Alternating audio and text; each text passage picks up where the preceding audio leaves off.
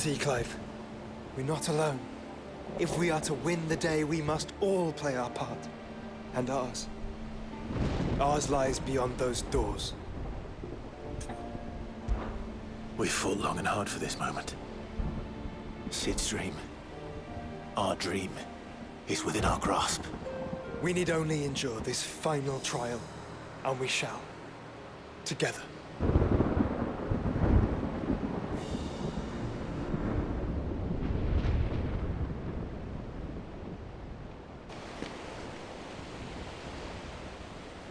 You all know what it is that awaits us beyond this gate. And we shall face it together. Aye.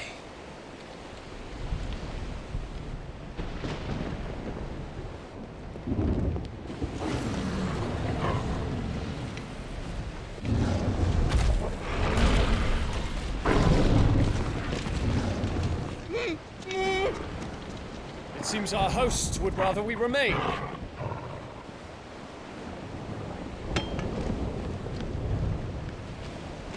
I will stay them. We will stay them. Go! Just don't keep us waiting. Thank you.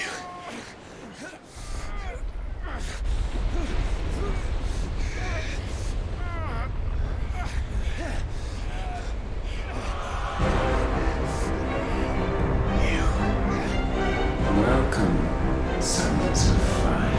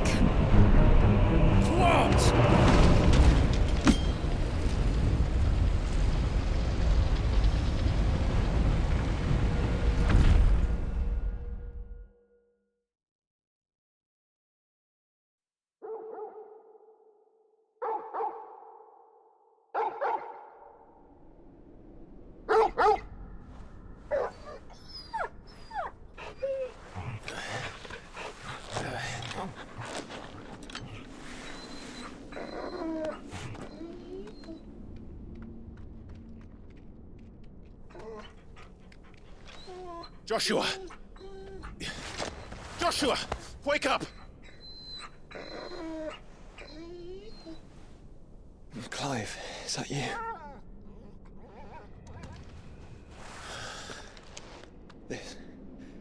This isn't stone here.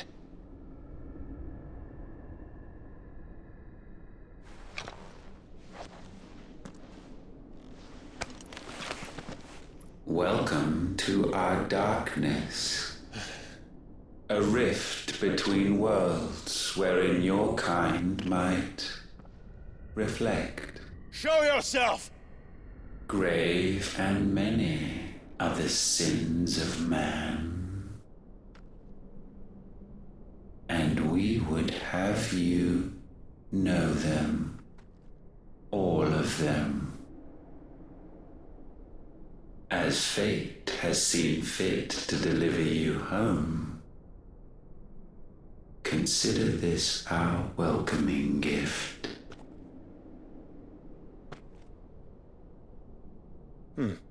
It would seem we are trapped.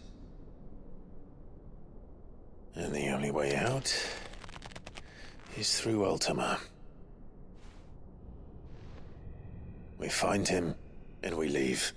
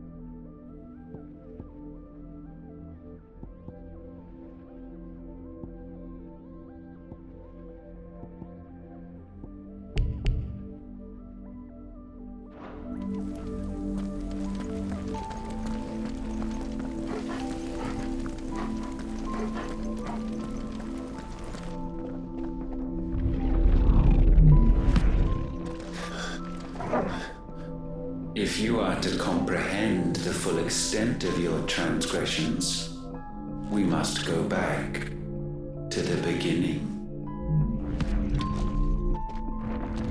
When the world was still young, we visited upon it a miracle, magic, and in its light did all life flourish.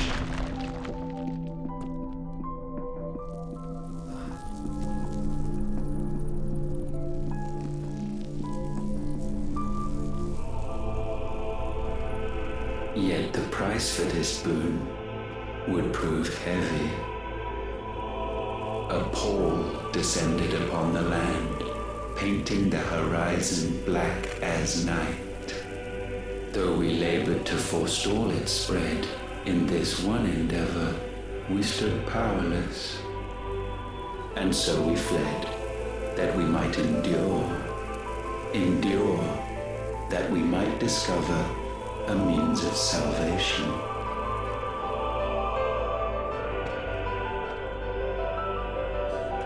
But if it was magic that caused the blight, what of the mother crystals?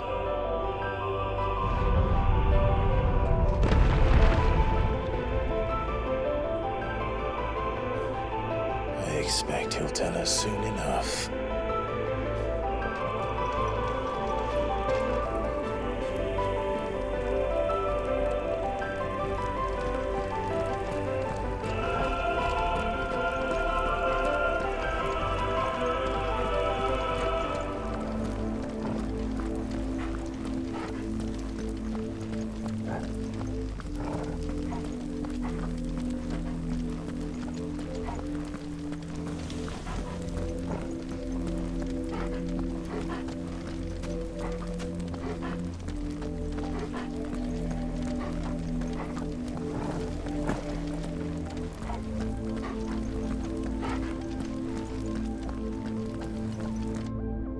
Salvation, alas, was not readily to be had.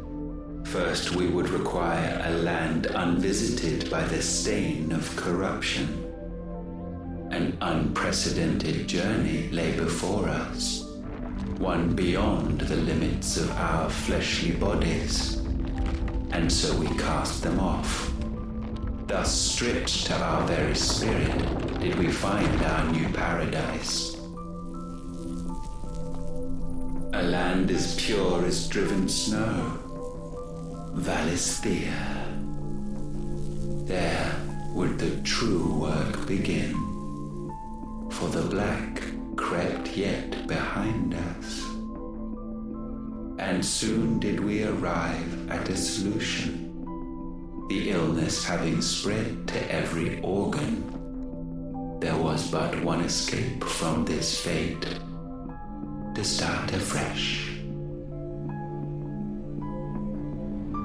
With a new world. The one for which Barnabas labored. A paradise free from the blight where his God awaits. And where, if we only forfeit our wills and abandon everything we hold dear, humanity can join him.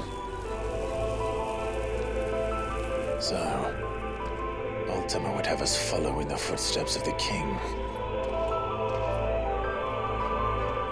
And follow we shall. For now.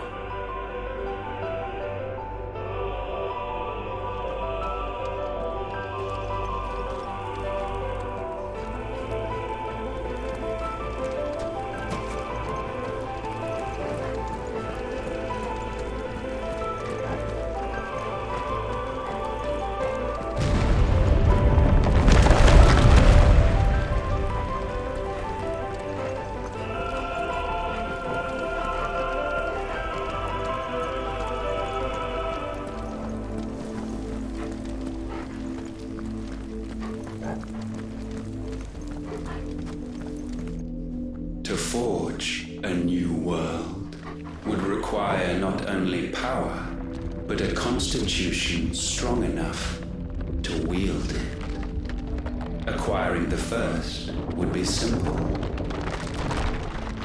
Untouched by the blight, Valisthea was replete with ether, and we had only to place jewels in her crown to claim it. Acquiring the second, however, demanded creativity.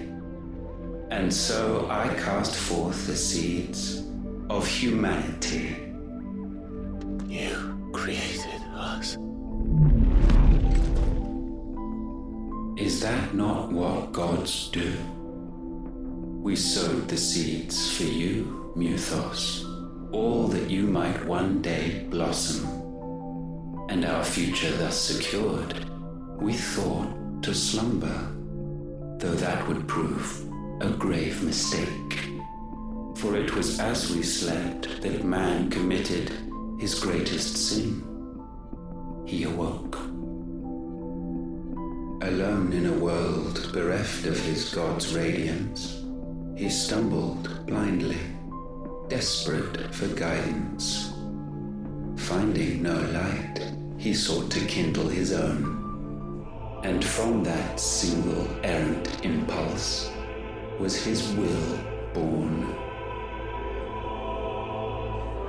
Having discovered himself at last, man turned his eyes inward and found he desired evermore that which only magic might afford. So wars were waged and brothers slain for custody over that dwindling resource, and the land, she wept tears of black.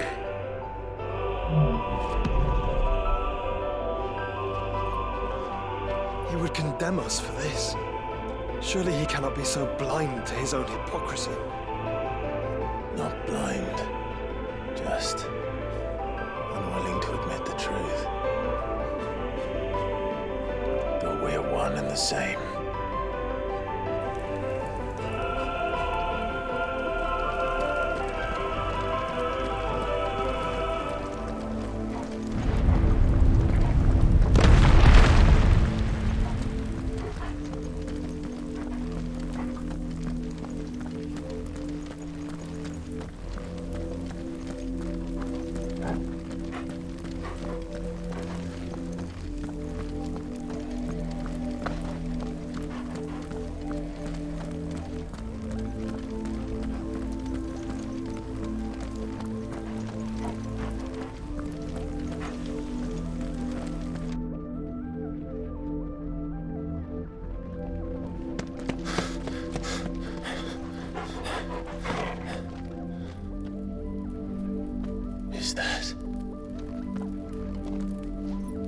Ifrit, or what's left of him.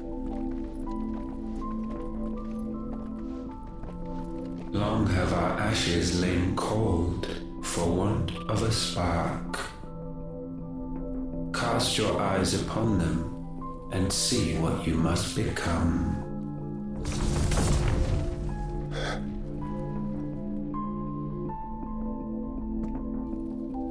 Valisthea cannot endure a second claim upon her being.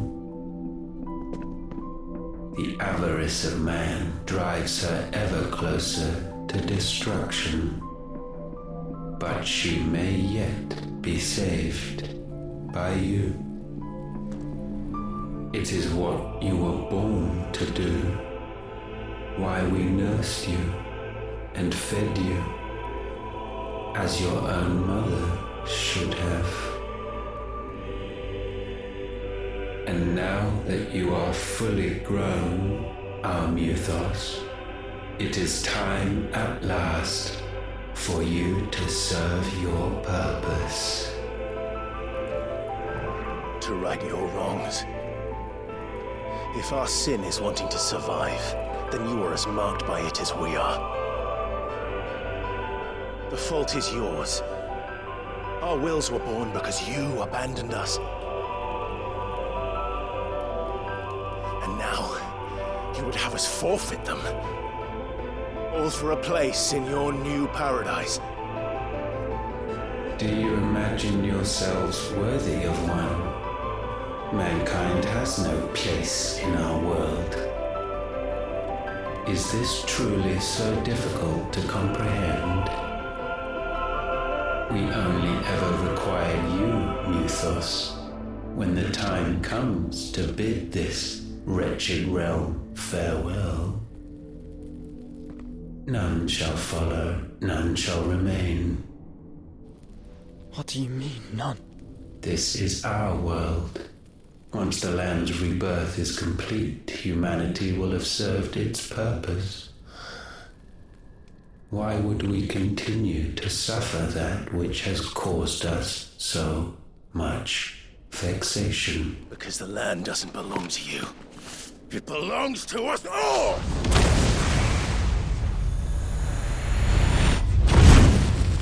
What? That is where you are mistaken. You own nothing but your precious will.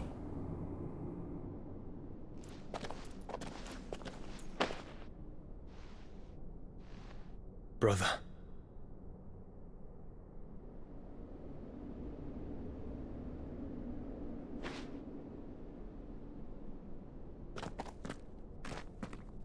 I can't do this alone. And you don't have to. I grow weary of your dissent. Now you must learn that this master will not tolerate disobedience.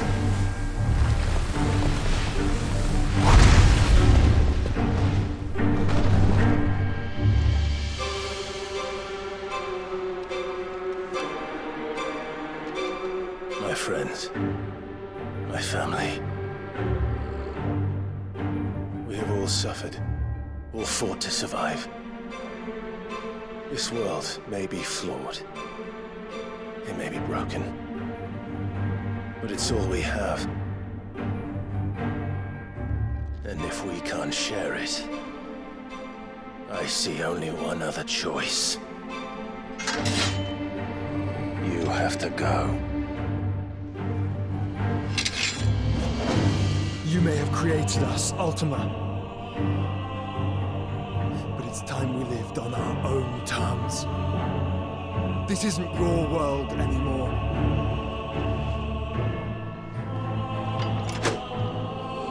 It's ours. Bow down, offenders, hearts disdained.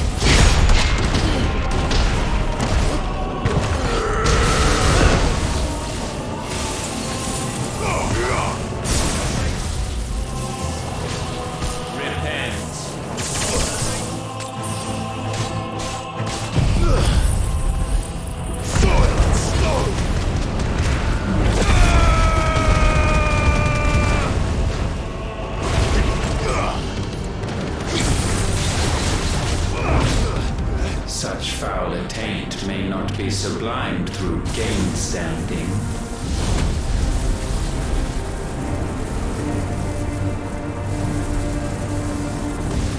Only with heads hung low is penance paid.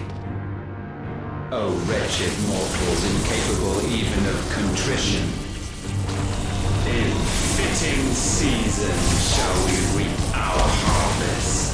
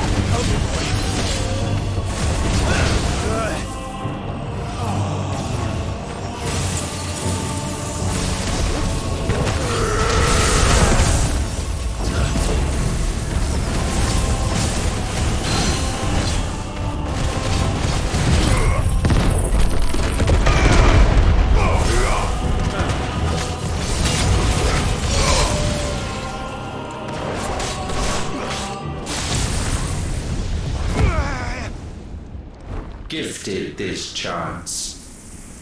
And still you would raise your hand against the Lord. What now? The darkness bends.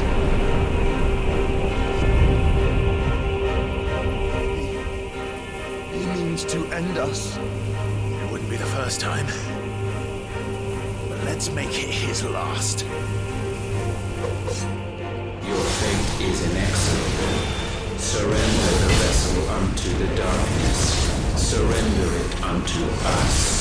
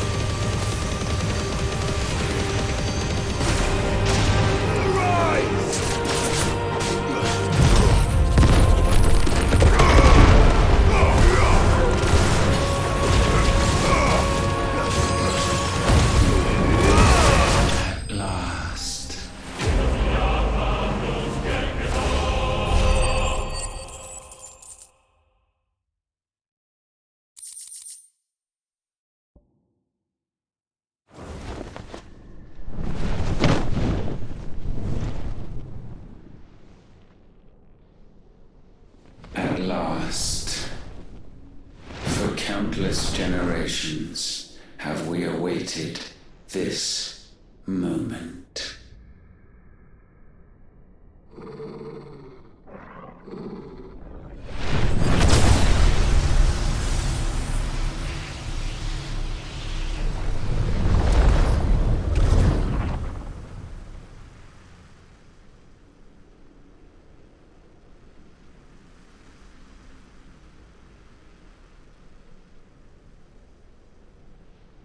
Your struggles have made you strong, yet your soul remains heavy with sin.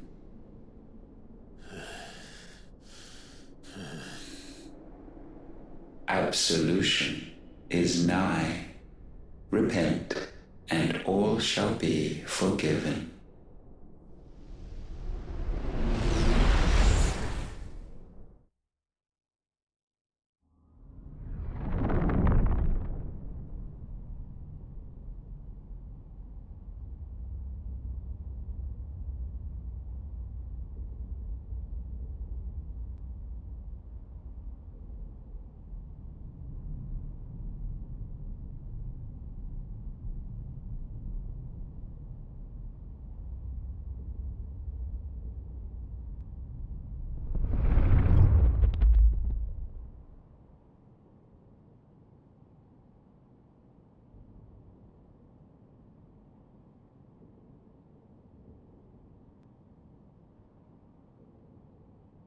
Tell me, Clive, how many lives have you saved since taking my name?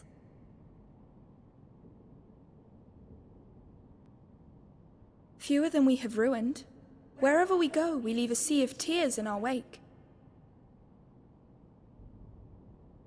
These These are the wages of your will, son. What good are our choices when all they ever bring, all they will ever bring, is death? There's no atoning, Clive. No matter how hard you try.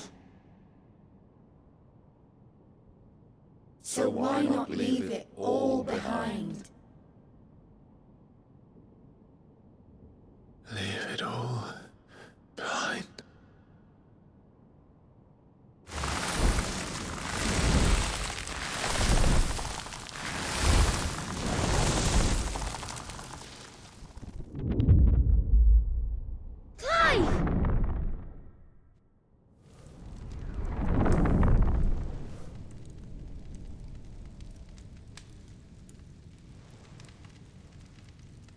Please, won't somebody save me? Won't anybody love me? I yearn, yet still she is not mine. Have I not given enough? From will is born desire, and it is this which consumes you, rendering you incomplete. Do you not see how the world bends and warps under the weight of your hungering hearts?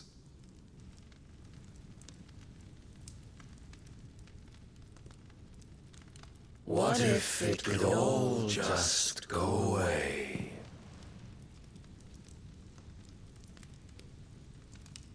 Just go away.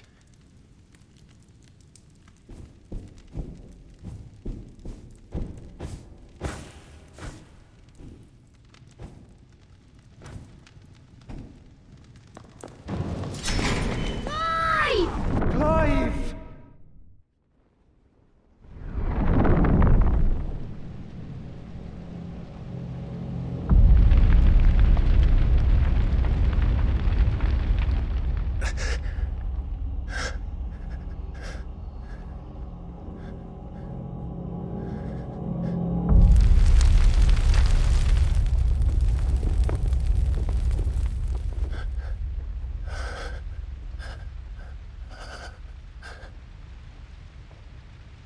None of this is real. Wake up. It's time to go home, Clive.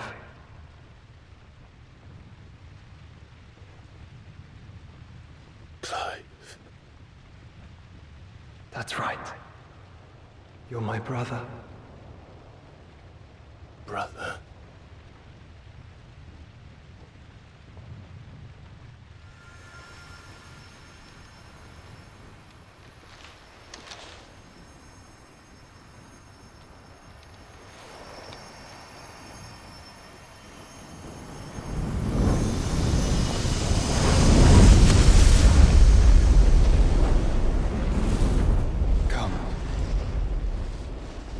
Remember who you are.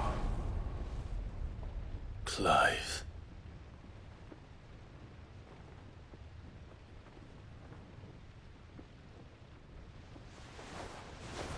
Once more, lest you forget.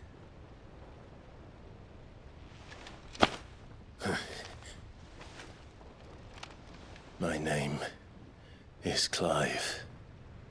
Clive Rossfield. Look, Ultima.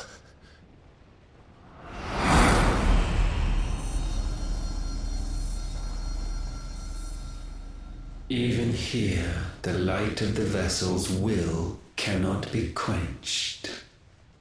And the Phoenix, his trespass should not have been possible. Not possible unless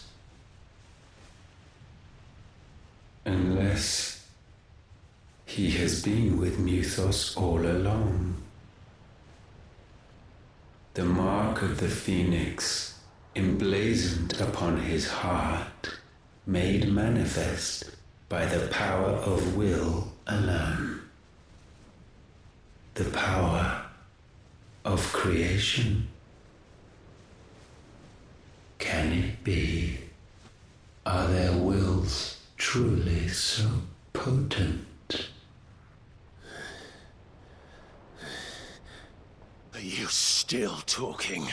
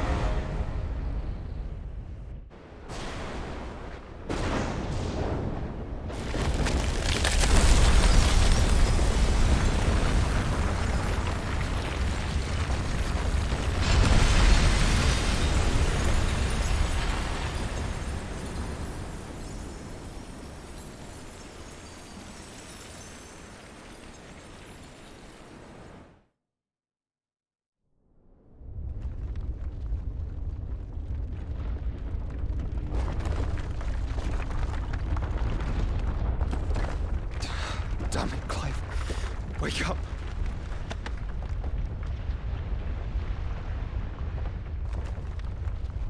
That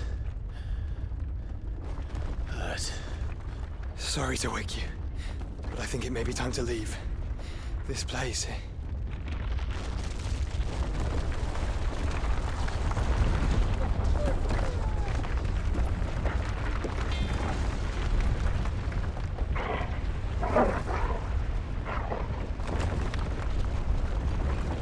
And once again does my creation stray from the path laid before it. Steeped in conceit, you fancy yourself a god. You embrace Logos. But we will put an end to this hubris. What are you talking about? In the halls of origin does our true power quicken. And there shall you be made complete. Soon, Mythos, soon you will discover how little you know of suffering.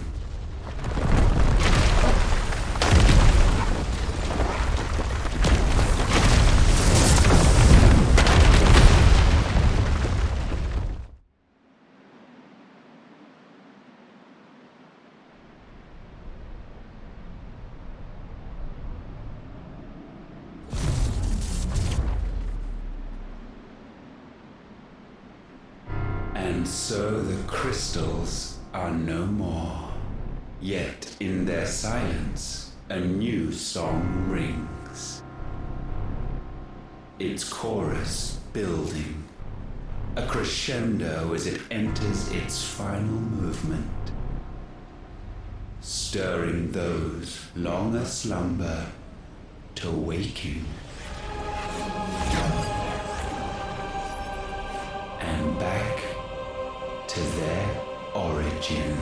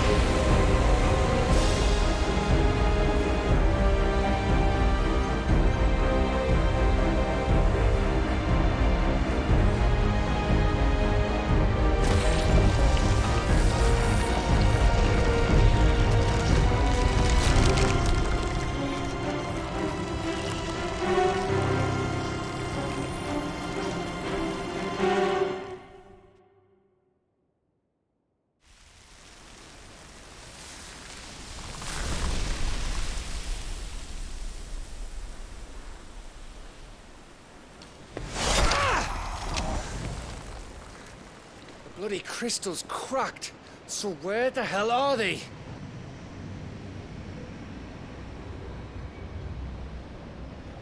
Oh, fuck me.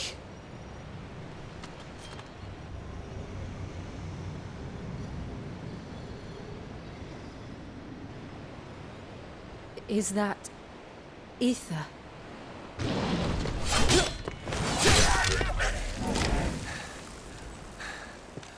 What in good Grieger's name is going on? This is wrong.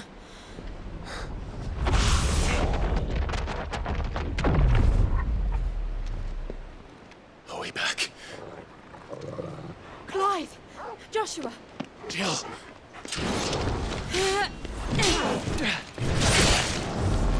Is everyone all right? We're fine. What happened? Too much to explain here. Mate! We're leaving! Now! Everyone, fall back to the ship!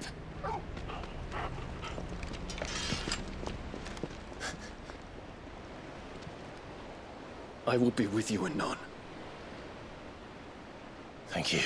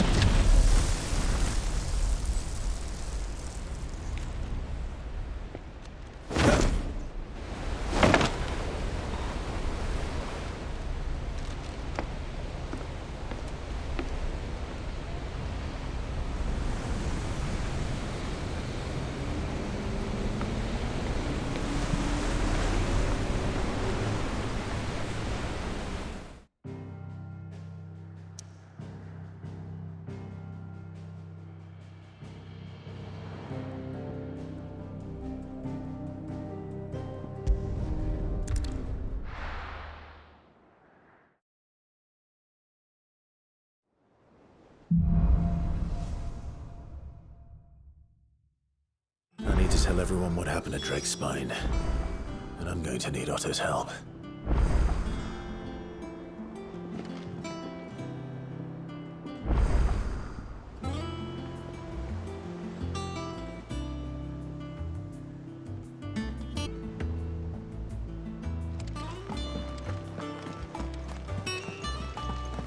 There's something about it.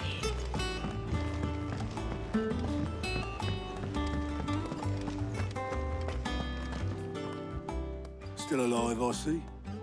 Something tells me that eyesore on the horizon is your doing. How'd you manage that? It's a long story. One that I'd rather only tell once. Right. All hands on deck, then.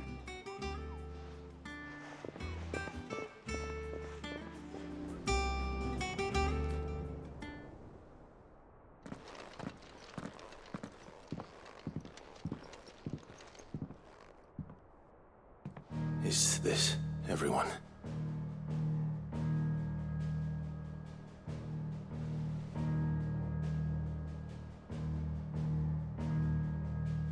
As I'm sure you've all guessed, the crystal which now commands the eastern skies was summoned by Ultima. He called it Origin. Though the significance of that name is as yet unclear. What does it matter what it's called? Its emergence tore Twinside asunder and wiped my homeland from the map.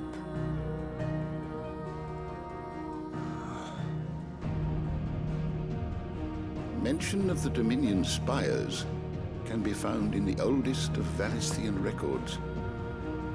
But to the best of my knowledge, none provide any hint as to their true nature. That they would prove the horns of some slumbering demon. Well... The Dominion's demise was at least quick. Elsewhere, the Republican army cannot hope to contain the chaos engulfing Randalar. Canva is in flames, and the Empire. Our allies are crying out for answers. I've sent the curse breakers to give them what assurances we can, but right now that amounts to fuck all. They wouldn't be able to stop what the skies have started in any case. People here and across the realm grow sicker with every passing day. Could it be that this new mother crystal is like the others? That it draws upon the land's ether? It certainly looked that way from stone here. If that were true, it would explain the hastening spread of the blight since the crystal's appearance. Would it not? And as the land's ether slowly rises to the surface, it pools, corrupting all who cannot channel its energies. Archay above, ether floods below, and in the middle, here we languish, hopelessly entrapped.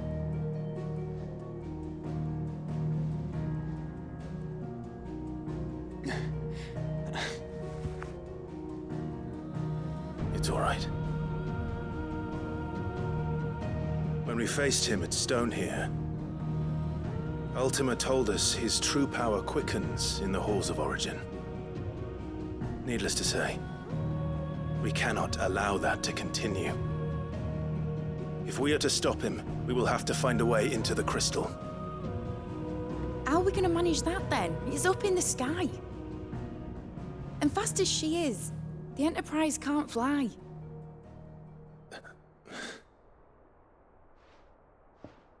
It's a lot to take in, and I reckon we'd all benefit from some time to clear our heads.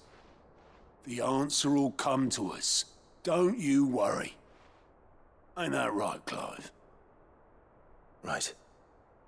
That's right. Well, go on then. Bugger off.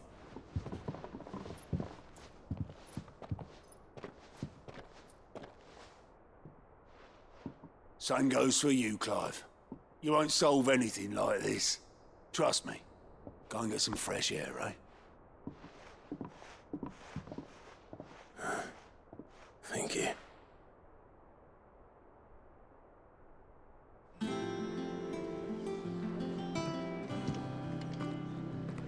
Joshua seemed upset.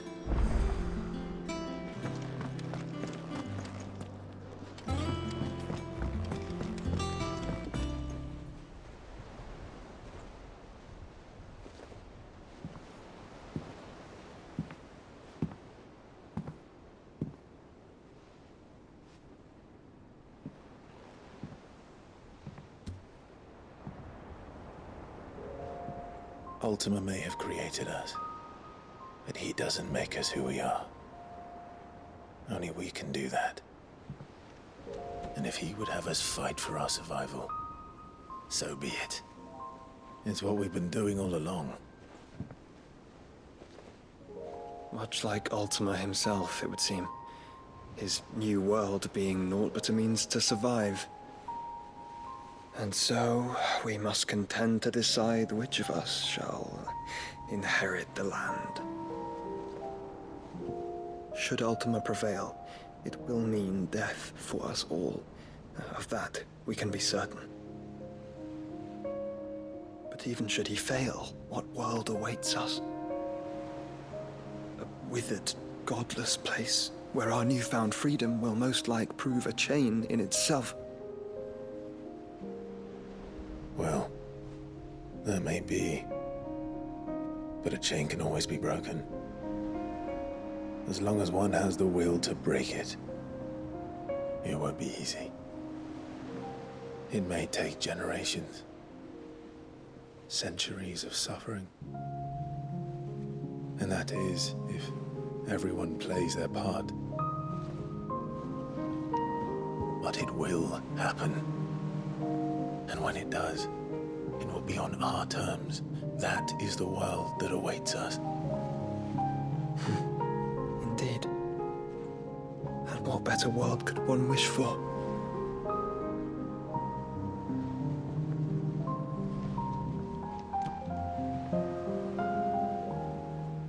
But first, we have to reach that crystal. Then it's a good thing I have wings. You can barely stand, let alone fly. And only the Founder knows what horrors await in those skies. You certain about this? Am I certain? I am the Phoenix. I will do what I must. This is our fight. Remember?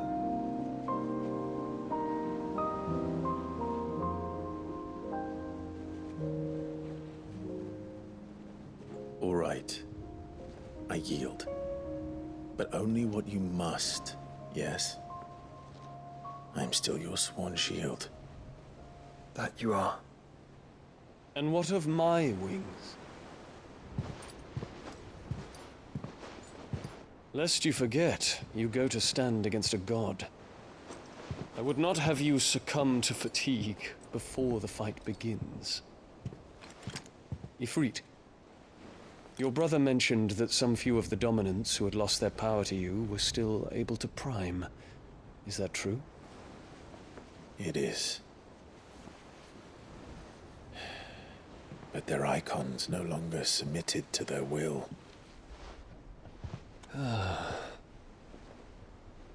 Then mine will have to be stronger. That you both might save your strength for the battle to come. You don't have to do this. If you do, there's a chance you might lose all you have left. And what have I but regret? My life ended in the Dominion. I fear death no more. Besides, I would have words with Ultima. He has much to answer for.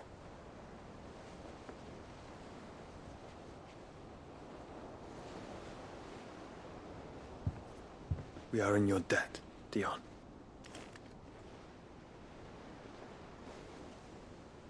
We can speak of debts when this is over.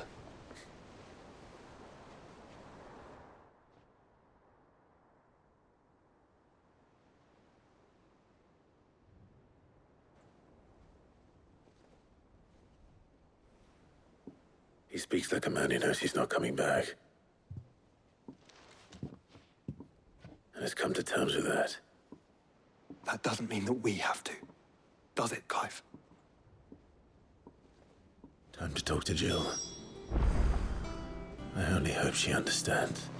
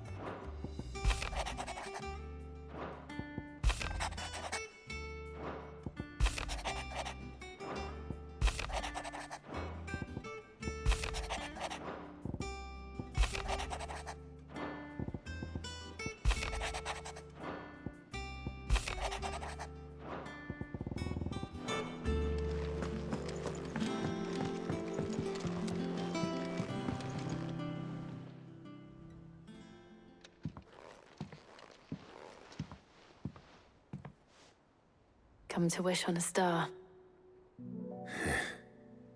That might not be such a bad idea. This is it, Jill. You know what I have to do.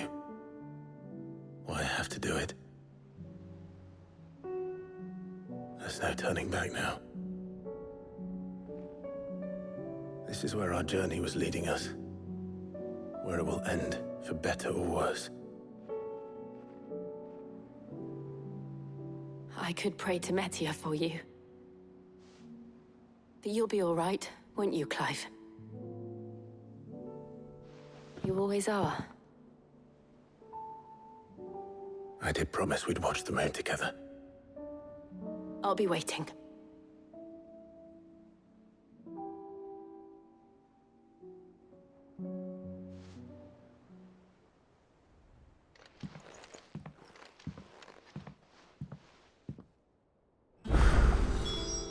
It's almost time.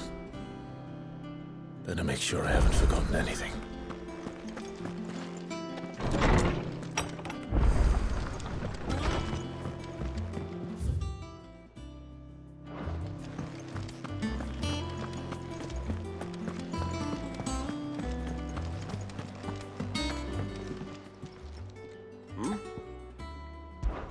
Clive, my boy! Rutherford informs me that we owe you our thanks. Hadn't intended for you to get involved, but such are the times we live in, huh? I would have done the same for anyone else. You're far too modest, Clive. You'd make a terrible nobleman. But tell me, is the realm truly in as dire a state as Rutherford suggests?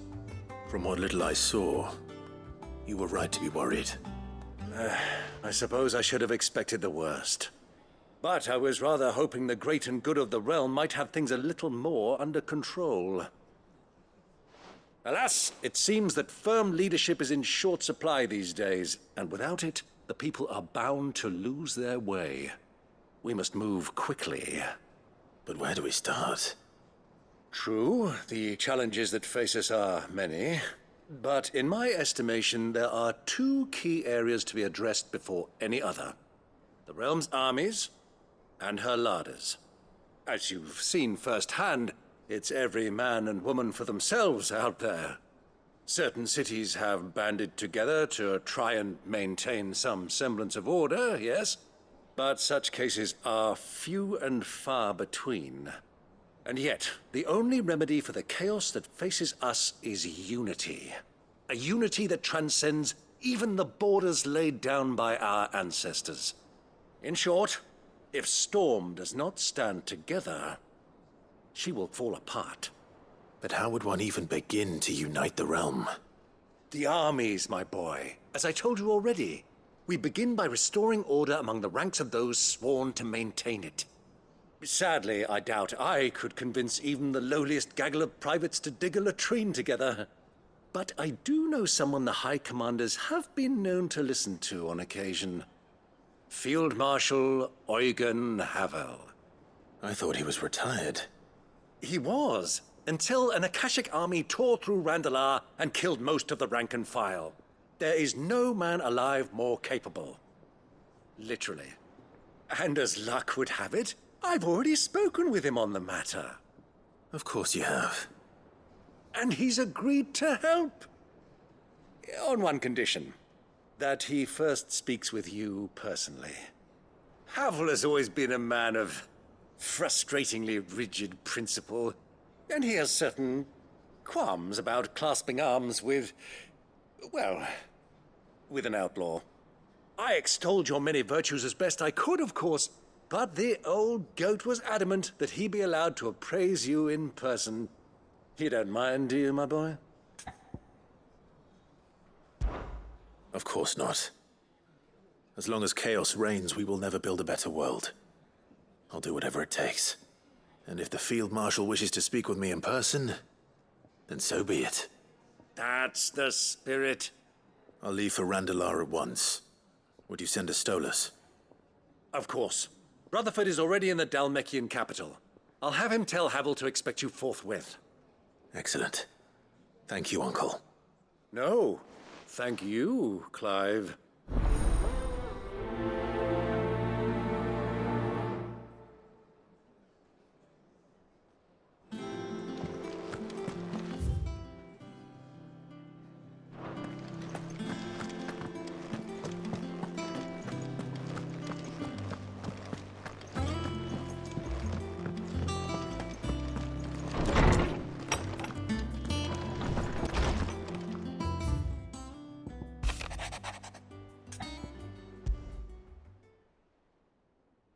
Something tells me this is no mere adventure story.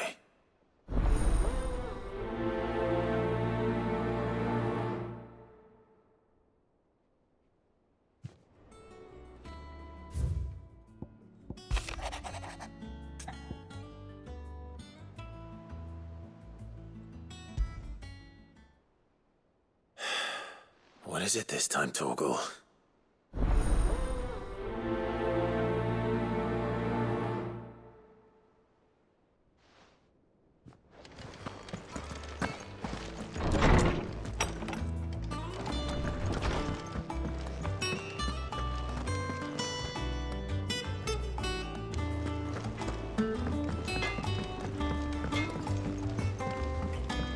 Say what you will, Lady Karen has seen our ship.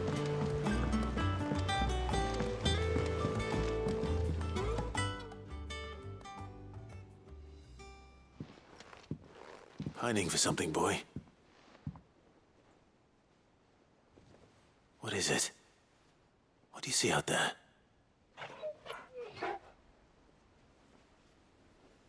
I never did ask where you got that anklet of yours. From Sid, that's why. On the day he brought him home. That long ago? And you're only thinking to ask this now? Sid saw that the pup had a habit of gnawing on his leg, since you ask. Clap that there iron on him to keep him from doing it. What was wrong, boy? I'll take like as not. Must have been hard on the poor whelp losing his loving masters at such a young age. Doubly hard in being a frost wolf, torn away from his icons and all. Sid would always tell him, you want that iron gone, you find what it is you're looking for. I reckon what he were looking for was you. I'm sorry, Torgal. Sorry for making you wait so long. Let's get that thing off you.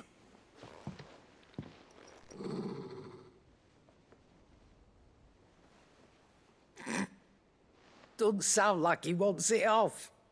Indeed. You miss Sid as much as the rest of us, don't you?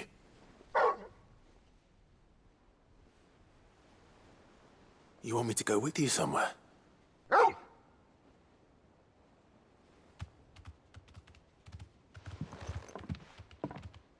Quick, aren't you? Glad you've been paying attention. Not nearly as much as you have, Lady Karen. Aye, good thing and all. It's not like Gav would have kept him in nuts and rubbed his belly these past 10 summers. Your kindness is appreciated. You've been a good friend to him. Only because he doesn't talk back like the rest of you. Go on now.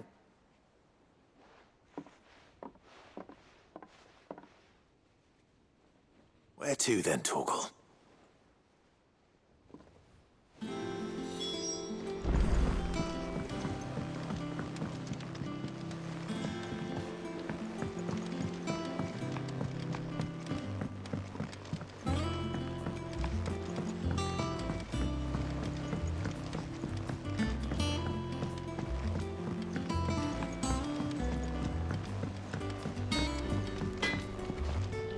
What do I owe the honor?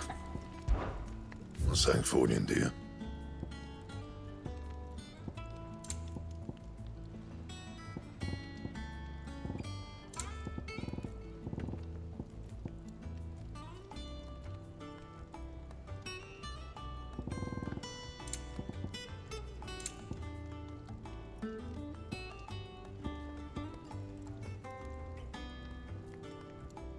And?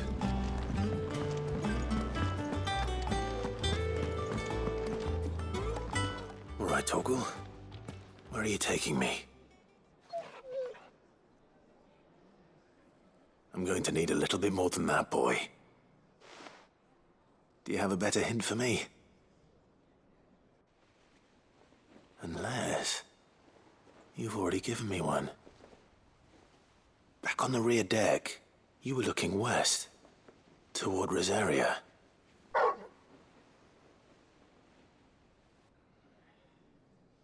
Why don't we try the rookery?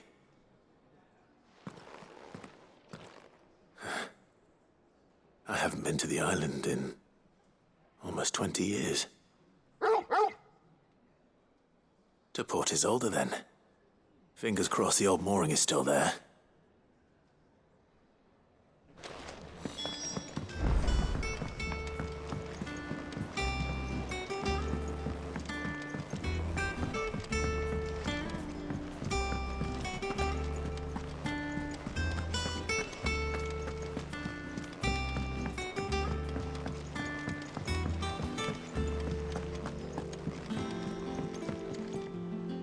Vivian, I read your note, and I'd be happy to help you find the book you're looking for.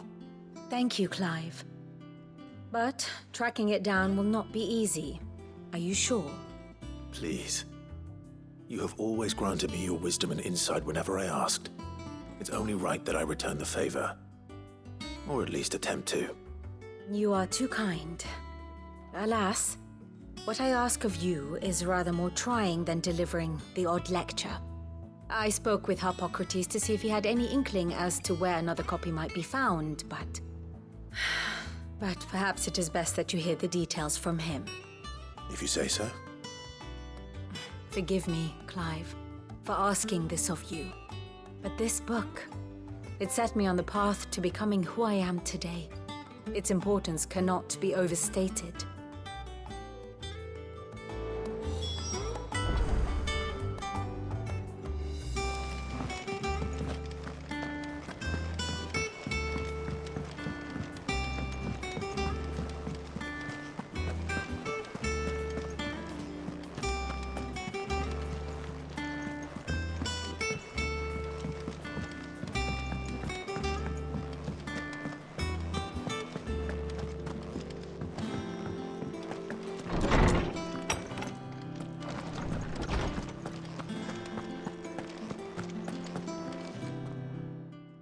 Clive, my boy.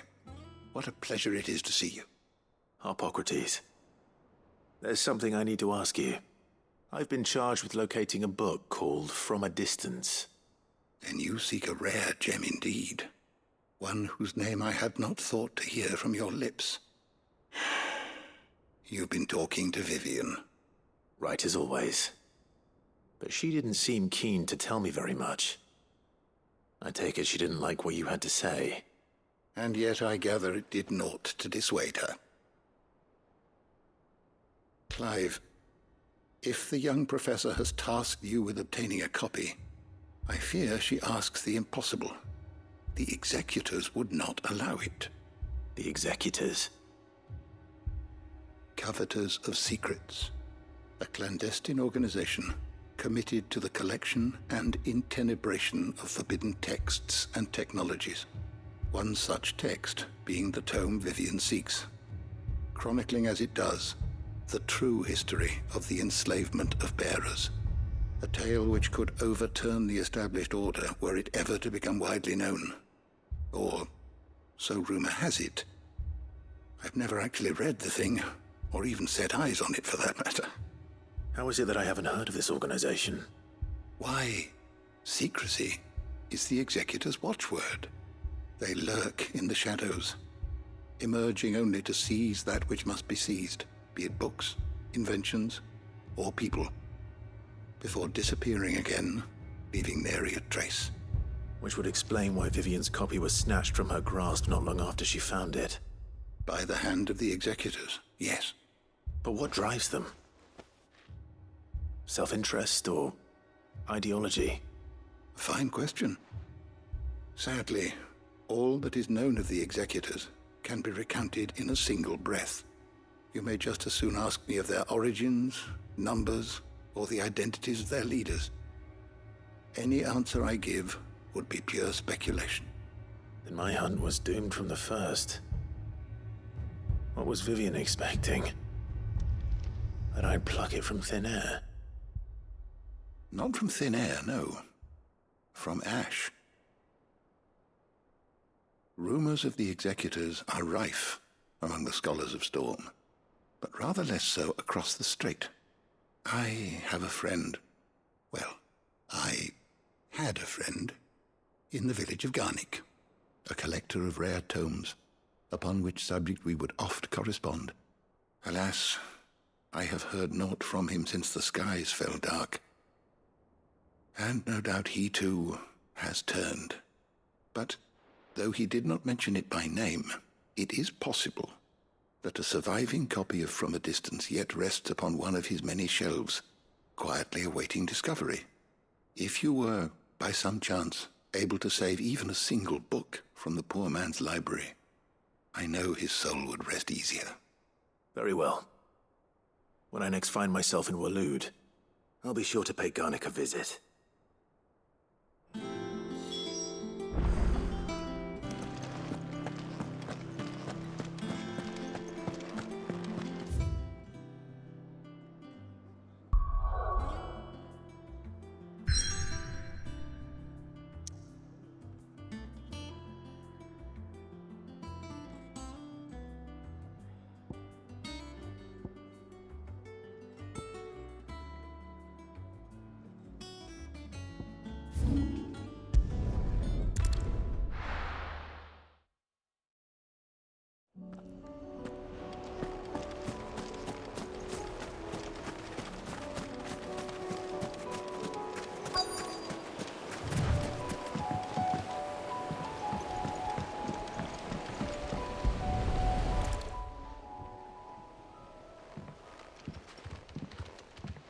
It's still here. After all these years. A lot smaller than I remember. And you're a lot bigger. You might have to swim, boy.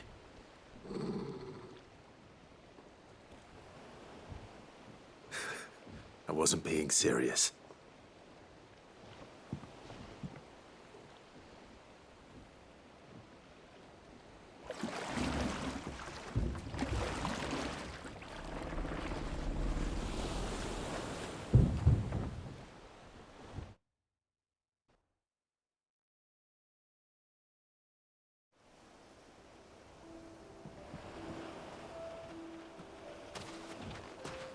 This place hasn't changed at all.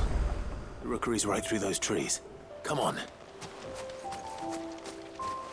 Race you there? I bet I could still beat you.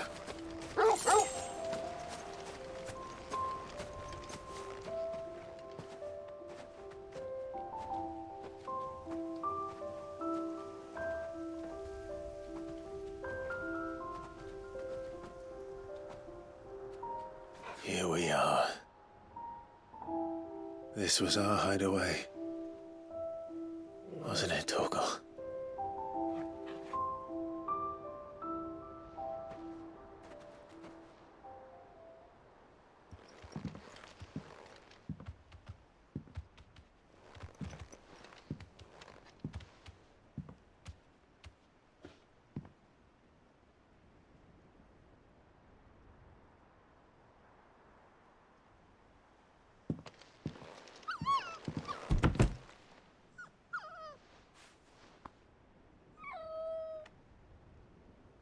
Coming here helped me to forget who I was. Or wasn't. Prince, Shield. Son his mother could love. Had I been any one of those things? Perhaps.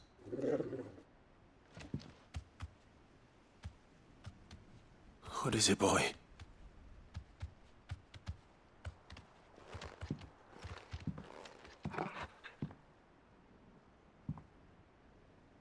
This is all from the castle. And Phoenix Gate. Did you bring these here? My sparring sword.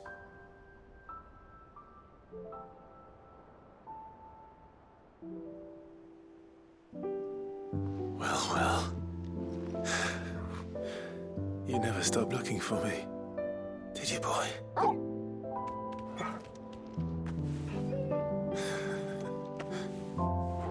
Thank you, Torgal. For never giving up. For never forgetting.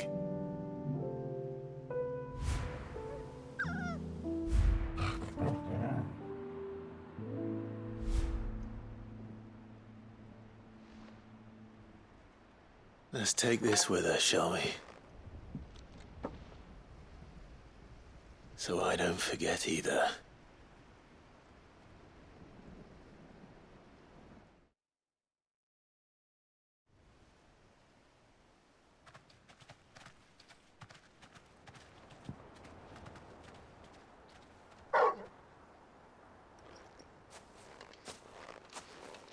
That's not the way back to the boat, Torgal. All right. I'm coming.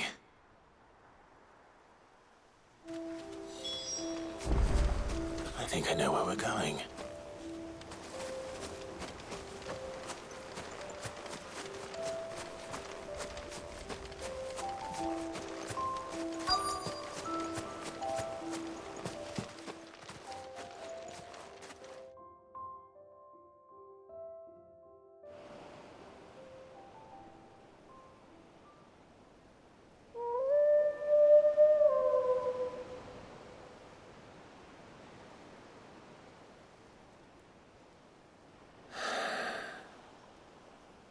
People always talk about the importance of putting the past behind you.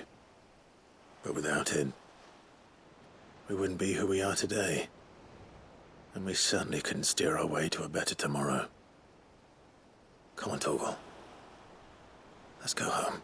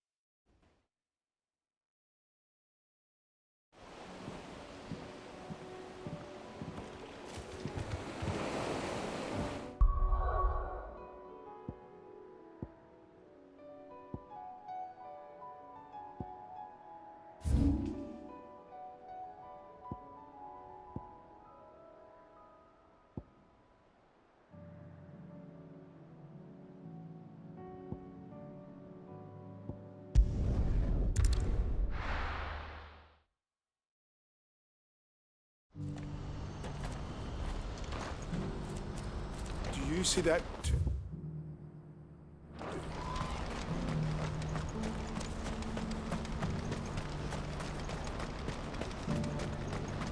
Papa?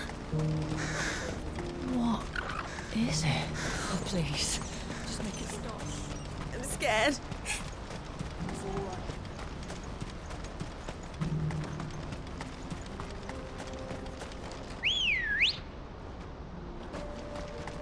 Come on.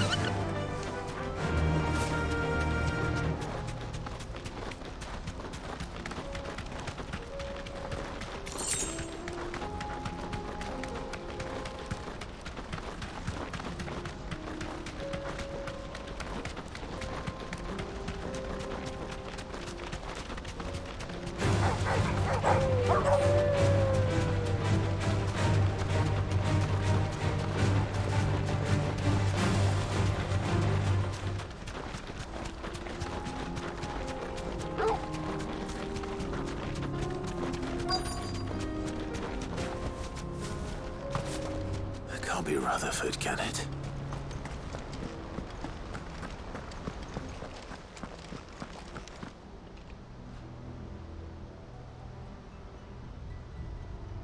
Turncoats and cowards, the lot of you!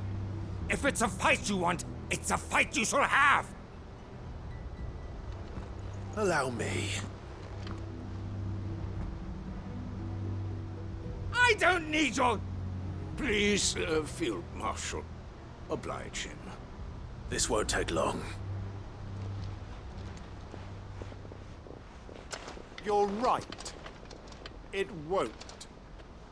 Men, finish him.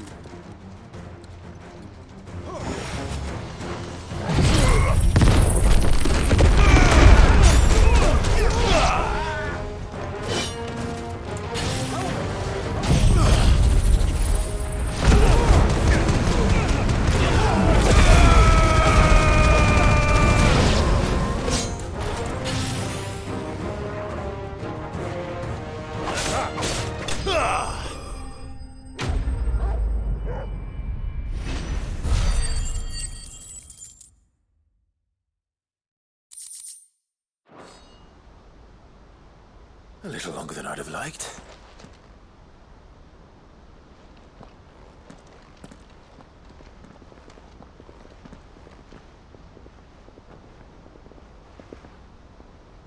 Field Marshal Havel, I presume. Are either of you injured? No, my lord. You arrived just as our escort turned on us. Fucking traitors. I'd heard reports of soldiers in the outlying regions abandoning the oaths they swore. But I hadn't thought the corruption had reached so close to the heart of the Republic. It's a fucking disgrace. Your interfering old bastard of an uncle tried to warn me, of course. My lord Marquis. Or is Sid the Outlaw more to your liking? Call me what you want. It doesn't change who I am. Or the urgency of the message I bring. My uncle has a plan to right the realm, and he needs your help to see it through. Before I agree to anything, I'd have you answer one question. What do you stand to gain from all this? I won't deny that I might benefit from further chaos. But I seek a new beginning for all of us. And while the choices I've made may not always have been the right ones, I know I made them for the right reasons. For so long, so many of us have been told how we could live, how we could die, when it should have been our decision all along. Now we have a chance to put things right. But in order to take it, we must stand together, even if it be beside those with whom we don't see eye to eye.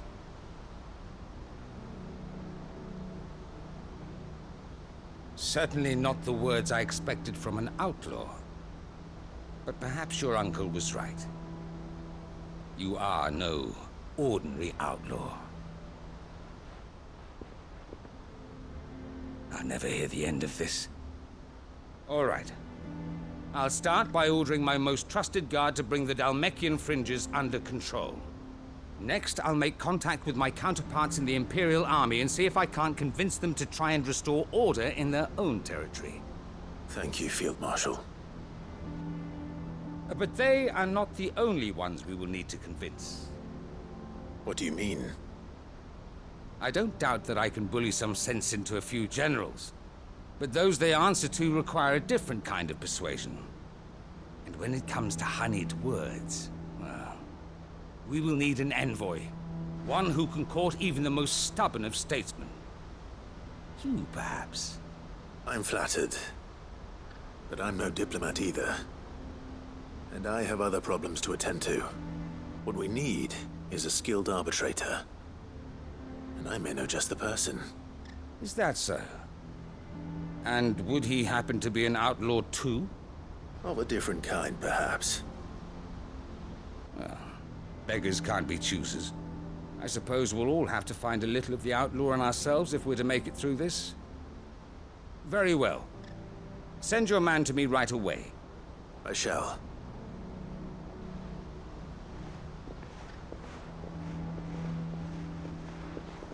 My Lord Marquis.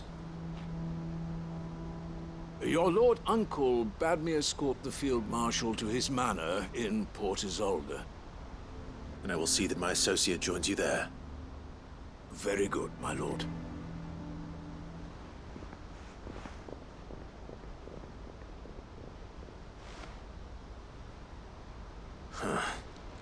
An envoy. I'm not sure I'm the man to talk anyone round. I can barely convince my brother to take his medicine. No. This is a job for someone with experience. Someone like Quentin. I hope I can convince him at least.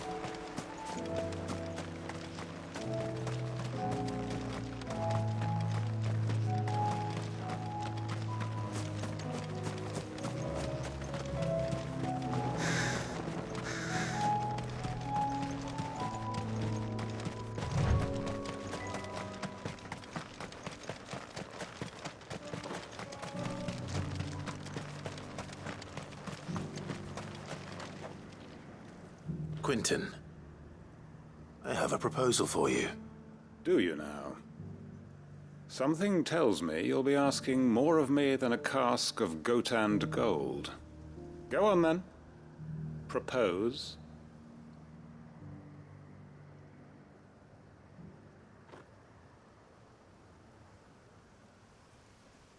You'd have me convince the chiefs and chamberlains of the realm that they should simply swallow their pride and do the one thing that has proved impossible for thousands of years. Was there anything else? Perhaps I can fetch you a meat pie as well. I know it's a lot to ask, but I can think of none better suited to the role. And you'd have me give up what little I have left to do it. I told you, Clive. The people of Lost Wing are my family, and I cannot abandon them. You'll have to find someone else. I'm sorry to hear that. So am I. And why might that be? What he's asking. How's it any different to what you've done so far? They want you to speak for those who can't speak for themselves. That's what you do best. If it's the vineyard you're worried about, we'll see that the grapes are picked and the tons filled. You know we will. It's not that. Then what is it? You said yourself we're family. Don't you trust us? You know that's not what I'm... Then what are you saying? That only we are worth saving? Why turn your back on everyone else? You convinced us we could build new lives for ourselves, and if you can do that, who's to say you couldn't convince the entire realm? A stirring argument. I fear that any rejoinder I make might fall somewhat flat by comparison. So you'll join us? Where do you need me? Field Marshal Havel will want to speak with you in person. He's currently in Port Isolde. I can arrange for a party of Cursebreakers to accompany you there. That would be very much appreciated. I hear the roads are far from safe these days. Hopefully not for long. My uncle will want to know that his plan is taking shape.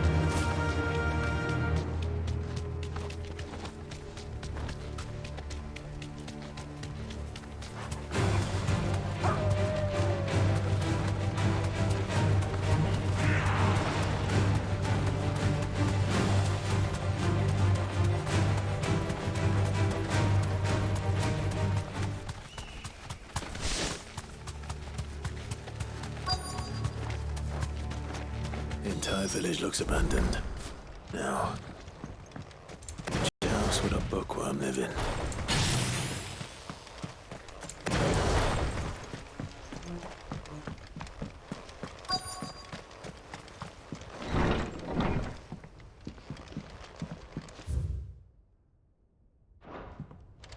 This is a Royal Army logbook.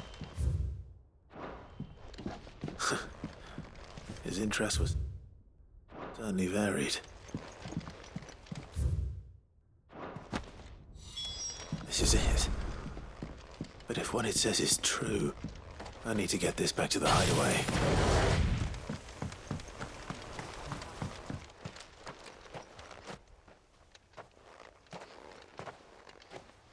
Leaving so soon, stranger? We've been watching you. From a distance, so to speak. Subtle. I know who you are. Then we need not waste time on introductions. Hand me the book. Leave it in our care and return to your life. Your care? Do you mean to burn it or bury it? That is not my decision to make. But by one means or another, its contents shall be removed from the common record. Then I'll have to politely refuse. I won't let you erase our history. Then we find ourselves at an impasse. Very well. The book can just as easily be pried from your dead hand.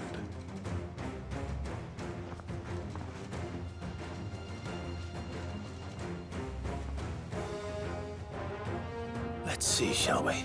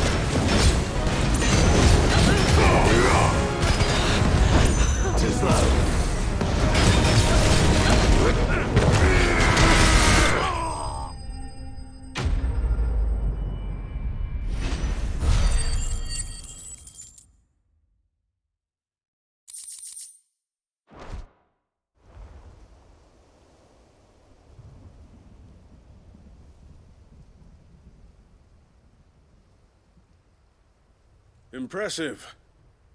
But we have other means. We shall claim the book yet. Why do you want it so badly anyway?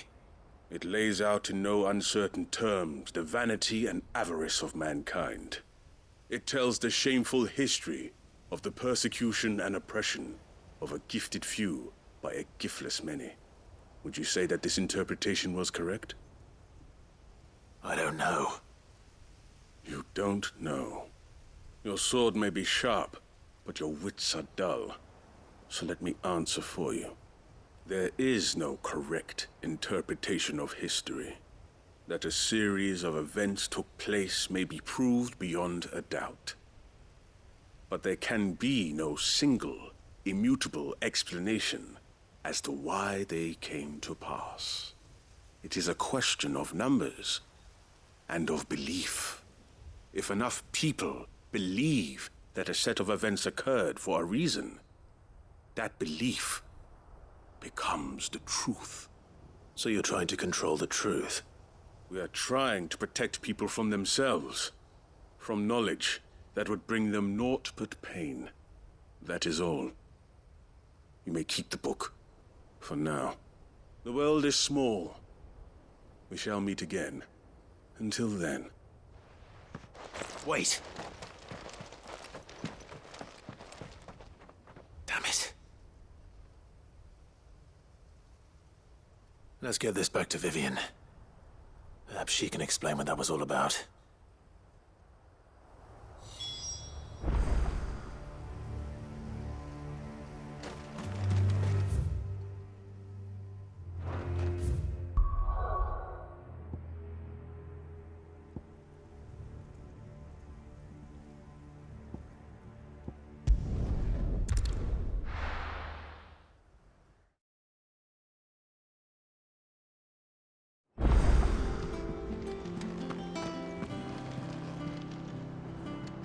Uncle, I bring good news. The Field Marshal has agreed to your plan. Ha! Of course he has. I didn't doubt you for a moment, dear boy. Rutherford is accompanying him back to your manor in Port Isolde as we speak. They will await your return there. As will one other. One other? Who, exactly? Lord Havel was concerned that even if he could get the realm's armies to agree to an accord, he might not be as successful in convincing those with political power. He asked if I might have a solution, and I suggested a certain Imperial Lord Magistrate turned Liberator. One of your co-conspirators? Master Quinton would probably call me one of his, but yes. Another outlaw, then. Just the thing we need to put these rotten politicos in their places. Good thinking, Clive. I'm glad you approve. The more the merrier, eh? Uncle, assuming Havel and Quinton can solve our problem with the armies, you still haven't mentioned how we might manage the grain shortages. Oh, don't you worry, my boy.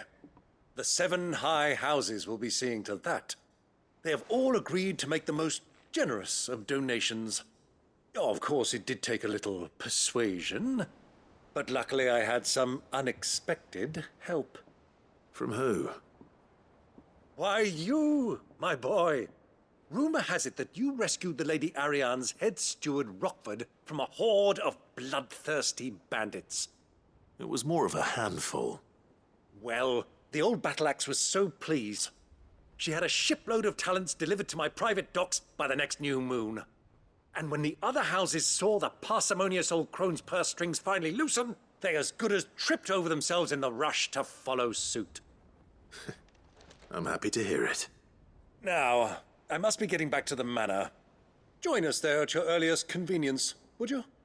Of course, Uncle.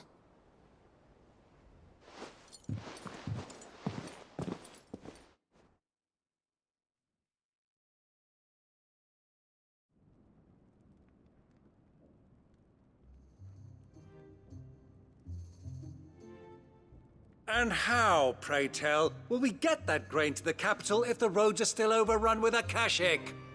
You find another bloody road. I only have so many men, and I'm not about to send them headlong into an ether flood. That is, unless you'd have them turn as well.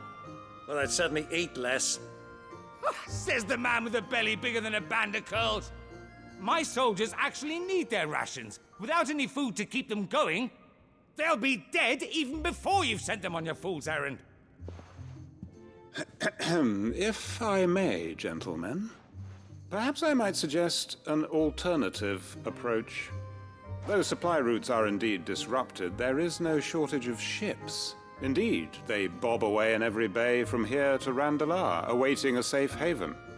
Allow them to make port and fill their bellies full of grain. And once those who crowd the cities are fed, ferry the displaced back to the countryside to work the fallow fields. But I'm sure that you wish to continue your discussion. Forgive the interruption. Two such firm friends as yourselves need no help from the likes of me. Rutherford spoke fondly of the great bond between you. Us? Friends? I can't stand the man! Clive, I'm beginning to question the quality of the company you keep. And what kind of company were you expecting him to keep? The man's a criminal! Criminal? How dare you? You are not fit to breathe the same air as this fine, upstanding young gentleman. Upstanding? He calls himself Sid the Bloody Outlaw! Once more onto the breach.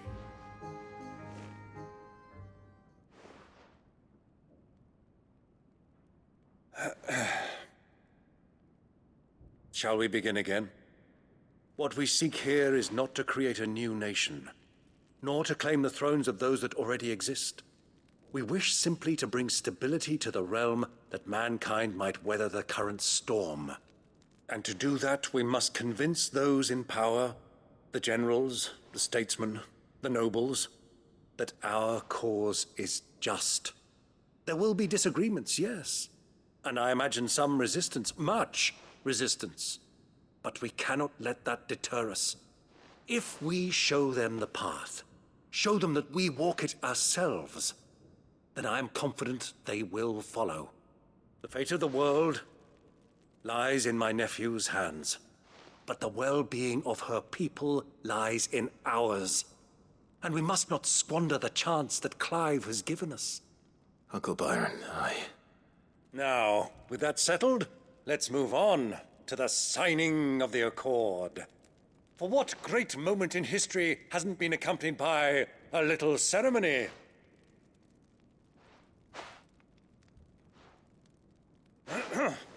Citizens of Valisthea, I present to you the Tri-Unity. Rutherford, Mike Will.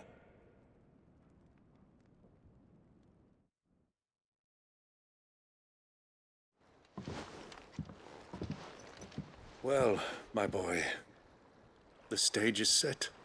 That it is. This is the role you were born for. Now I ask only that you trust in the talents of your supporting cast. We shall play our parts to the best of our abilities, that you might have the opportunity to shine. The realm needs its Sir Crandall. And there is no better Crandall than you, Clive. I want you to keep this signed accord as proof of our faith in you. I will. Thank you, Uncle.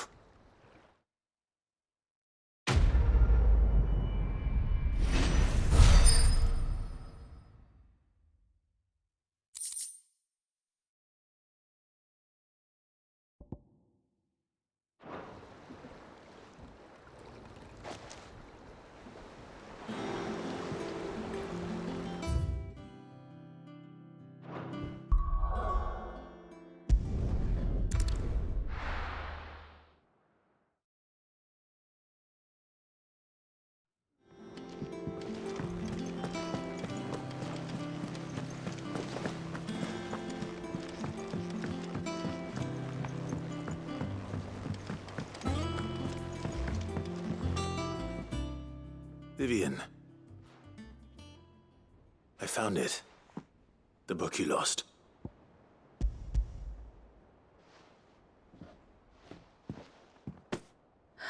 You found it. Thank you, Clive.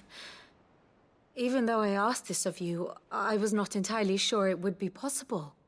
I feared the executors had seized every copy. I met with one of these executors, and I convinced him to let me keep it. He told me something. That the truth is just a matter of collective belief.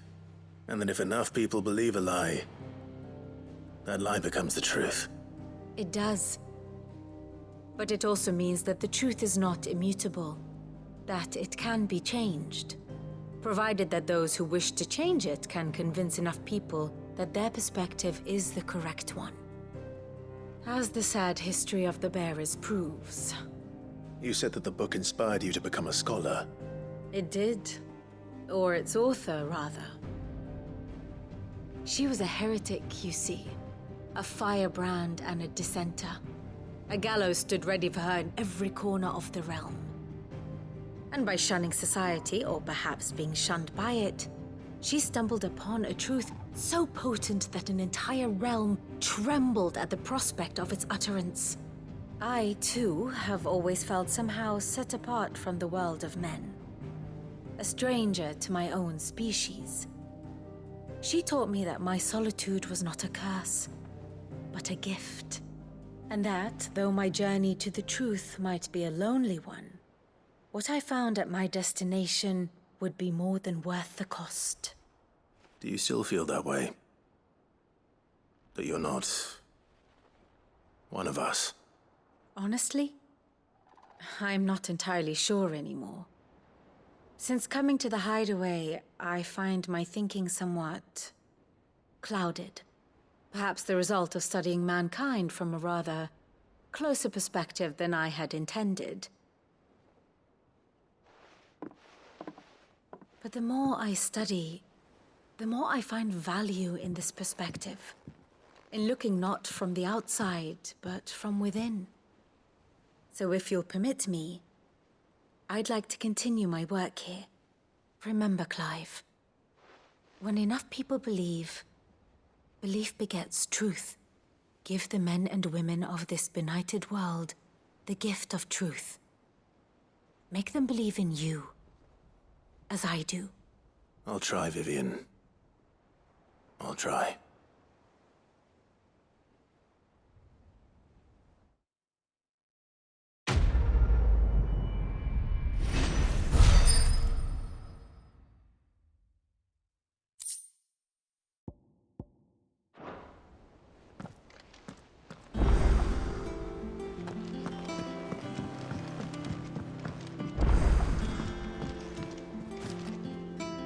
Sid, I was wondering if you could help me. It depends what with. A bearer, but recently freed from his bonds, is keen to join the Curse Breakers. As you know, the work we do is not easy, which is why we test every volunteer's suitability. I was hoping you could oversee this one's evaluation. I don't mind, but why this one? Because he wants to be a scout. Our ranks are filled with men and women capable of breaking chains and putting slavers to the sword. But scouting? We're few with the nose for that, which is why we still rely so heavily on Gav. And since he accompanies you on so many of your missions, I thought you might be better placed to recognize the traits in him that we should look for in those who'd fill his boots.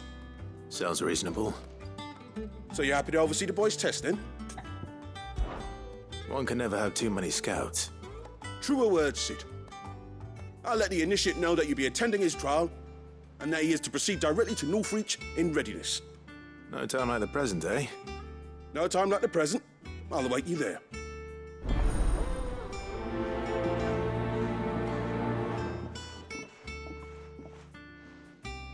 Northreach. I don't suppose they could have chosen somewhere closer. Sid, do you have a moment? By all means. It's my old master. Seems there's no escaping her. She found some way to send me a letter. And something else. Records from a Waluda prison. Seems they were keeping a lot of bearers there. How did she come by such a thing? Finding bearers always was her strong point. And it seems the cells of Balmung Dark are full of them. Foreign captives, the masterless. Bearers no one would miss. And even better for her, bearers with no one to look after them. When ether started lapping at the walls, the jailers fled. leaving the bearers to be liberated by whoever happened to come along next. Sid, I'd like to believe that I've earned your trust by now. And while I'm well aware that you've forbidden Cursebreakers from traveling to Waloed, I can't let those bearers die in their cells. I'd rather risk shipwreck on the Shadow Coast than leave them to starve. We'll be needing the Enterprise if we're going to navigate the Narrow. Does that mean...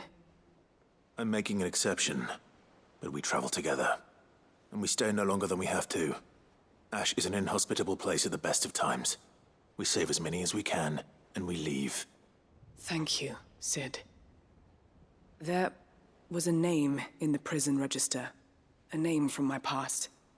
Chadwick. Another of my former master's protégés. A gifted soldier, and the closest thing I had to family. The thought of him held captive in that place. He must be very important to you. He was. Is. Then we find him. The entrance to the prison lies in the shadow of Ravenwit Walls, just beyond the portcullis. We should head there as quickly as we can. I only pray there are still bearers alive to save. As do I, Doris.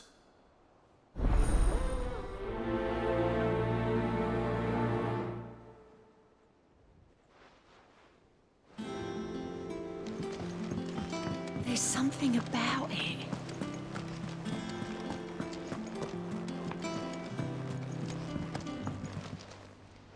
Ah, Clive. Joshua, what's wrong? And don't say nothing. It's... not nothing. I've received word from Cyril. The Undying have found Father's will, or something akin to it. His will? How and where? In the crypt beneath Rosalith Castle. After Kupka was kind enough to drive out the Imperials, the Undying took the opportunity to recover what relics of the Duchy yet remained. And in the process of doing so, they found a letter from Father. I'm surprised anything survived down there.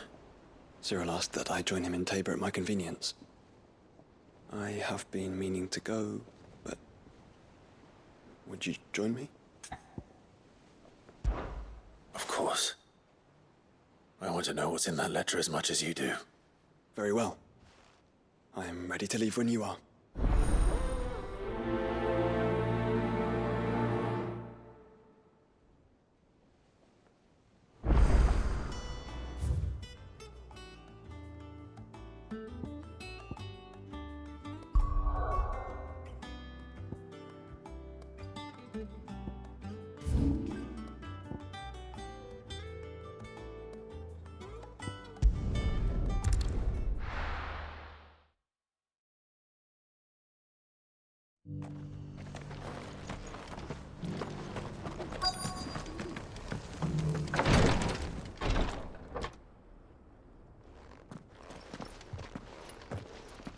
Your Grace, my lord, I trust your journey was not overly onerous. Cyril, you found a letter from Father? Yes, I have it here.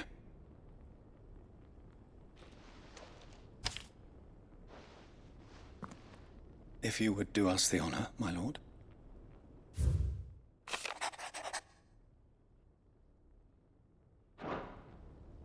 An inheritance.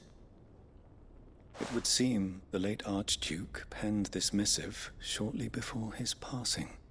The day before we left for Phoenix Gate. What are these plans he spoke of? His plans for the Duchy, Your Grace. Your father entrusted them to my predecessor, the former bearer of the Burning Quill, who entrusted them in turn to me.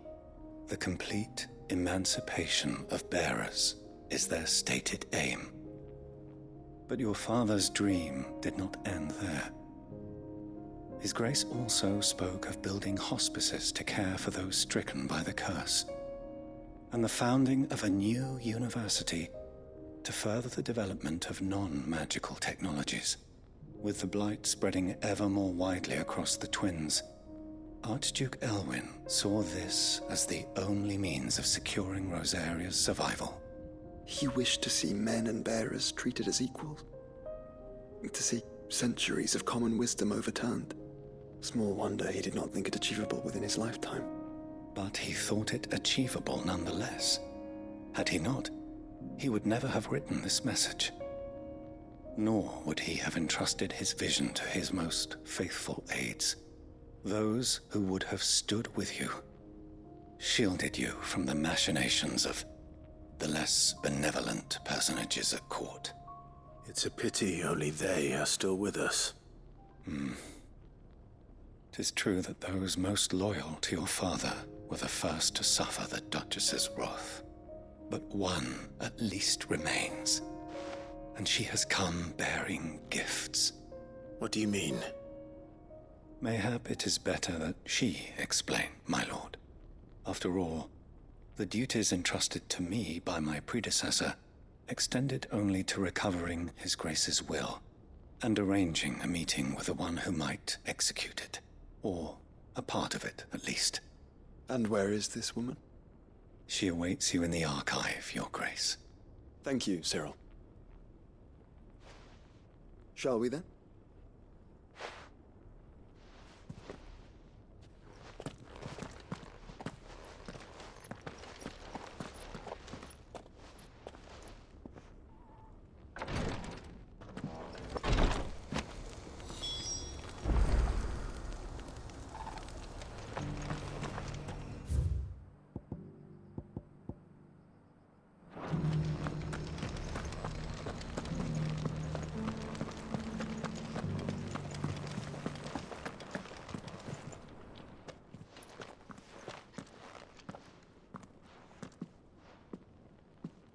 My lord, Your Grace.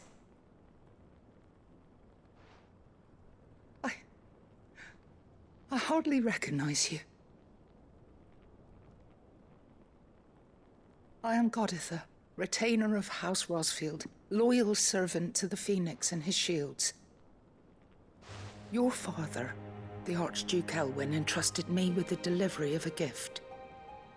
I only hope you can forgive my tardiness in bringing it to you. Lift up your head, Lady Goditha. You have our gratitude for your service to our house and to our father. I merely did my duty, as any proud Rosarian would. My lady, perhaps you could explain a little more? What exactly is the gift you bring? As I'm sure you know, it has long been the custom for the children of House Rosfield to be presented with certain keepsakes upon their coming of age. Indeed it has. Our father often spoke of the day when our turn would come. And had he lived to see it, he would have presented you with the treasures I bear. Matching armbands for you both. Alas, he did not live. Indeed, he was taken from us even before they could be completed. He had intended to claim the Heartstone with which each armband was to be finished himself, but it was not to be. And his gifts remain incomplete. I see. It saddens me to bring them before you, as they are. It was your father's wish that you be presented with the finished articles, not these, works in progress. But with his grace long since gone, and the stone left unclaimed, I had little choice. You are grown men now, and his house is yours. And while I would not presume to insist upon your claiming the Heartstone in his stead, I know that nothing would have pleased him more than for you to do so. Thank you, Lady Goditha. What say you, Clive? What else? Of course, my lady. May our father's will be done.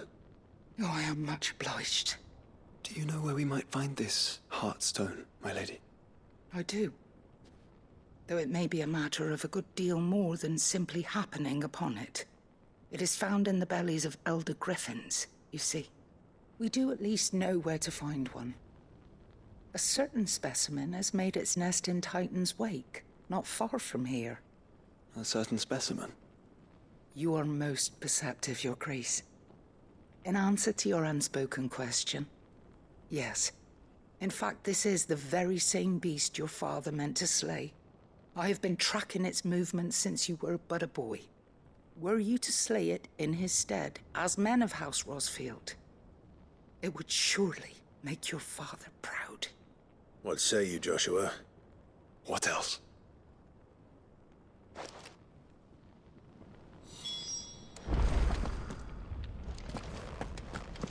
Titan's Wake is to the south of here.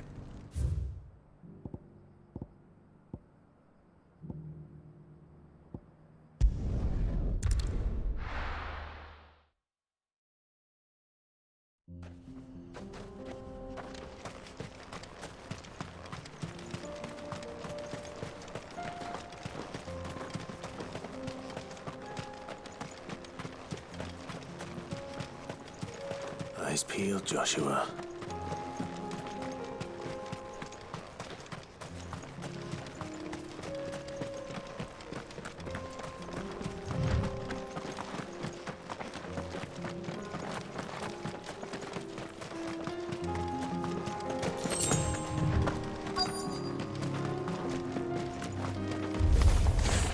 There it is. The House Rosfield.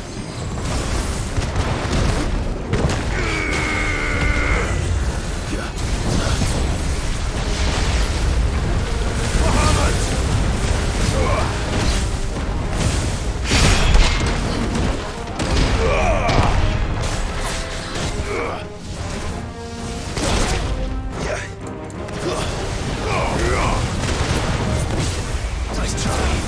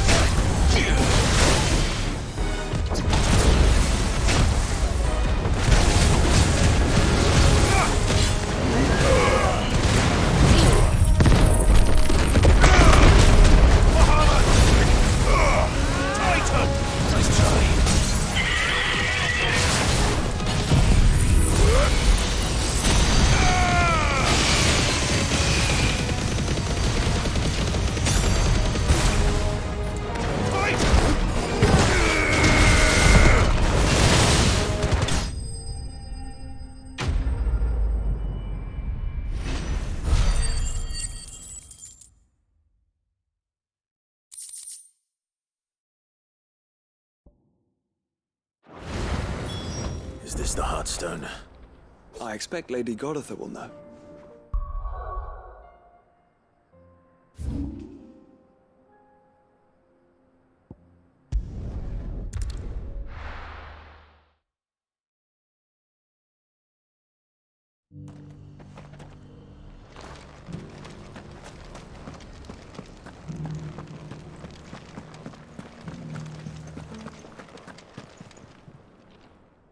Thank the Founder you were safe. The Griffin is slain then? And the Heartstone claimed.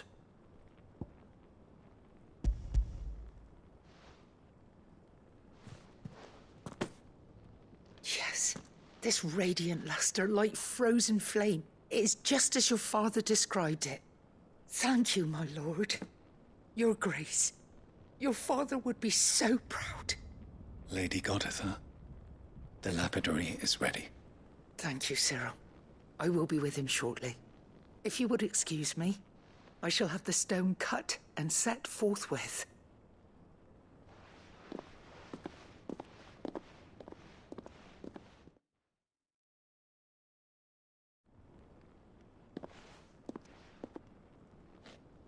The armbands are complete. Pray, take them. They are yours, after all. Heartstone is harder and more enduring than garnet, or even ruby. It symbolizes unwavering will and devotion. And the graven vines encircling the stone represent the unbreakable bonds between you. It's a message. Father knew we had enemies both inside and outside the duchy. Enemies who would thwart his vision. Only with unwavering devotion would it ever be realized. And only if we stood together, as Phoenix and Shield, as brothers in arms. Only then might those enemies be overcome. Indeed. His Grace knew the enormity of the task he would entrust to you, his heirs. But this was more than just a message. It was a promise. That he would always be with you. Thank you, Lady Goditha, for remaining the steadfast custodian of our father's will. Forgive me, my lady, but there is something I don't quite understand. The Undying told me that after Father died, Mother claimed all of the ducal treasures for her own. Even if the armbands were incomplete, she would surely not have overlooked them. So, how were you able to keep them from her? Because I was the keeper of the vault. Though I was but a lowly servant, your father spoke to me of his intentions for the bands, of the deep love he had for both of you, and his hopes for your future. In the days before the disaster at Phoenix Gate, I discovered that the Duchess had ordered her jewelry be sent away from the castle.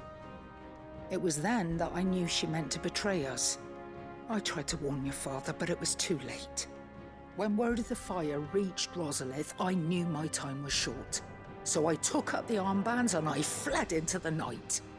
And thank the Founder you did. Yet my duty to your father was incomplete. Not knowing what else to do, I followed the Griffin, thinking I might claim the Heartstone on its passing. And so my pursuit continued, until Lord Cyril appeared before me. He informed me that His Grace's will had been recovered, and that his sons were alive and well. Lady Goditha, on behalf of my father and all the people of Rosaria, I thank you for your loyal service. As do I. Thank you, my lord. Your Grace, for coming back to us. For giving my service meaning.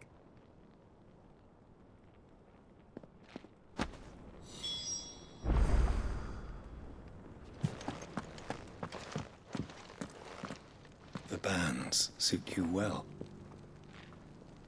It must be gratifying to finally receive the inheritance that was denied you for so long. It is. And we thank you for the part you played, Cyril. If you would permit me to play my part a little longer, might I suggest that you make your way to your father's memorial atop Hawk's Cry Cliff? Let him see that you have received his blessing, and that his vision lives on in you. I suppose it would be churlish not to. What do you say, Clive? Should we pay Father a visit? I think we should. I was hoping to be able to offer him my thanks before we left for Origin. Your father's helm is enshrined there. It has been since the day we recovered it from Phoenix Gate. I prithee claim it, for it too is a part of your inheritance, and I do not doubt that your father would prefer it in your hands than perched upon some lonely rock. Thank you, Cyril.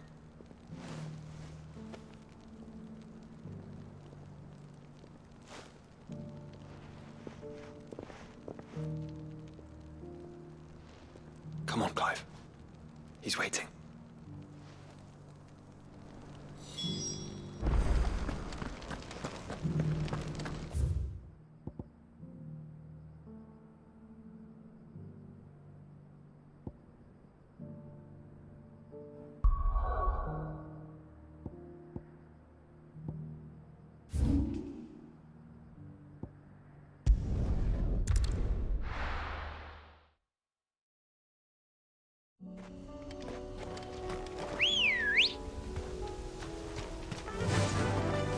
Faster! Unwavering will and an unbreakable bond. Do you really think we're strong enough? Save the world? Of course. We'll overcome Father's political enemies. Of that I'm less certain. Especially knowing what we know now. What Mother was truly capable of. And perhaps these bands would have helped. Knowing he was with us would have made all the difference.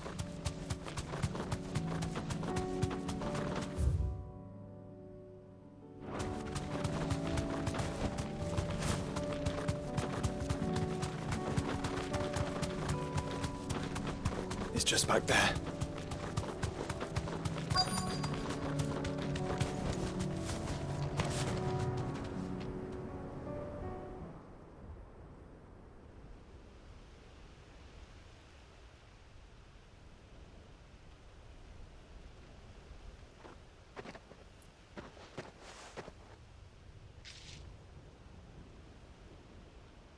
Father always fought for what he believed was right.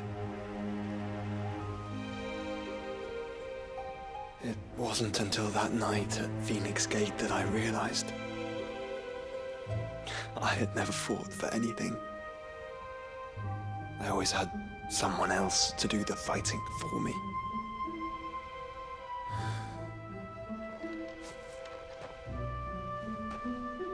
No matter how fate conspired against him, he never lost heart, never looked back, never stopped fighting. To me, he was the greatest of men. And I've been trying to live up to his ideals ever since.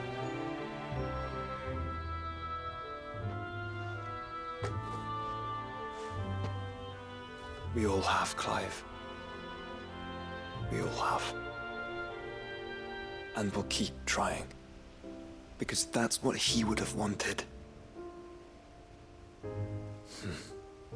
What he would have done himself.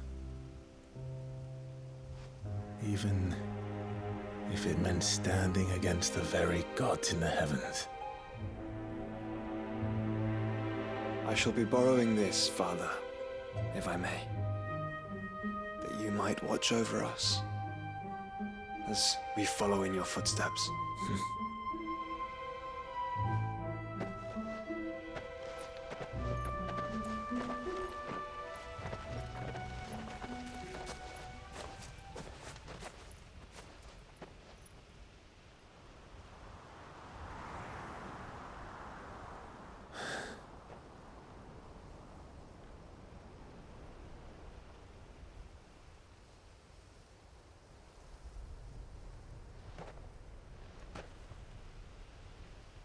We won't lay you down.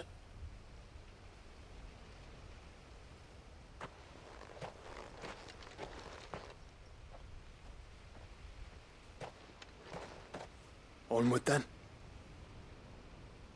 Onward. To the end. And to a new beginning.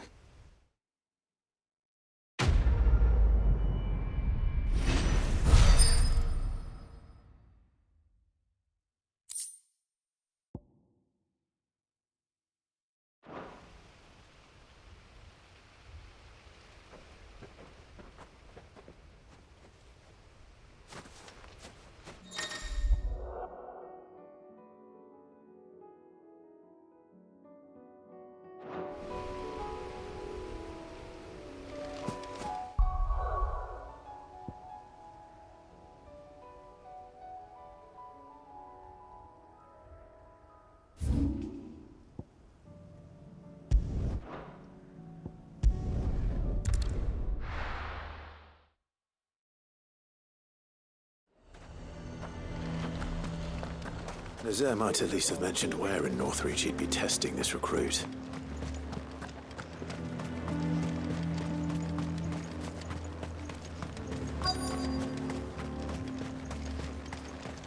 Oh no. Well met, Sid. This is the Initiate. Ember, present yourself. At your service, Master. Please, just Sid. There are no masters here. Your life is your own. Oh, of course. Thank you, Sid. The Sergeant says you'll be evaluating me at my trial. To become a scout, yes. You are aware of the dangers inherent in that role. I am. But I swore I'd face them. Just like the man who saved my life. And who would that be? Gav. It was him who found me and freed me. No magic, no support, just one man and his nose. Came and sniffed me out. It taught me what one man can do if he puts his mind to it.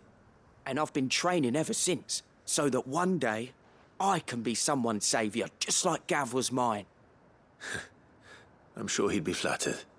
You clearly have good intentions, Ember. And it sounds like you're under no illusions. Stick to this path and you'll make a fine Cursebreaker. So, what? Have I passed? You haven't even started yet. Now listen.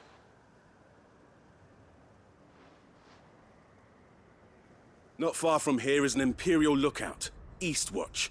The guards there record all their sightings in a logbook. You are to find it and bring it here. And bring it here, right. Anything else? No.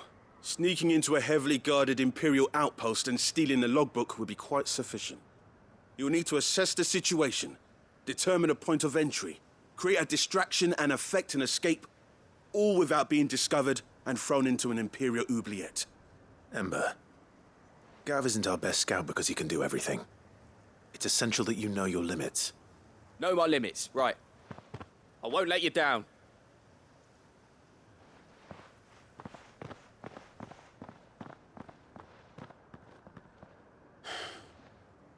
It shouldn't be as dangerous as I made out.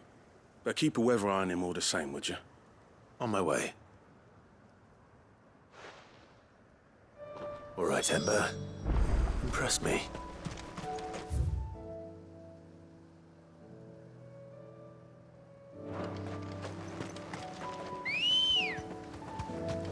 Let's go. Faster!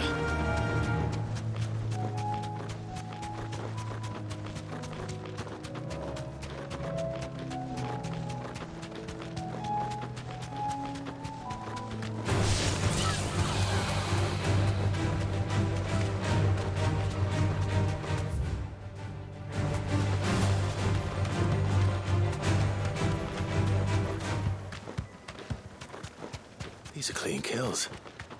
Perhaps young Ember really is ready. Or maybe not.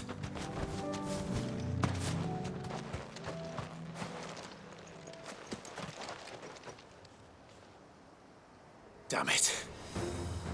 Ember, draw your sword! I can't!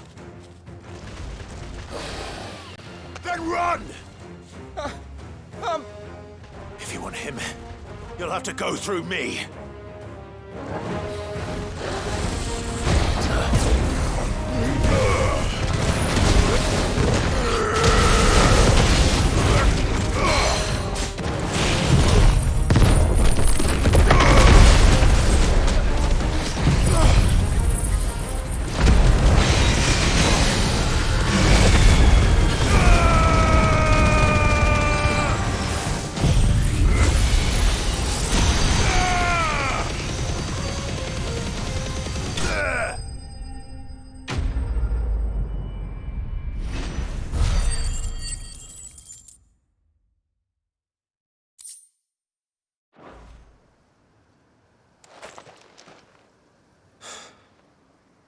Ember, are you...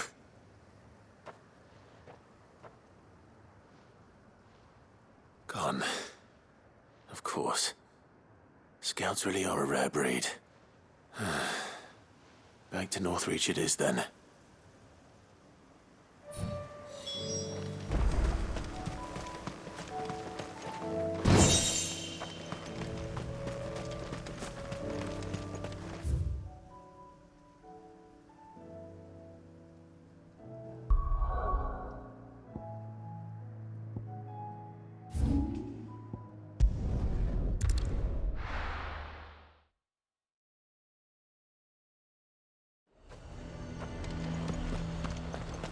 He'd have our coin.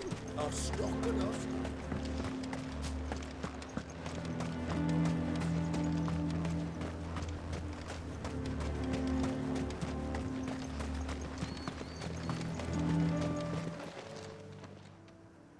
I didn't expect you back so soon.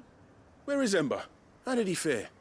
I thought I'd find him with you. He must have fled.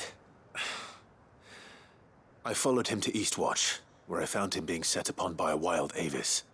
He was just standing there. Didn't even draw his sword. I had to step in and take care of things. But by the time I had, he was nowhere to be seen. I assumed he'd set off in your direction, but apparently not. I'm sorry, Sid. I knew the boy had a nervous streak, but he seemed like... The right man for the job? I believe this is the logbook you tasked me with retrieving. Eh? How did you... Don't you tell me you breached the tower while Sid was busy saving your skin. What? Wasn't that what you asked me to do? To bring the thing back without getting caught? He has you there, Nazaire. And he did it all on his own. But Sid, he did what he thought was best. And now I have to decide whether I agree. Of course. We'll await your evaluation back at the hideaway. Don't you leave my sight. Yes, Sergeant.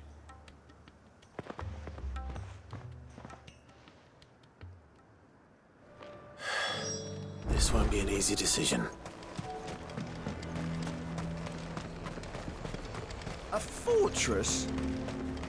The garrison is threatening to pull their sentries from the market. I would speak with this Duke. Saw the captain just now. Your town needs you.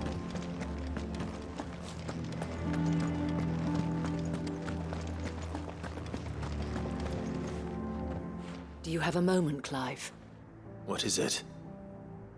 It's the Duke, unsurprisingly. His Eminence has assumed full control of the garrison and put every able-bodied man to work on the fortifications. The town was left all but unguarded, so Philippe was compelled to form a citizens' watch to fill the void. And though my dear boys have been characteristically willing to assist him in this, they want for bodies. So I was wondering if you would lend them your strength, that the people of Northreach might sleep easier, if only for a few nights. Of course. Whatever you need. Thank you, Clive. What would I do without you?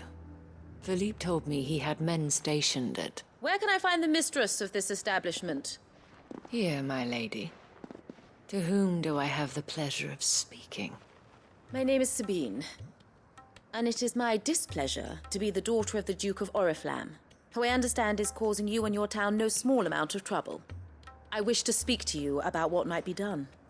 Very well. Let us speak. I trust you'll forgive me, Clive. Absolutely. Our conversation can wait. Please, proceed. As you know, my father is a most overbearing and supercilious man, and I join you in objecting to his every action. Indeed, I owe you my thanks for continuing to argue against his reckless plans.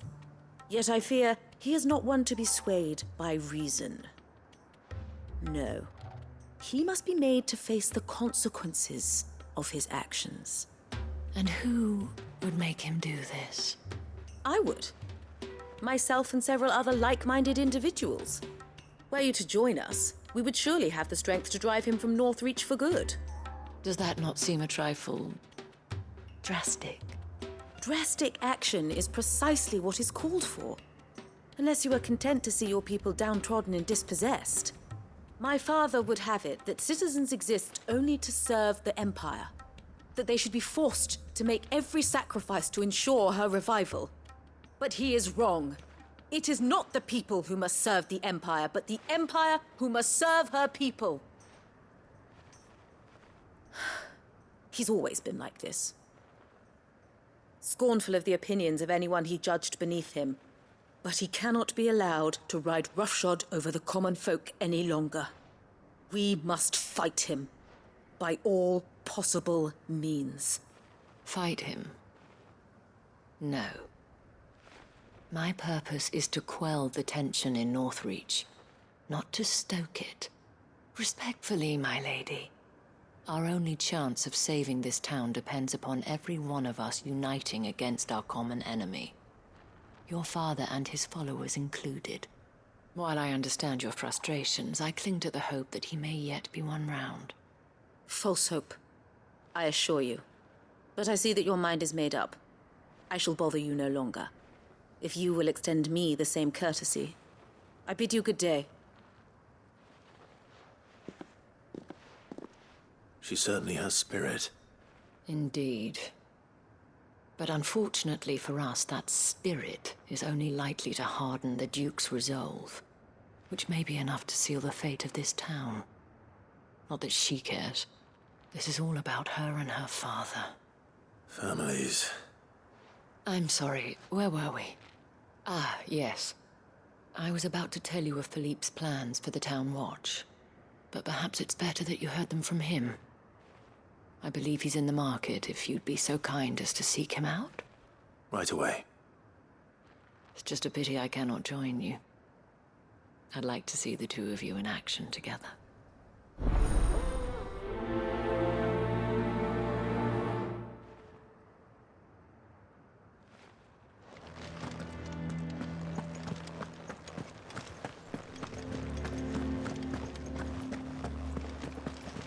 Your town needs you.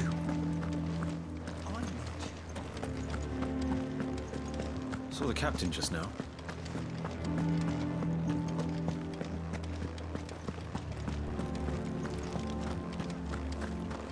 What does the dame have to say about all this? So you are content to abandon the... Please, I beseech you. If you are a true son of Northreach, you must fight to defend your home. That's exactly what I am doing, milady. Or trying to, at least. The land is crawling with fiends, and someone has to keep watch. Even when our true enemy is hiding in the garrison? Fine. You're not the only able-bodied man in Northreach. Thank you so much for your help.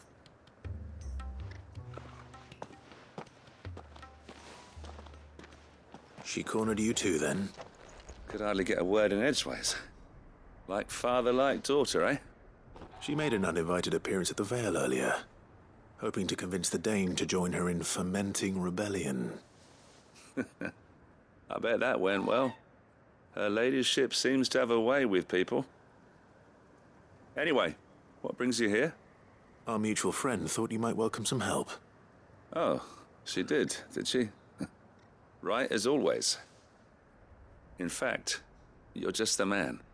We've had some reports, you see. Sightings of, you know what. They're back. Seems that way. All over, too. We haven't been able to confirm anything yet, but if you're willing, you could go and see what's what. Right. Where should I look? You know Grieger's Weep? One of the sightings places them somewhere on its shores. I'm on my way. Thank you, Clive. I'll look into one of the other sightings. Let's rendezvous back here later.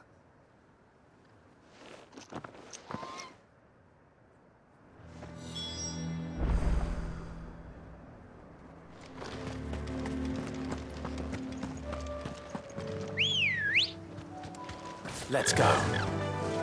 Run like the wind.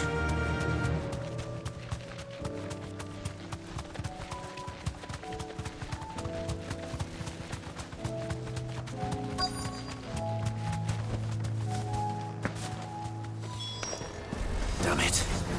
The reports were true. I need to stop them before they get to the town.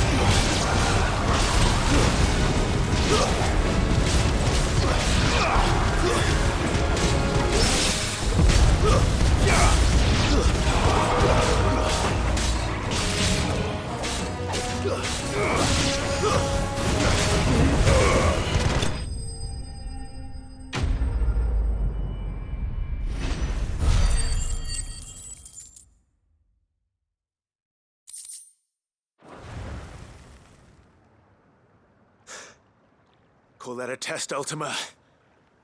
Clive, it's me. Are you all right? I am. But it seems the reports were true. The thralls have returned. I dispatched the few that I found, though. Well, that's something, I suppose. But what were they doing south of town? They all came from the north last time. We might be able to fend off an attack from one side or the other, but from both? Do you have eyes in the north? Some. I should probably go and have a look, though, just to be sure. You head back to Northreach. I want you there just in case war breaks out while I'm away. What do you mean? Her ladyship's been busy working her magic on the townspeople, stirring up ill feeling towards her father. She'll have her marching on the barracks if we're not careful. What? This is exactly what the Dame was afraid of. I'll do what I can to calm things down. Be careful out there, all right? Don't worry, I'm not like you. One sniff of those things and I'm running back to town screaming blue murder.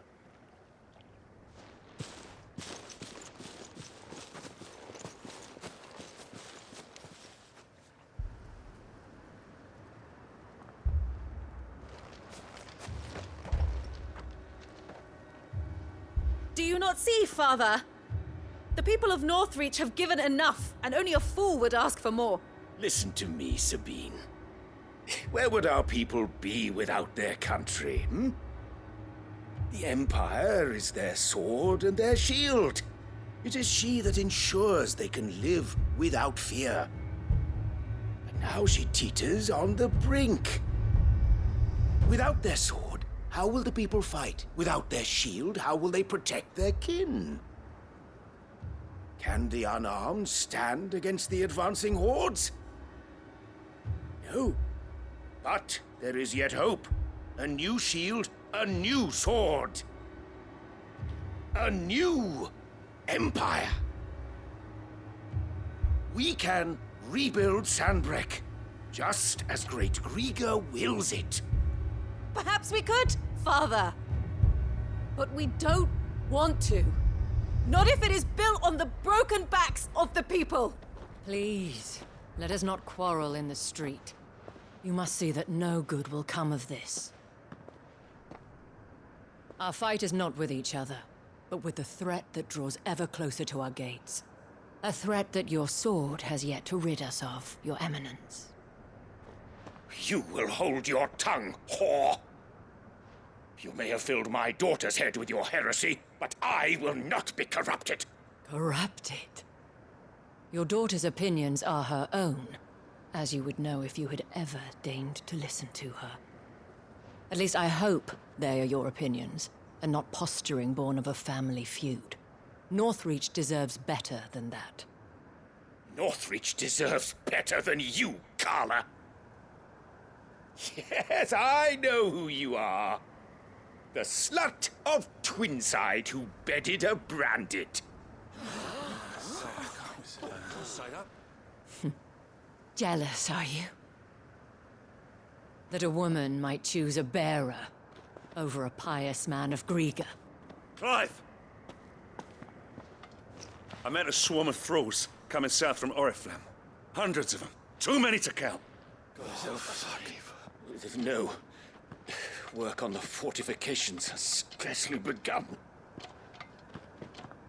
We will retreat to Caer Norvent and there make our stand. Did you hear me? That was an order! While this is but a heartfelt plea, let us make our stand here and protect our homes. Protect those that we love. Together, for Northreach!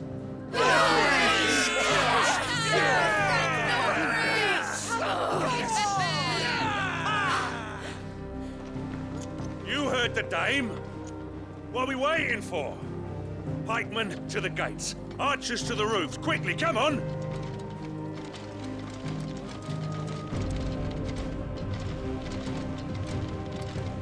But she is but a common whore, yes.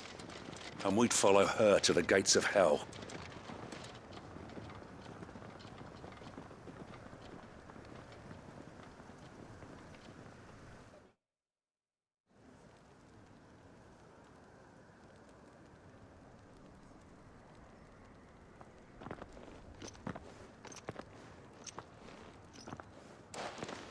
The men have their orders, and they look like following them.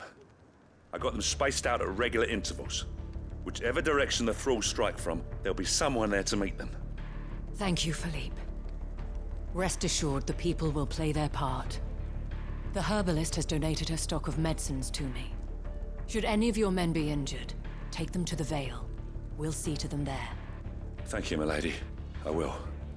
I'll play my part too. You still want for numbers. Unlike the enemy. I only hope I can go some way to evening the odds. Philippe, can I leave the south in your hands? I doubt the thralls by the lake were the last of their number. Of course. I'll lead a party down that way so we don't get taken by surprise. What about you? I'll make my way up the road to Oriflamme. I've fought a few of these things. And while I can't promise to hold them all back, I should be able to thin the herd. All right. But take care. Thank you. Both of you. You can thank us when it's over. Till then, madame.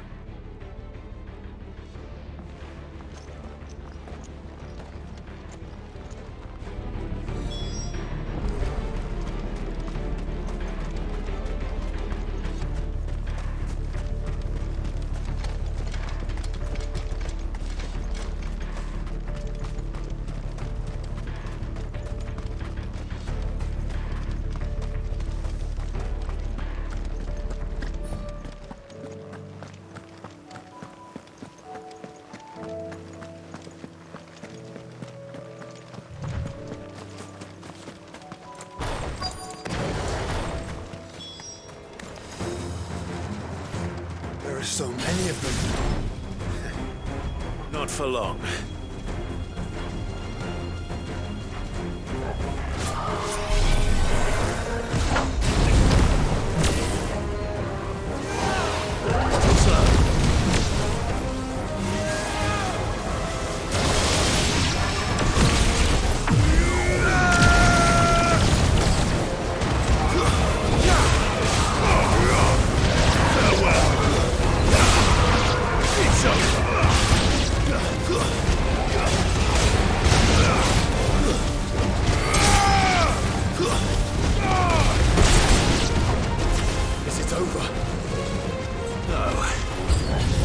Just begun.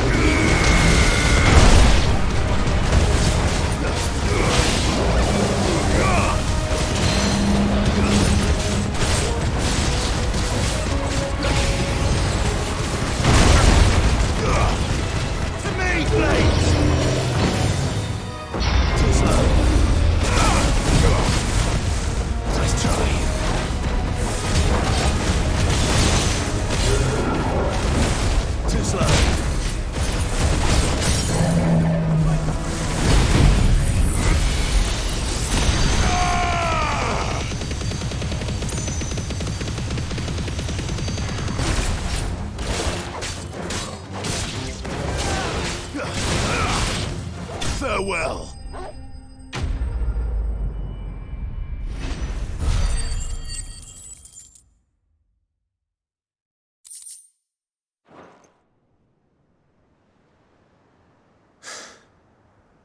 That looks to be the last of them.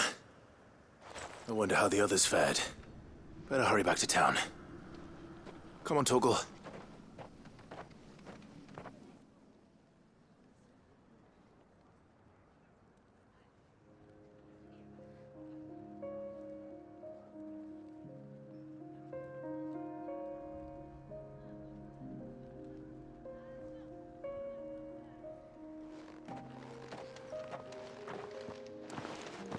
Clive, it's good to see you. And you. The road to Oriflamme is clear. How did you and your men fare? Well, we ended up fighting for our lives down by the lake. Took a few nicks, but nothing the girls of the Vale can't put right. Glad to hear it. Well, It seems we've survived. For the time being, at least. I thank you both for answering the call.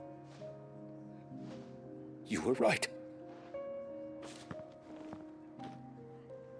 And I was wrong.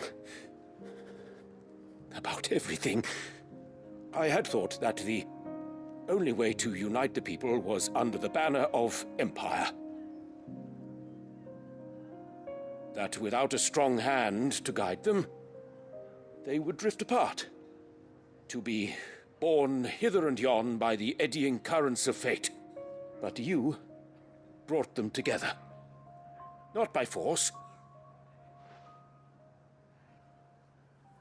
nor by the exercise of goddess-given authority, but by simply being one of them. By knowing what they feel, because you feel it yourself. Our purpose was ever the same, Your Eminence. You were merely distracted by a loftier vision of empire and glory, while our eyes beheld matters closer to home. You have the right of it again. As did you, Sabine. His Radiance said it himself. Sanbreque is naught without her citizens. I forgot that. And I am sorry. I'm sorry too, Father. I should never have taken things so far. I only wanted you to understand how the people felt. How I felt. But my anger got the better of me. Do not blame yourself, my dear. This was my doing. I should have listened to you. To all of you. Your Eminence, your Ladyship, I do not doubt that you came here with the best of intentions. But I believe the same could be said of us all. We all want safety, security, prosperity. Not just for Northreach, but for the entire realm. And we may yet achieve it. If only we work together. Will you join us in this? Yes. We shall. Thank you, Your Eminence. Now that that is settled, I must go and see to the wounded. The Vale's doors are always open to any soldier in need of relief. And today there are more than ever before.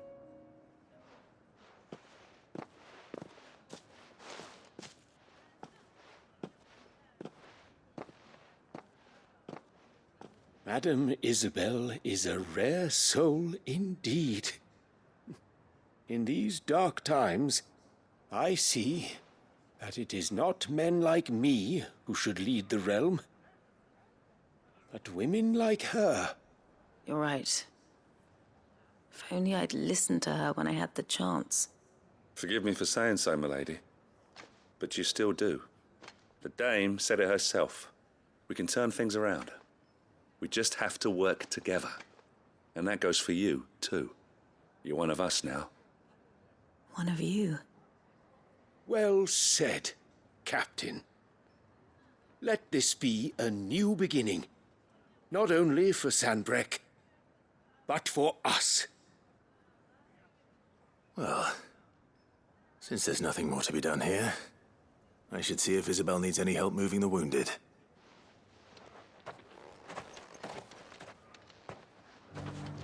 Can we get you anything?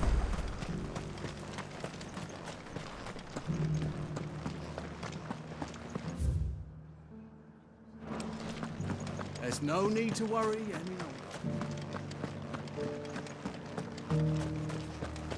I saw several soldiers being carried to the Vale.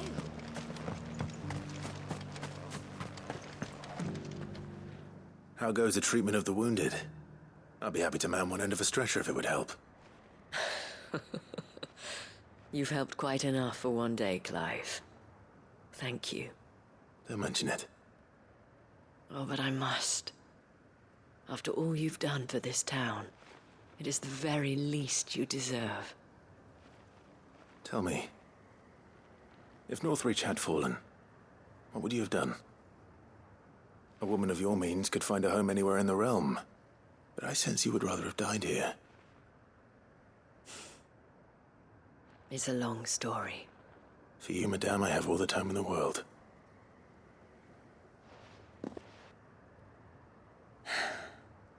Very well.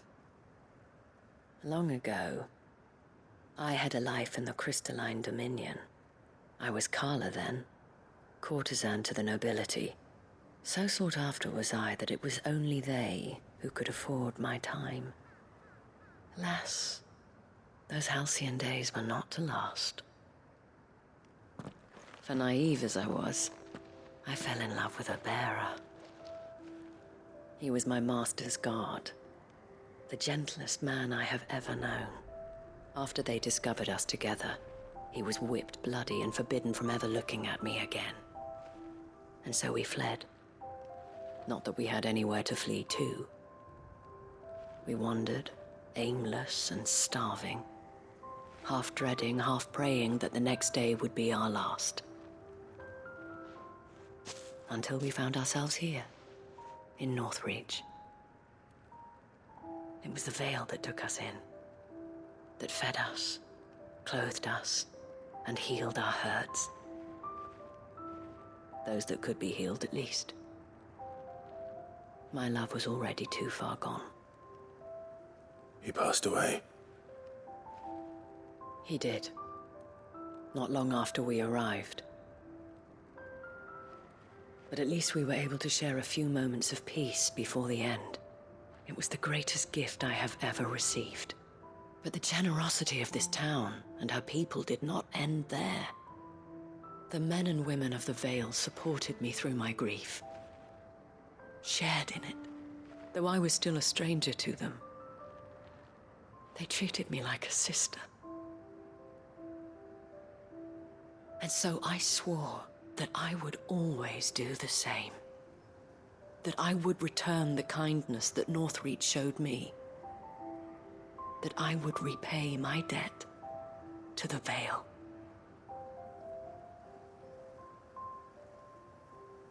Thank you, Isabel, for sharing this with me.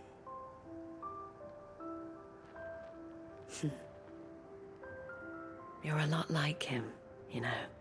Perhaps that is why I have such a soft spot for you. Never stop fighting, Clive.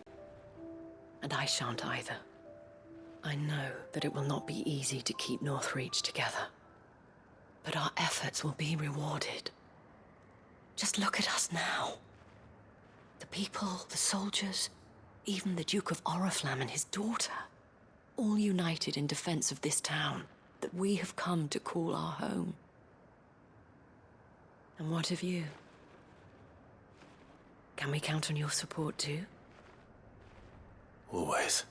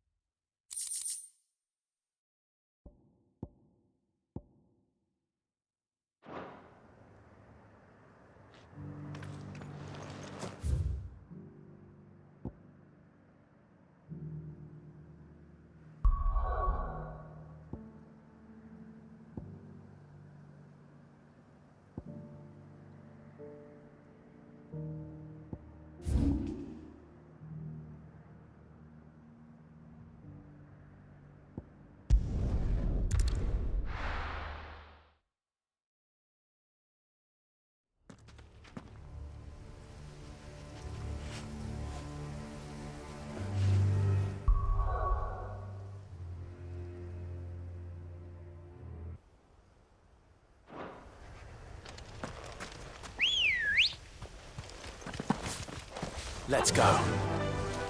Faster!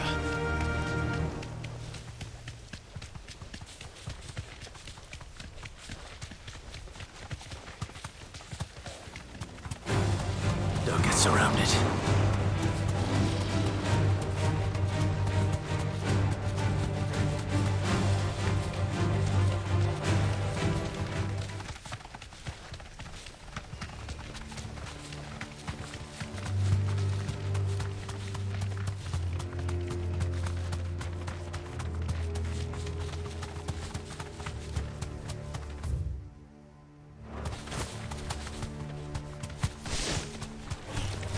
No mistakes.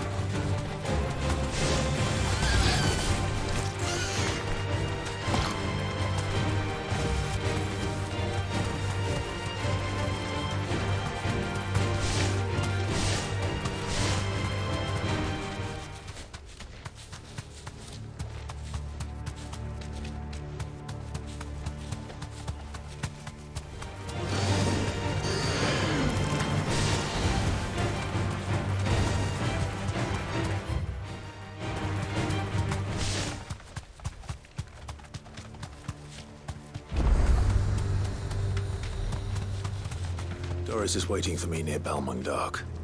The longer she's out in the open, the more likely she is to be found by a Kashik. I need to hurry.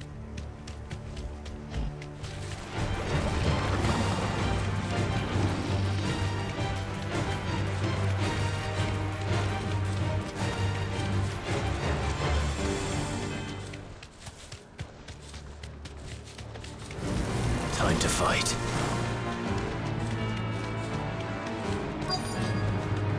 That'll do, girl.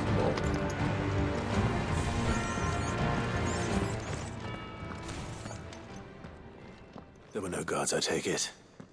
None manning the gates, no. It's a different story inside, though. The corridors are crawling with Akashic. Most likely guards left behind when the wardens ran.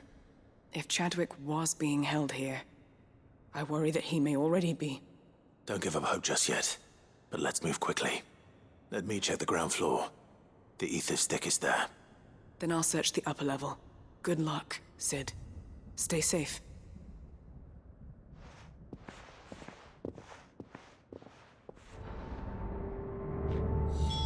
Just how bad are the floods inside the walls?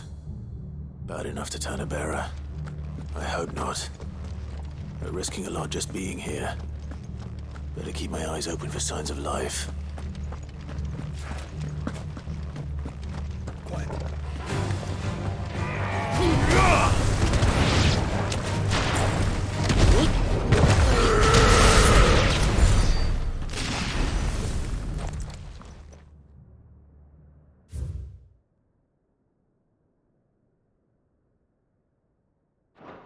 So this place was no ordinary prison. And I doubt they'll have taken the creature with them when they fled.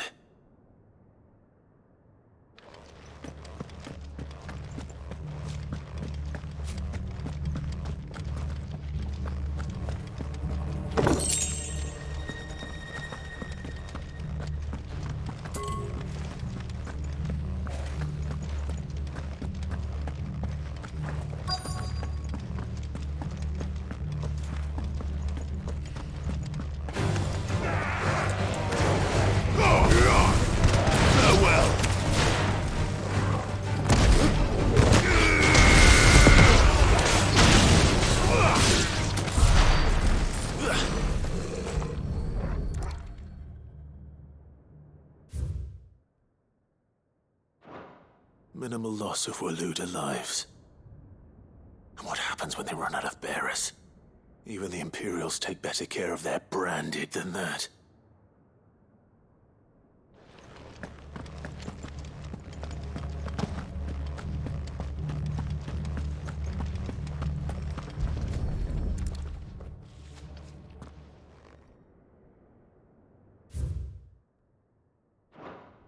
They were feeding bearers to it. This is even worse than I'd feared. Nothing but Akashic down here. Hopefully things are looking better upstairs. I should go and see how Doris is getting on.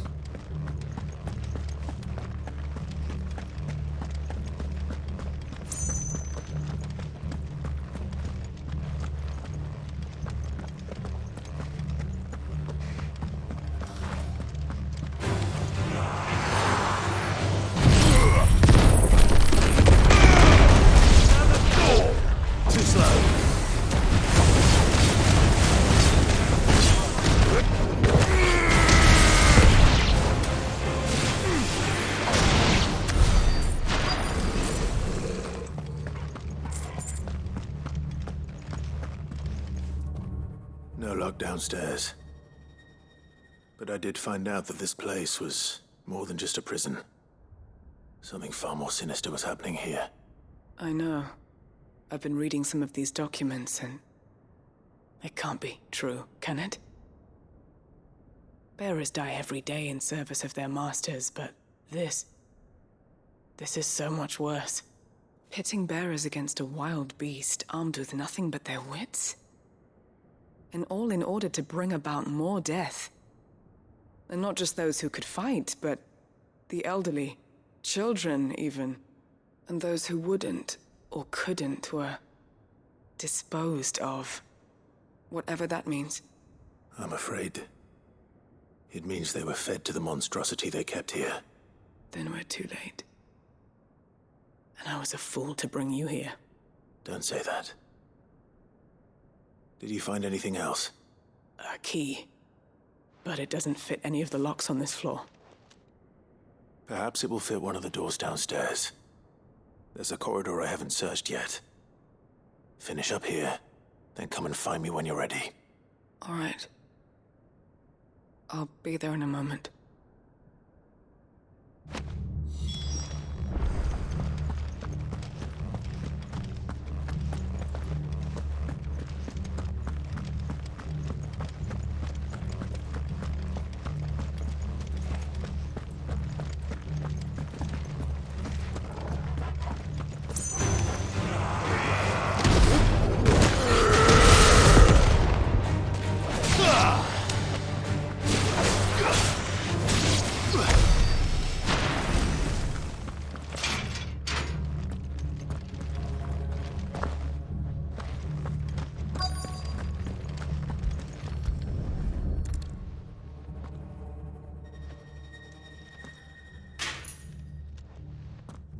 Let's see what we can find down here.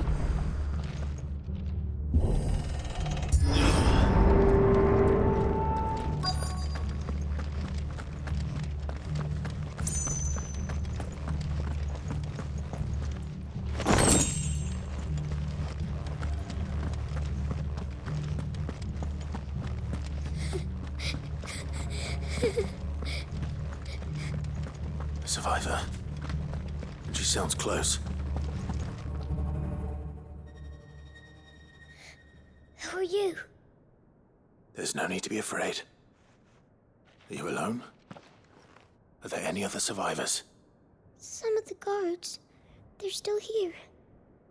But something's wrong with them. Everyone else was eaten by the monster.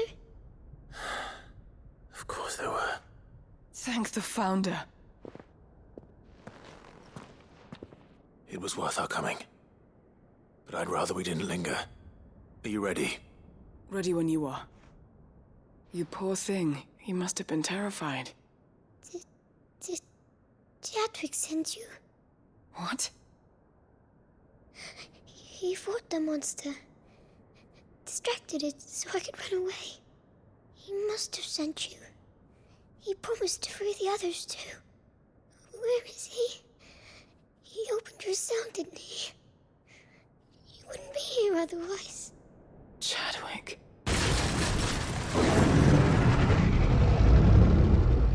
Was that? Monster's back! Chadwick, help! We have to get out of here.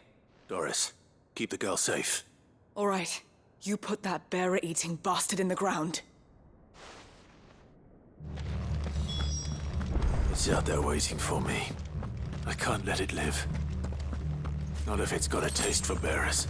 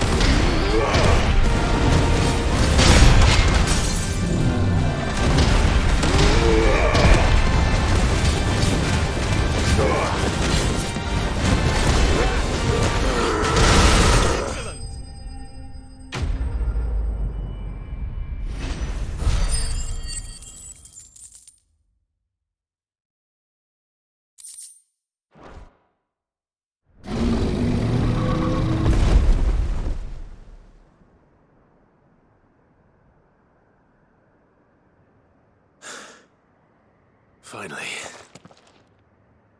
Sid, are you hurt? I'm fine. I think.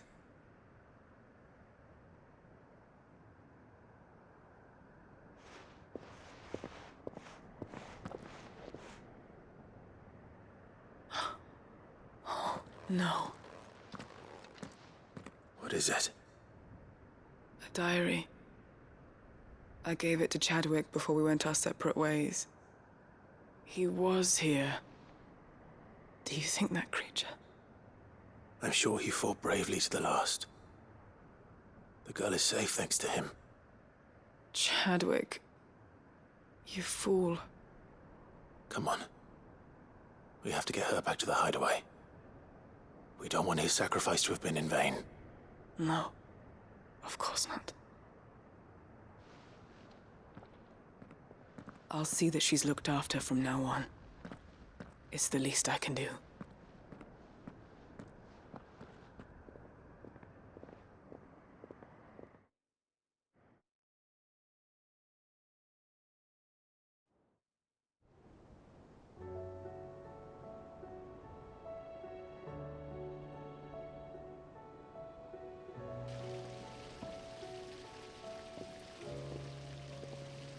From what I hear, you've barely left the girl's side in days. I hope she's recovering from her ordeal. She is. Slowly but surely. She's far tougher than she looks. I thank the flames we found her. If we hadn't... I know. But we did. I'm sorry we weren't able to save Chadwick. There's no need to apologize. Without your help, I would never have found out what happened to him. How he fought to the bitter end to save her. To save Haida Marie. That's the man I remember. The man I thought of as a brother. I wish I could have met him. I'd like to hear more about your past. If you don't mind, that is. Of course. You already met my former master. She trained Chadwick and I to do two things. Kill and obey. We were supposed to be sold to the highest bidder when the time came. But no bid was ever high enough to convince her to part with us. For years, we were her daggers in the shadows. But we could never quite shake our doubts about the things she made us do. And then, one day, we just couldn't do them anymore. So we escaped. But staying together was out of the question. They would have found us too easily. After so many years of training, the pull to serve was always strong. It scared me to think he might have taken another master, become a dagger in someone else's hand. But even in captivity, the battles he fought were his own. And he died not as someone's tool, but as a hero.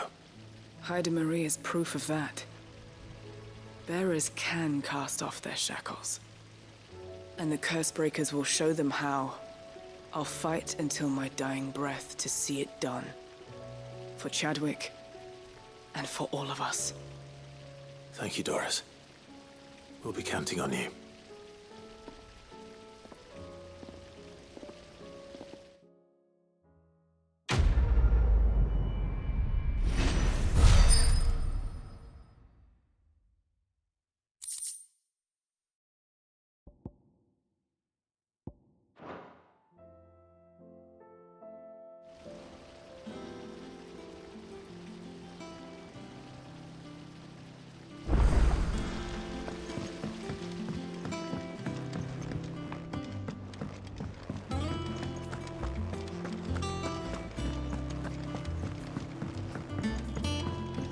You should have seen him. The thing didn't stand a chance. Yeah. Welcome back, Sid. Welcome back, Sid. Yes. Welcome back. Trip wasn't too much of a pain in the arse, I hope. Truth be told, it was me who suggested roping you in to help with the trial. But from what I hear, things didn't go quite as planned. No, they most certainly did not.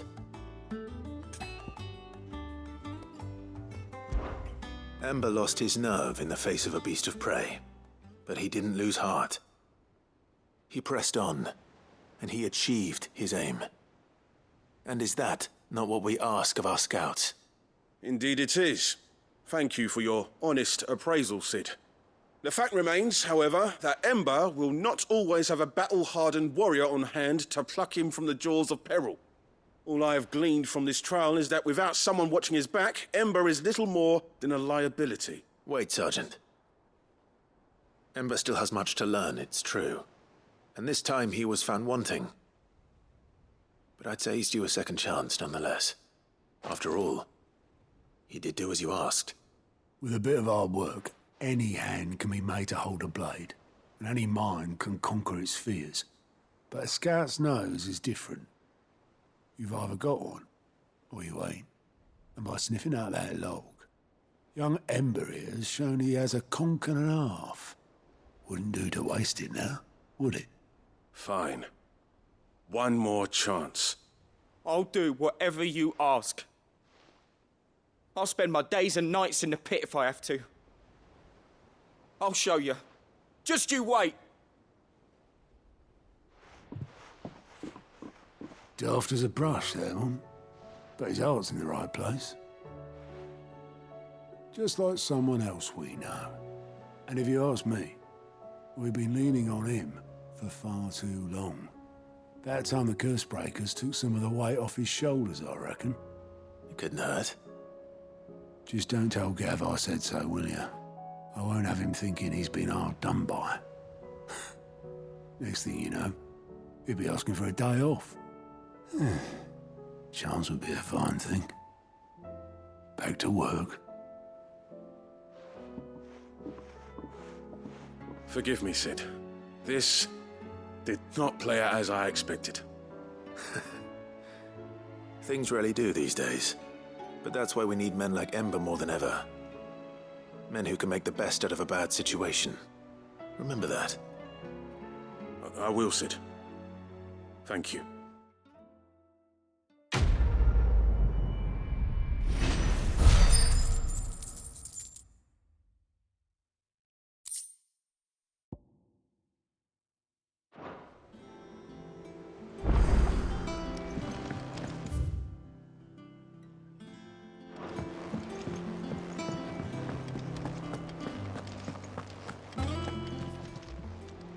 Welcome to the Patron's Whisper. Your benefactors are a generous lot.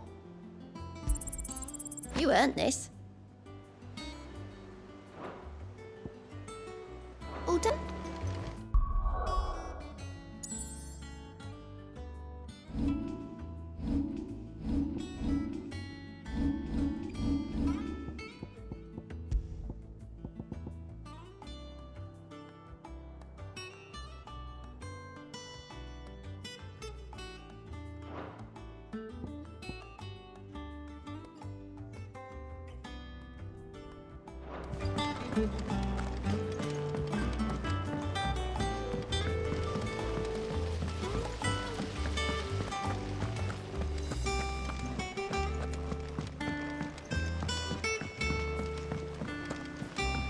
What do you think happened to Miss...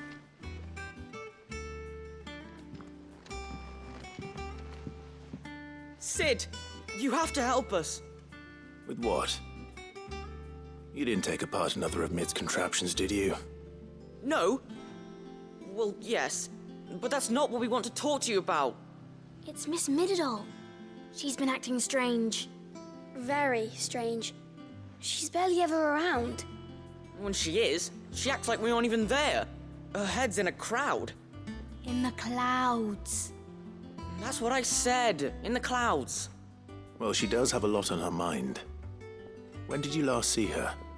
Not long ago. Right after she got back from saving you from Stoneir. Then it's probably just about the Enterprise. It did take quite a battering on the way there and back. You didn't break it, did you, Sid? You really should be more careful around Miss Mididol's inventions. Don't listen to her. Even if you did break the Enterprise, you could put it back together, couldn't you? But who's gonna put Miss Mididol back together? She seems really sad. Why don't I go and see if I can cheer her up? You do that? For us? She's in her dungeon. Don't scare him. It's not a real dungeon. Thanks for the warning.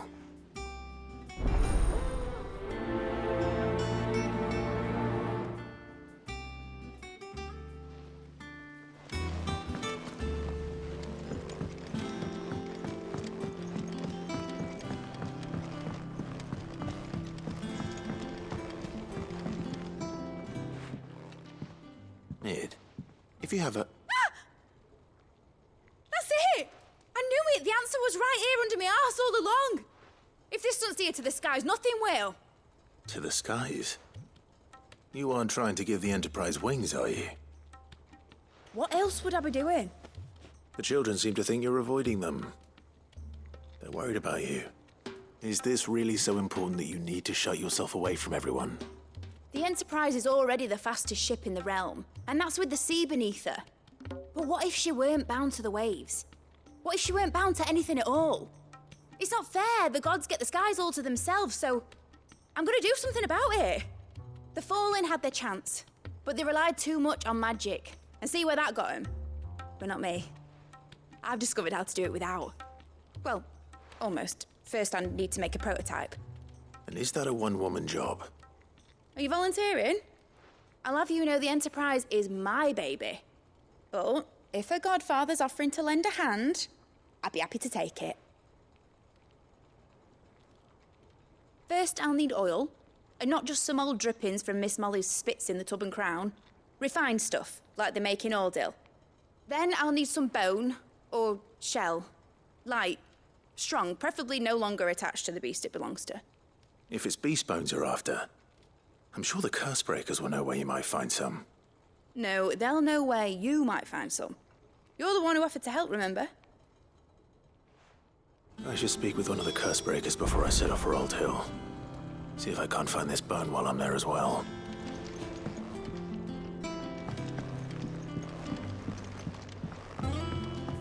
Has Midadol mentioned a new project yet?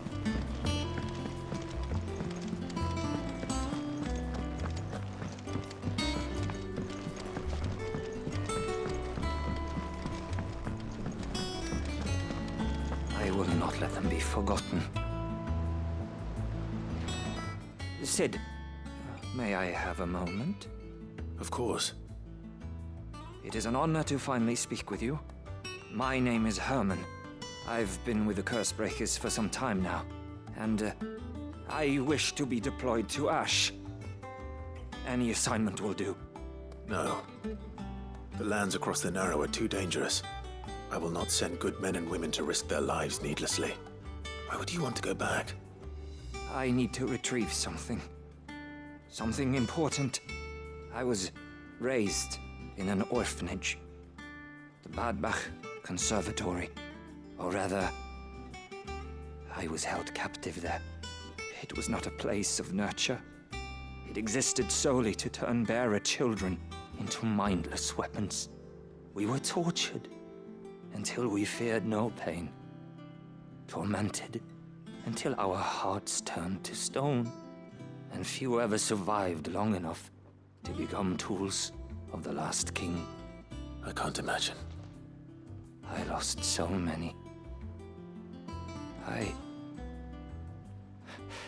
can't even remember all their names. But they must be remembered. They cannot fade away, faceless and forgotten.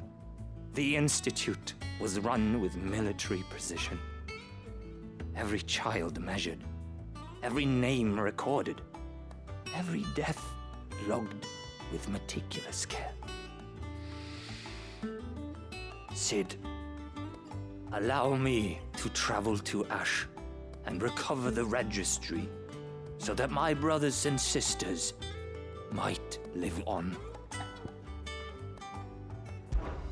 You were a good friend, Herman. But the fact remains that Ash is simply too dangerous. Sid, please. Even should it cost me my life. Too dangerous for you, Herman. But not for me. I'll go to Badbach and find the registry. You will? I won't let you risk your life. I don't know how to thank you. You can start by telling me where I'll find this orphanage. Vida Grace. hidden in a forest, overlooking the plains. All right. I'll see what I can find there. May the mothers guide you.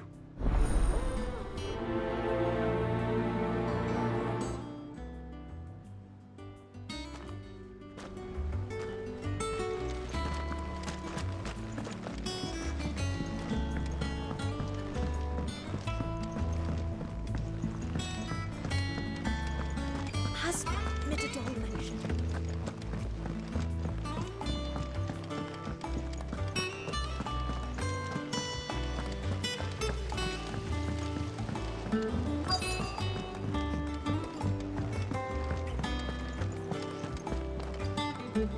All right, Sid. Come to buy us around, have you? Only if you earn it. Mid needs a piece of light but durable bone for her next project. You've encountered your share of beasts on your travels across the realm. Any ideas? Most bones are the same. Whack 'em hard enough and they'll break. If it's durability you're looking for, shell will serve you better. You know what an adamantus is? I do. And I know to give them a wide berth. Will any old adamantus do? Well, with shells, the older the harder. There's a rumour of an ancient adamantus down in Karava, near Old Bidza. Or what's left of the village anyway. But don't expect to make quick work of the bastard. There's a reason it's lived as long as it has. I'll keep that in mind. Thank you.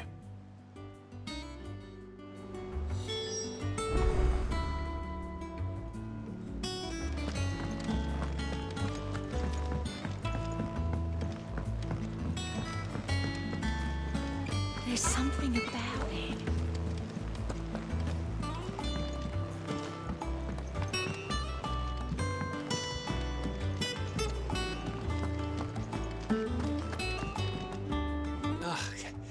You alright? Something troubling you? No more than usual. It's just... Eda's baby will be coming soon and I wanted to make something for it. I'm sure she'd like that. Back in the north, families would always make gifts when a bairn was on the way. Yeah, let the little tykes know they were welcome in their new homes like. So, what's the problem? Well, the problem is that Eda's due any day now. I don't know if I'll be ready in time. Is there anything I can do to help? You know, there just might be. All right then. What exactly are we making? A good luck charm. But not just any good luck charm. Not just any. No. One made from the feather of a silver chocobo.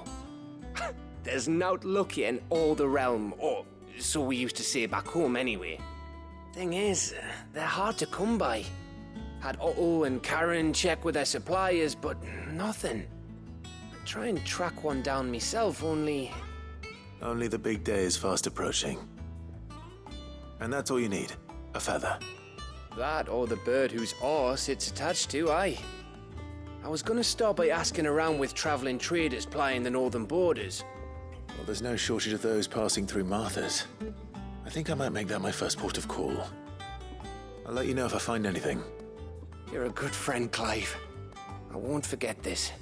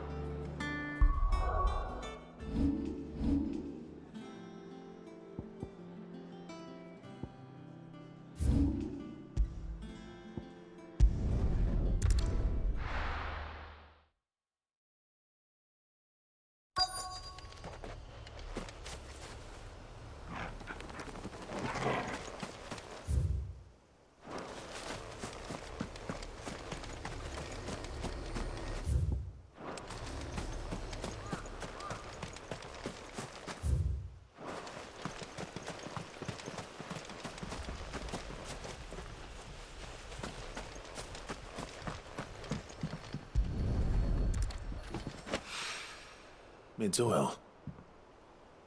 After what happened here, it's a miracle there was any left at all.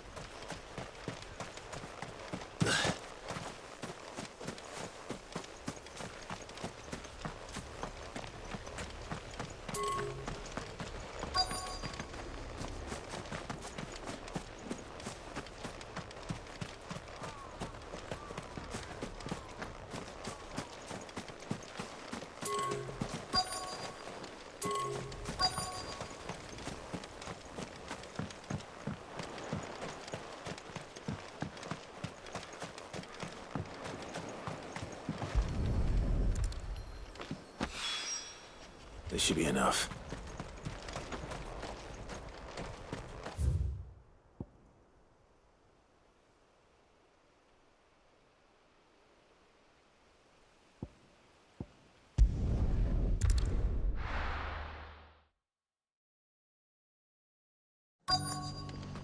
Let's hope one of the merchants here has what Gav needs. Excuse me. I'm looking for something. Oh, well, then I'm your man. A silver chocobo feather. Oh, or maybe not. Though you're not the first to mention the bird around here. There was a man stopped by the rest not long ago claiming he was attacked by a silver chocobo. Near some gutted hovel not far from Eastpool. Most took him for a braggart and a liar, but who knows? Perhaps there was some truth to his tale. We'll see. Thank you.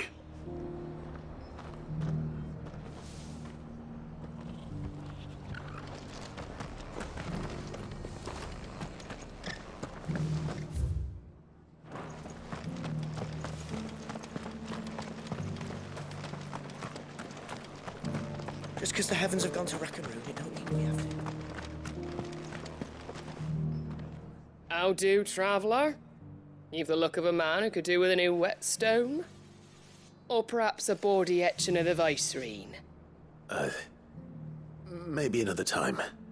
I'm looking for a silver chocobo feather. If that's the case, rumours are all you're likely to find. No one has seen a silver chocobo for years. Word is they were all hunted for their feathers. Some northern nonsense about bringing good luck. Didn't bring them much, nor their bows. If any are still out there, I reckon they'll be doing their damnedest not to be discovered. You're probably right. Thank you anyway.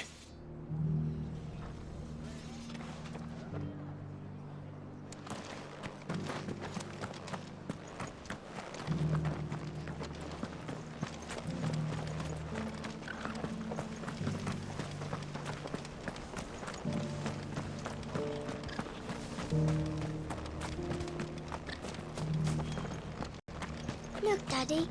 Shining so brightly. Whoever's idea it was to take those bearers away.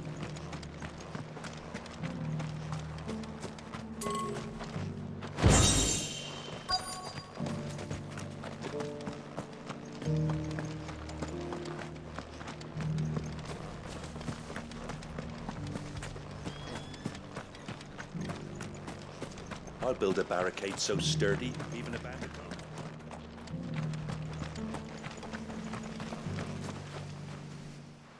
Can I help you with something? You wouldn't happen to sell silver chocobo feathers, would you? I deal in fruit, not fancies. But if it's fancies you're after, I suggest you try Rhiannon's ride. Was a silver chocobo seen there? Oh, yes. If you believe the ravings of a madman. It wouldn't be the first time. A silver chocobo sighted in the hills near Rhiannon's ride. It sounds almost too good to be true. But since I'm already here...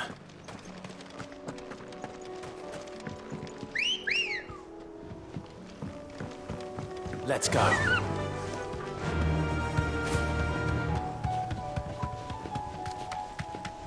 Can hardly wait.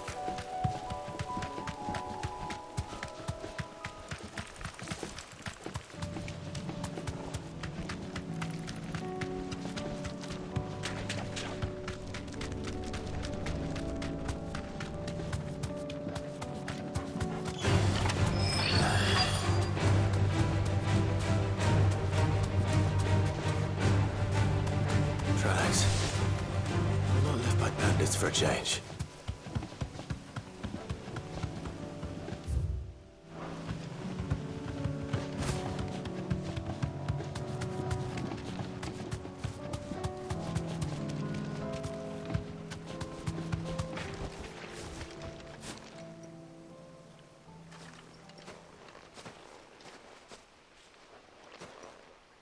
More tracks.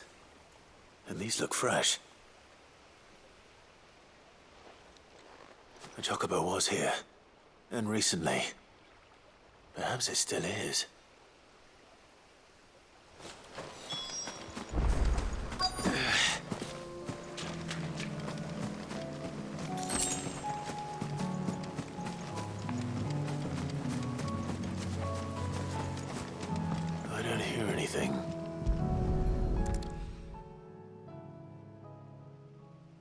I'll be damned.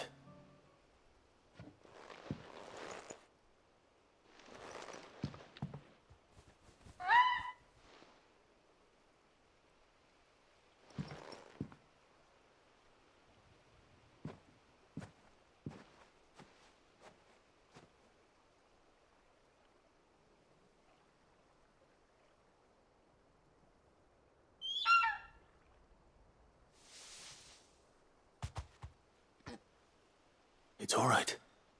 I'm not going to hurt you. Just borrowing a feather for my friend.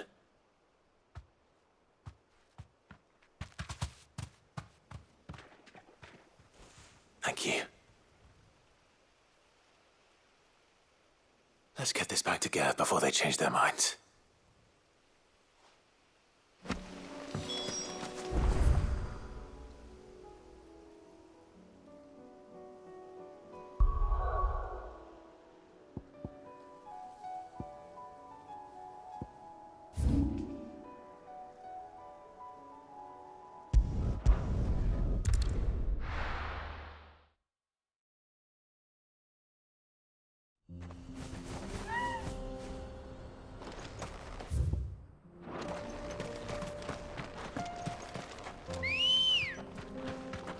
Come on.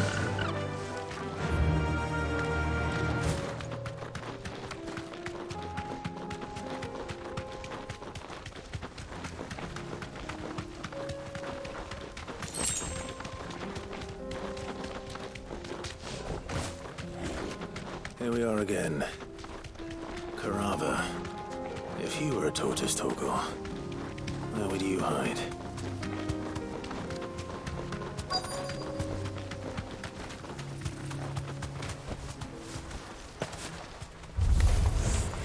Looks like we found him.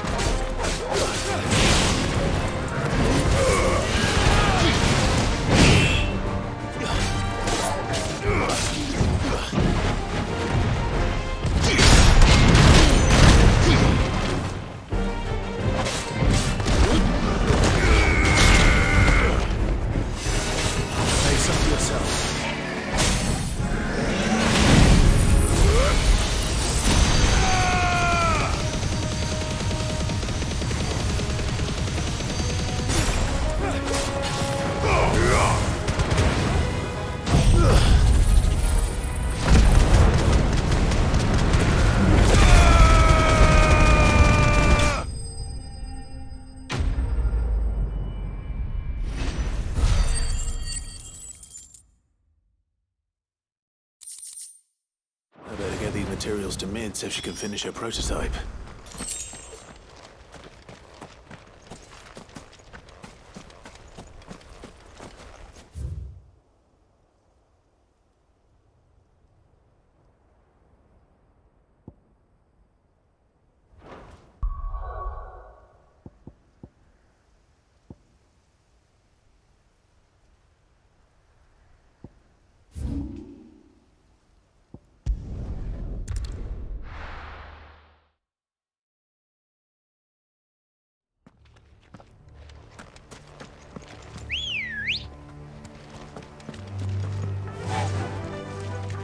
Faster!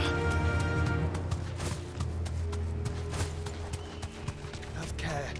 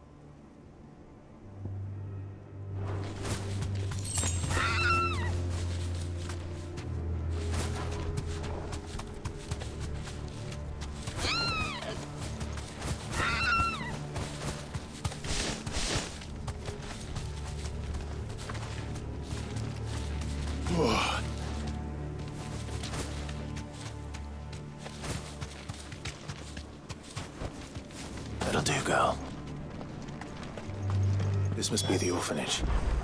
Hopefully the registry is still here.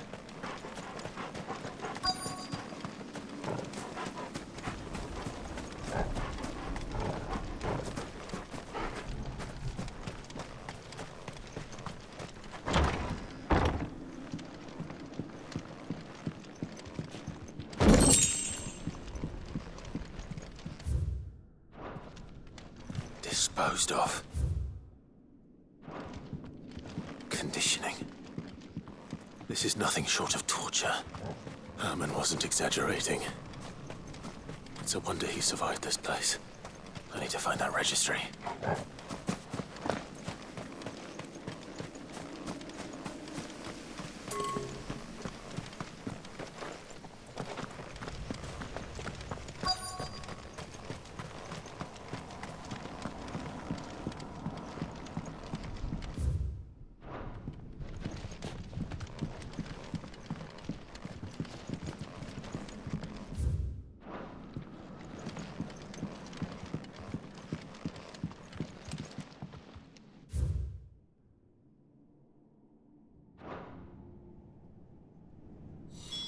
This reads like a suicide note.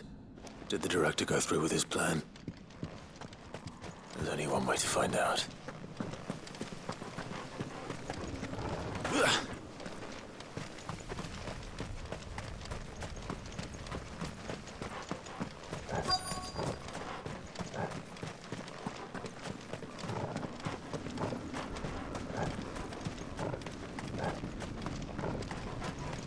A forked white tree. This must be the place.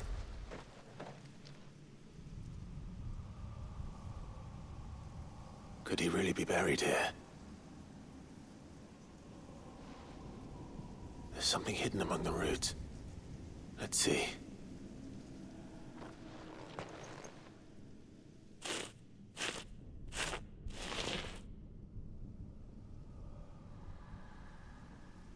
This must be the registry.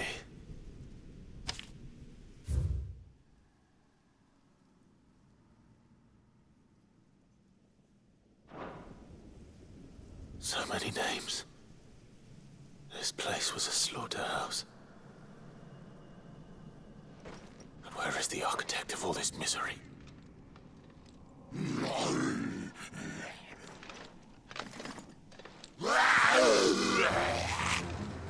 It was only a matter of time, I suppose. This place is cursed.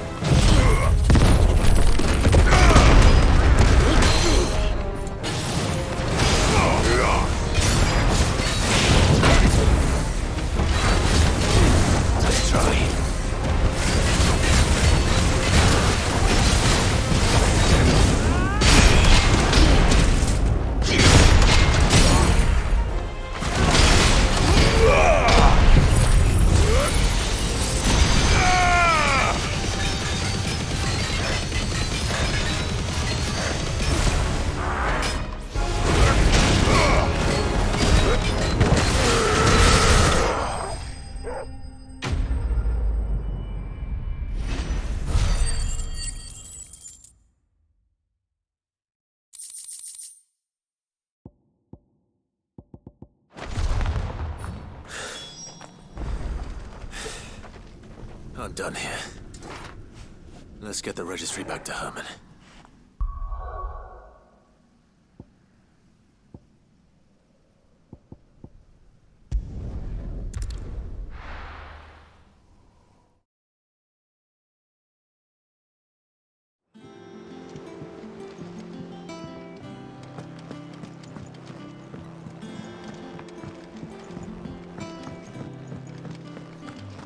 It was no trouble at all.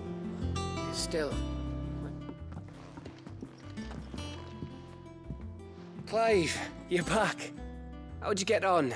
Any luck? Any luck, you say?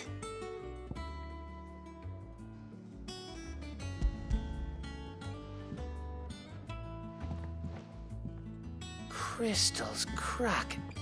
Is this what I think it is? Where in the hell did you find it? It's a long story.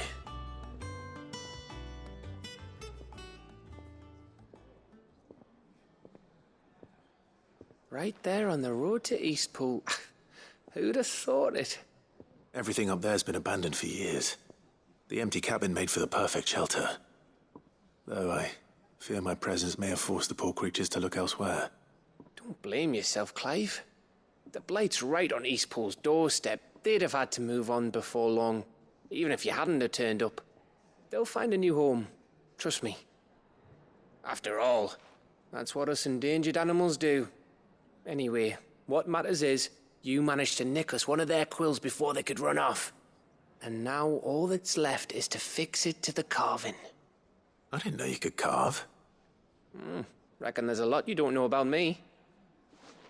Like the fact I'm as good with a whittling knife as I am with a sword. And that bone Ember gave me's a dream to work with. What did you say it was from again? An Avis? But it weren't your Avis, Sid. I slew one of my own at last. So all those long nights in the pit finally bore fruit. I'm proud of you, Ember. Don't speak too soon. I ain't done my trial yet. There we go.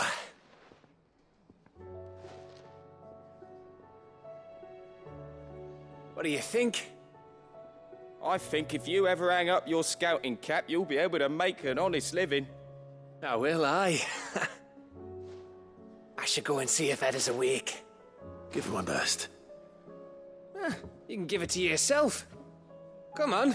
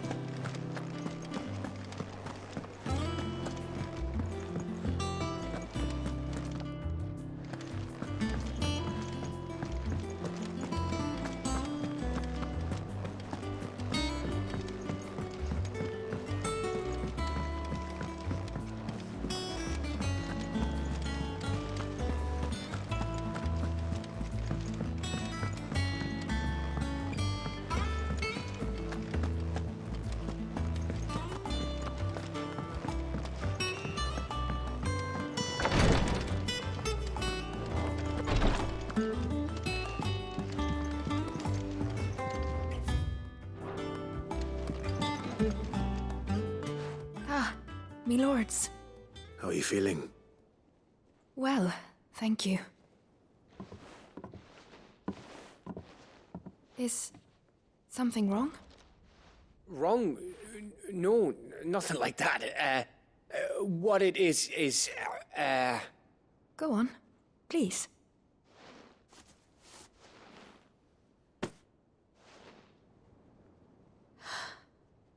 It's beautiful. Did you make it?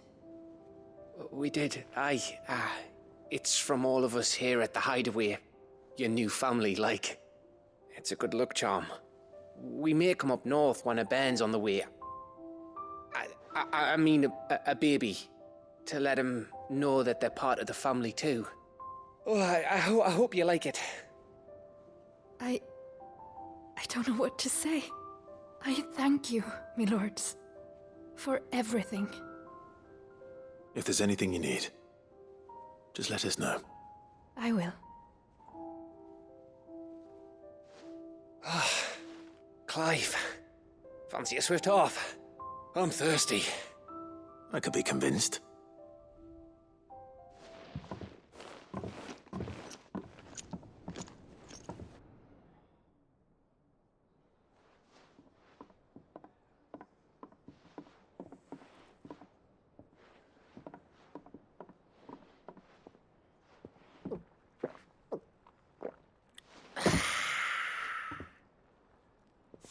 Don't you think you've had enough? No, we're celebrating. I'm gonna be a father. I think Edda might have something to say about that. You know what I mean. Bit of light in these dark times.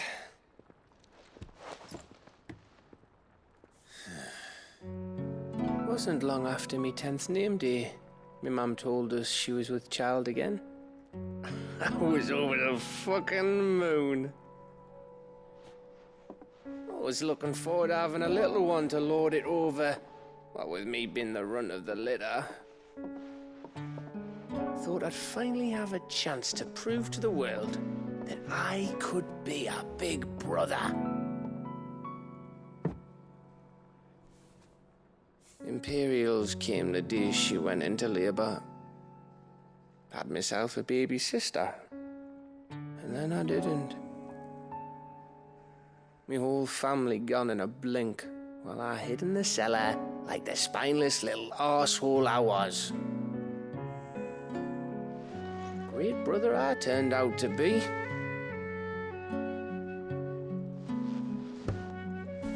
I'll never be a leader. And I'll never be a hero.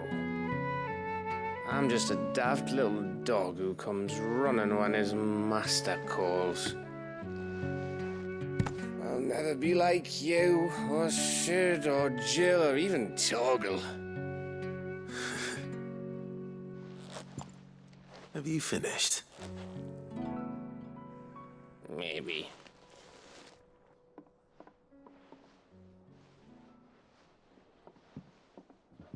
Do you know why you're our best scout? Yeah. Because you don't need anyone to hold your hand. Without your resourcefulness, your courage, your determination, I don't know where we'd be. Maybe hanging off a cliff like, That was only the once. Exactly. You learned from it. And here you are after Founder knows how many missions, stronger for everyone. And let's not forget Rosalith. Who was it who freed me from the dungeon? Who was it who ran to Jill's rescue? That would be me. Because you're our brother, Gav. My brother.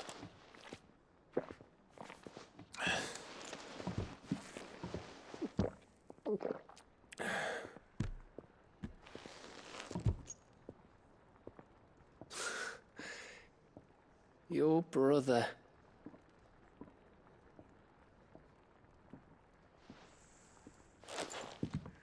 Which means that when the time comes, I get your room. And your sword.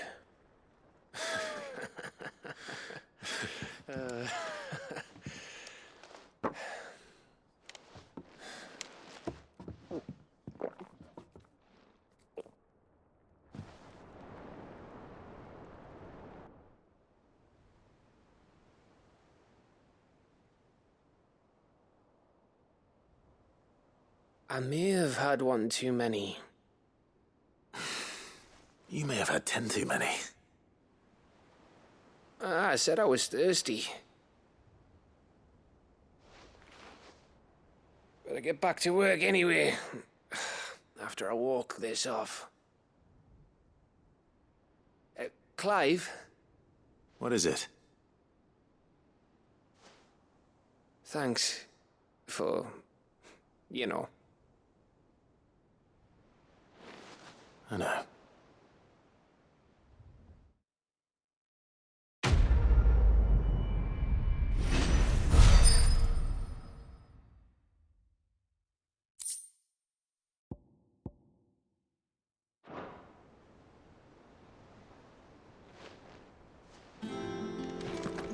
Do you think they'll come back?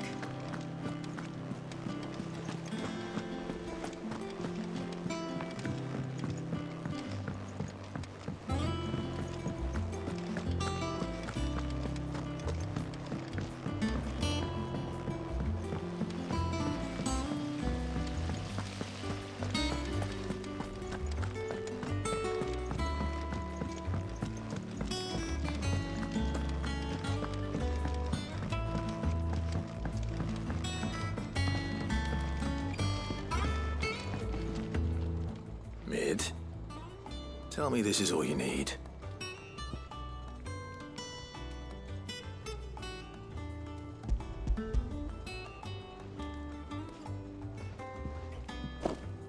Aw, you make it sound like I asked you to save the world or something. Tell me this is all you need. It's most of what I need. After you left, I went over the figures again, and I realised I'd forgotten a 1 and a 0. And a cogwheel. Just a tiny one.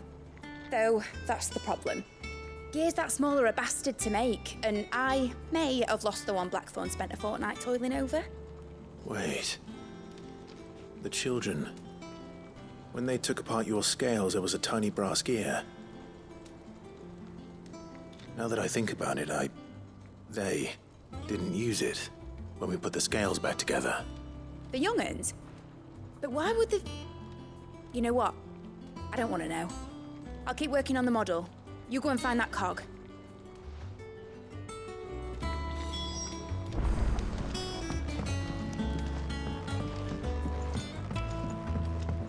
Has Midadol mentioned a new project yet?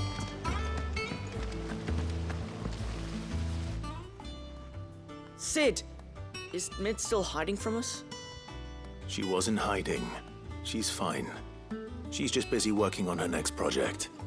A new invention? What is it? What is it? Is it an airship? I bet it's an airship! Do you think she'll let us help? That just so happens to be why I'm here. She needs something special, something only you three can provide. A brass gear. A tiny one. One that might fit on, say, a set of scales. Oh, the one you forgot! We remember! We saved it, just in case. It's in the bag of bits. Since your lesson, we've been disassembling, then reassembling everything we can find. All the pieces that are left over, we keep under our beds, just in case. That's good to know. Look! I found it!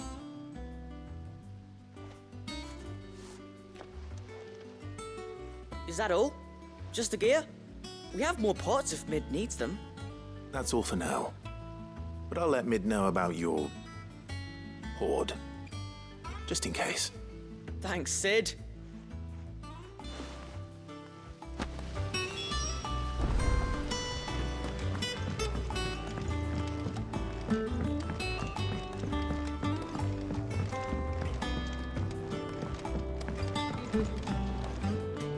Well, did they have it?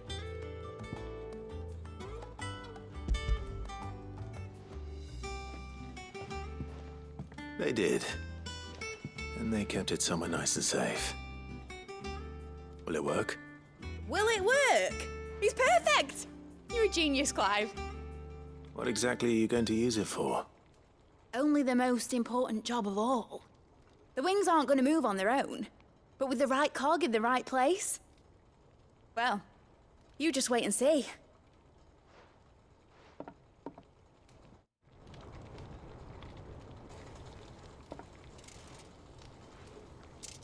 That should do it.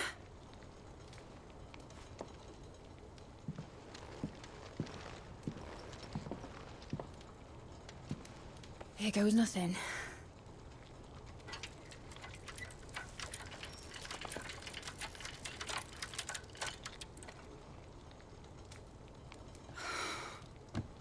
Titan's tits. It wasn't supposed to fly, was it? Of course it was supposed to fly. Wouldn't be much of an airship if it didn't. Honestly, these bloody engines are driving me mad. I was so sure this would be the day she soared. The Mithril engine was made to make dreams come true. But maybe this is one dream the world's better off without. Show folk how to take flying. It won't be long till they're raining death down on each other. People will lose their homes. Children, their mums and their dads. Like I lost mine. I'm sorry. So am I, Clive. So am I. Sorry that I have to choose. Do I follow my head, or do I follow my heart?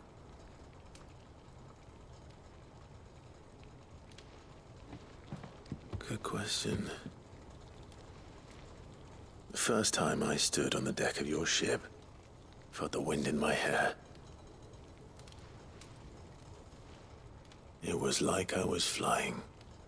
But imagine how it would feel to actually do it. My dad always said there were two ways of living life. Chasing a dream or shuffling to your grave. And he were right. Right about a lot of things. Not that I like to admit it. People need dreams to chase. Especially in a world like this.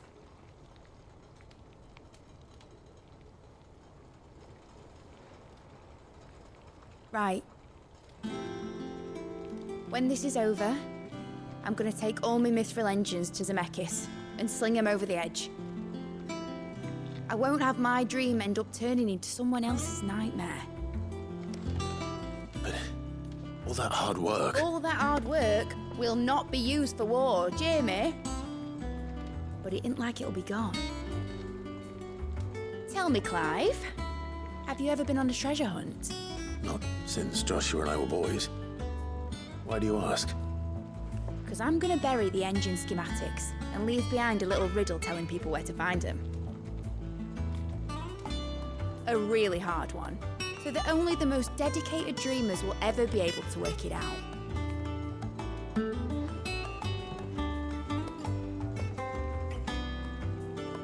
Ooh, I can picture it now. Some daft general squinting at the words with a gormless expression on his mug.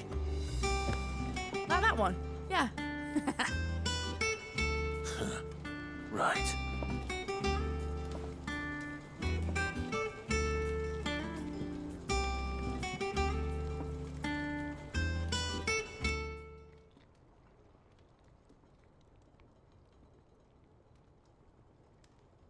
Of course, if I'm putting this engine at the end of a treasure hunt, I'll still need to make it a treasure worth hunting for. Won't be much of a prize if it couldn't even make a toy boat fly after all. My dad always said, dream big. But it ain't the size of a dream that's important, is it, Clive? Only that it's a good one. And I reckon I've got a fair few good uns left in me. I'm sure you do.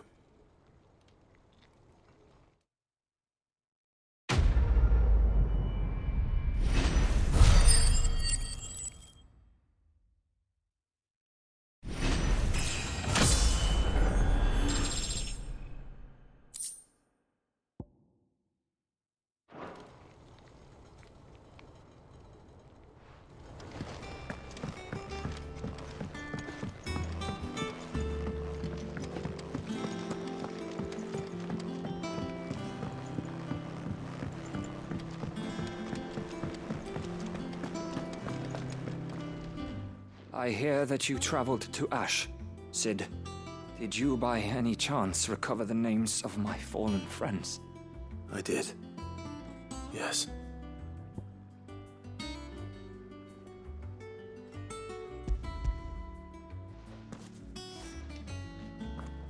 If I may, the bearer registry.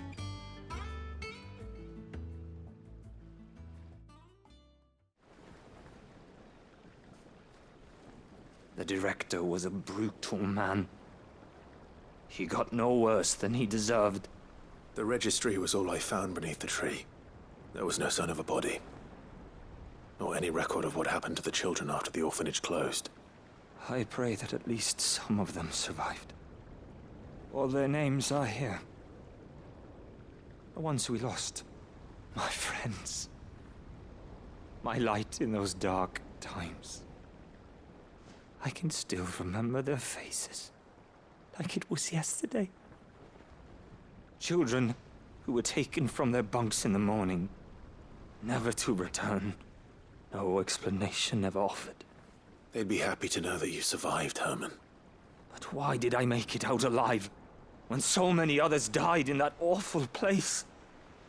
It's not your fault. And blaming yourself won't bring them back. Honor their memory. See that their names live on. That way, at least. They're never truly gone. Thank you. Sid, I'm going to write a book. An account of the horrors of Bad Bach, and the spirit of those its custodians sought to crush. All of Valisthea will know of our suffering, and in the name of those I lost, I will not let it happen again. Neither will I. These records would have been buried for all eternity, were it not for you. Thank you.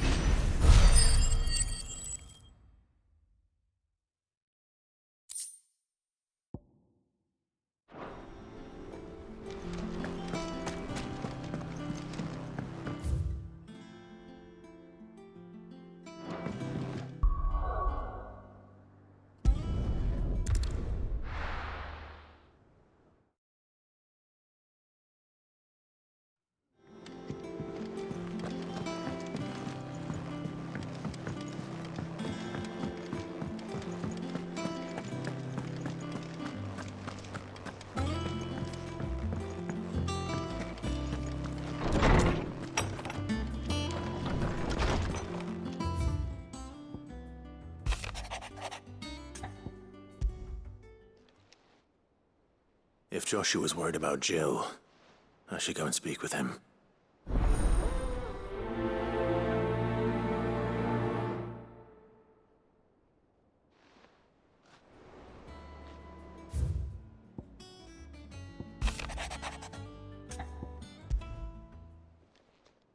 It's usually me making demands of Hippocrates. I wonder what this is about.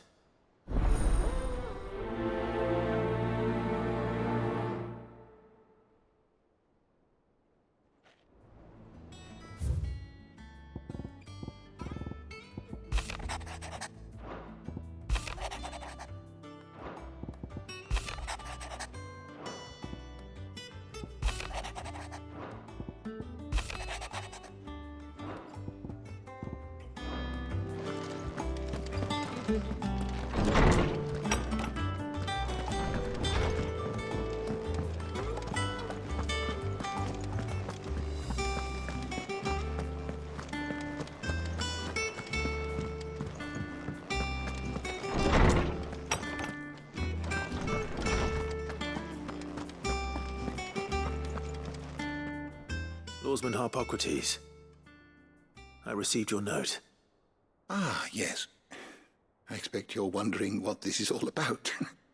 You spoke of making amends with Dion, but I can't imagine what for.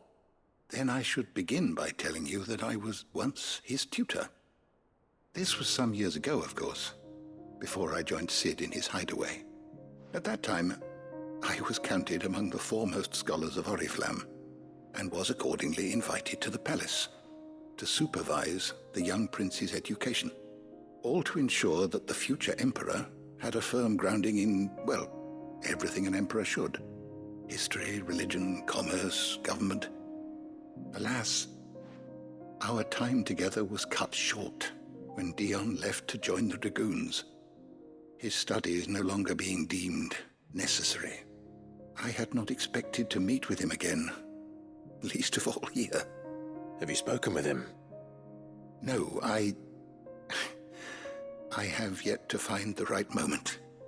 His Highness always seems so preoccupied, especially when alone.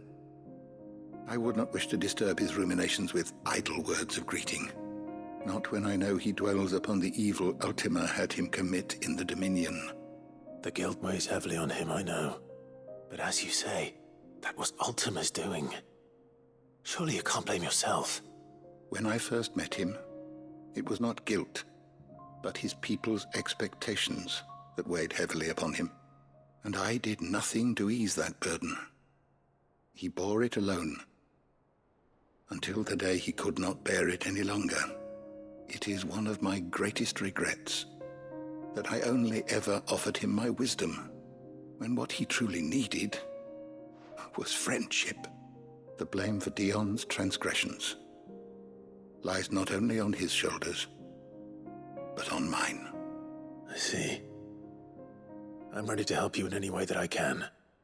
Then I beg that you bring me a wild wyvern tail. Apothecaries across the ages agree that even to glimpse such a flower is to be granted inner solace. Fabulists and fraudsters all, of course. But there is oft a seed of truth to be found where even the most outlandish opinions align. Well, it can't hurt to try. Where can I find this flower? And how will I know it? You have seen cultivated wyvern tails before, I trust. The lily-white blossoms from whose roots the poisonous ink for the brand is distilled. Well, those which grow in the wild differ only in their purple hue. The harsher the environment in which they are raised, the deeper the color. There is a waterfall in Rickmal's roost across the strait, where the flowers once grew in abundance. Whether they still survive there, I know not. But try as I might, I can find no likelier location. It's all right. I'll find you a wyvern tail one way or another. Thank you, Clive. And please, be safe.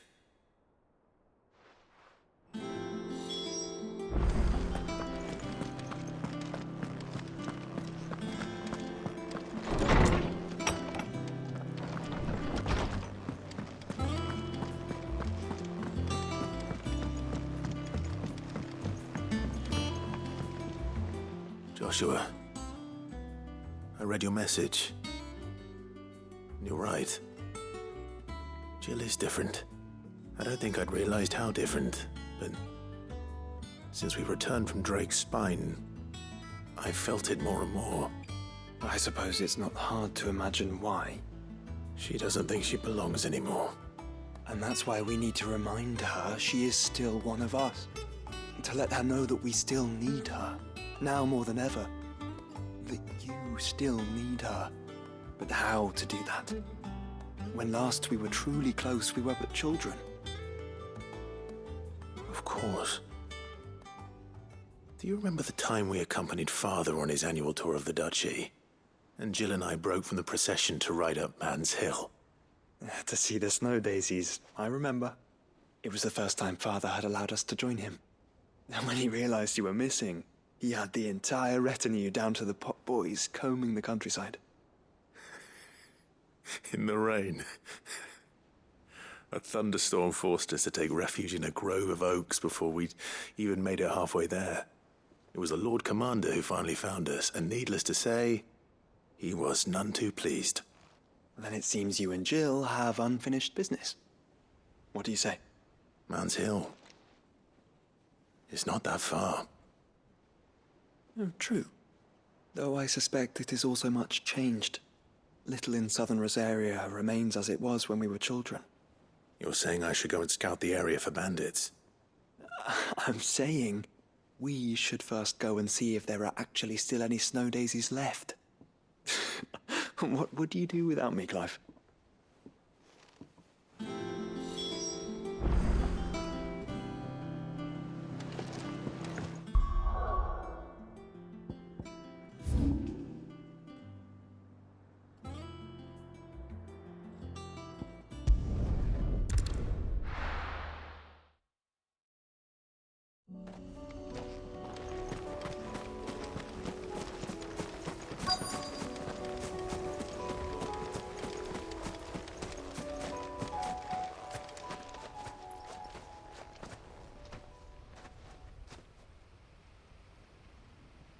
This is the place, but... I'm sorry, Clive.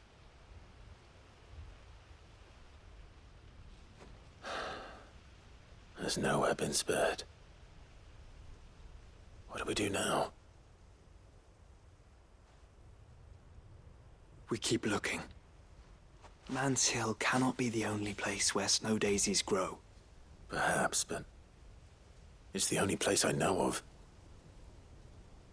Knew of. Then why not ask someone who might know of another? Someone in the backyard. To the hideaway, then.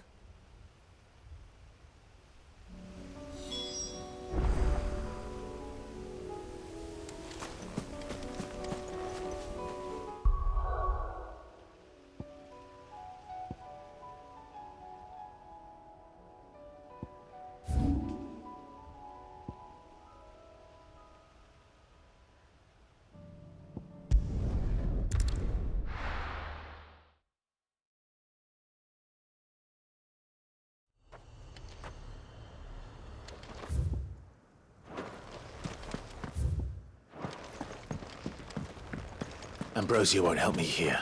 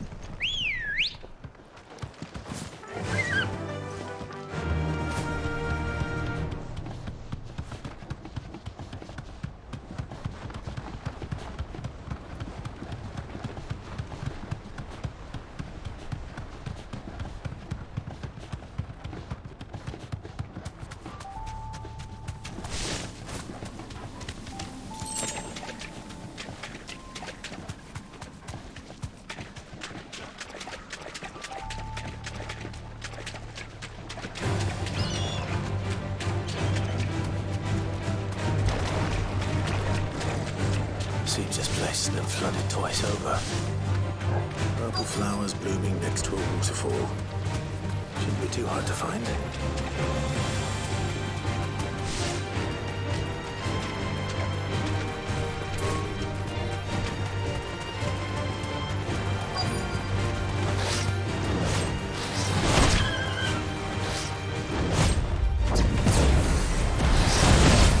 Nice try.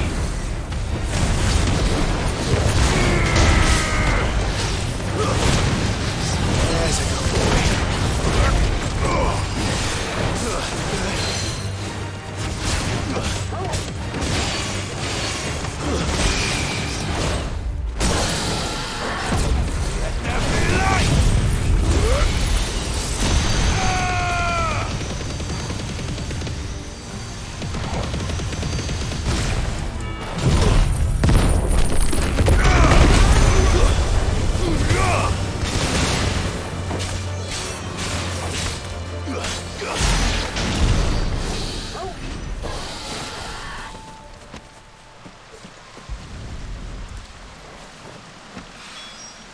Here they are.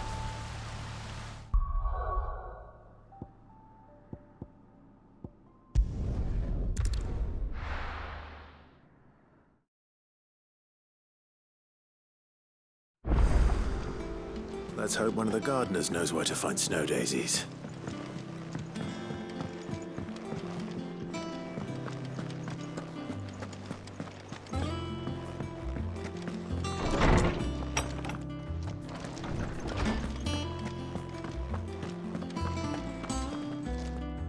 Oarsman, I found the flowers you were looking for. You did? I think I did.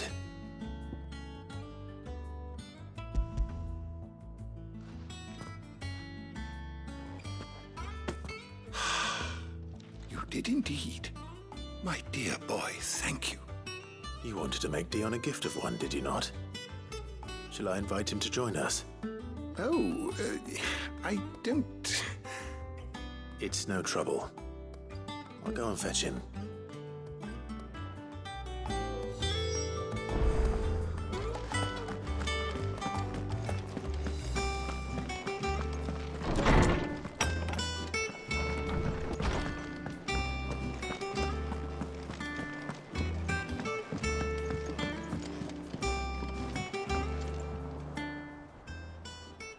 Highness.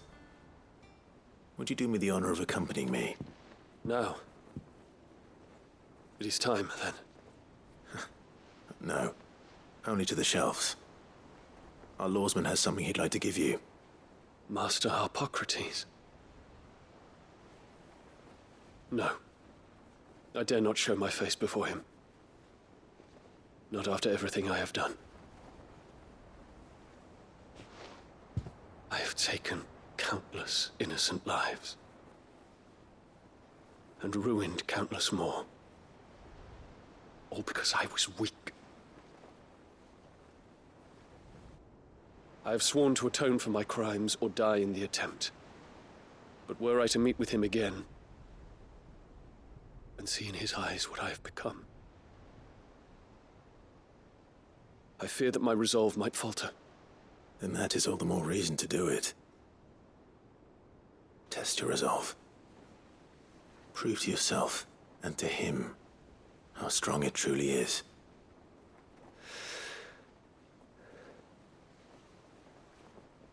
You are right. I must, at the very least, offer him my gratitude. Very well, then. Take me to him. Follow me.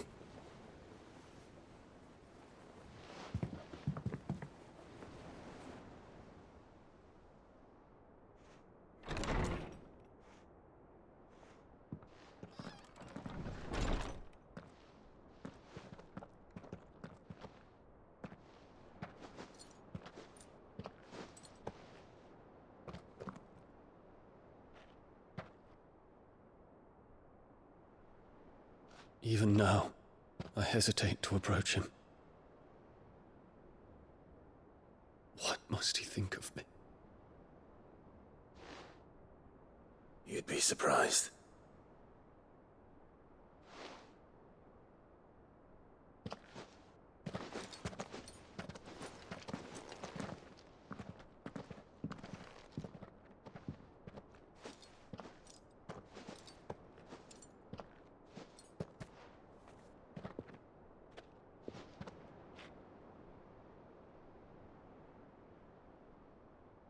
Master Harpocrates, pray, accept my apologies for leaving your tutelage before my studies were complete.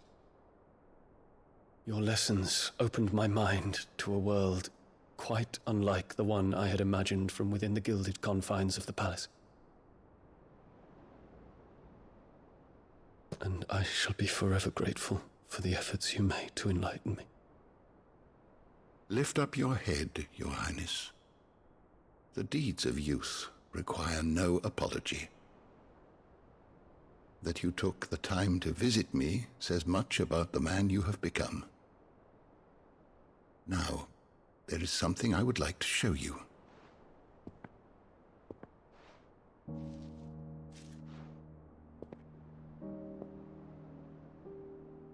Is that a wyvern tail? The color is unfamiliar to me. Because it is unique to those found in the wild. Something in the harsh environments in which they grow lends them this striking hue. Their roots are indistinguishable from those of their hothouse cousins, but once they bloom, the difference is immediately apparent. In this flower, I see you, Your Highness. Its roots were the roots of a wyvern tail, with all that implies. But they do not define it, just as yours do not define you. I want you to have it, that it might remind you of this truth.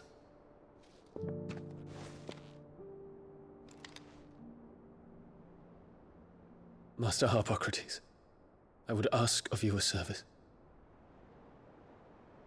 Keep your gift until I have fulfilled my duty to the realm, for only then shall I be deserving of it.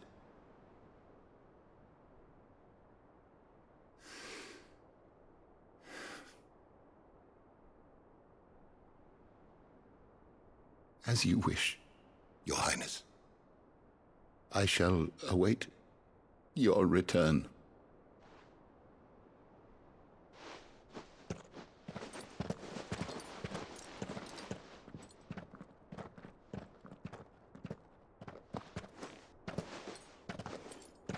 Our roots do not define us. No wonder my stepmother didn't like him. For reuniting me with memories I had thought long lost.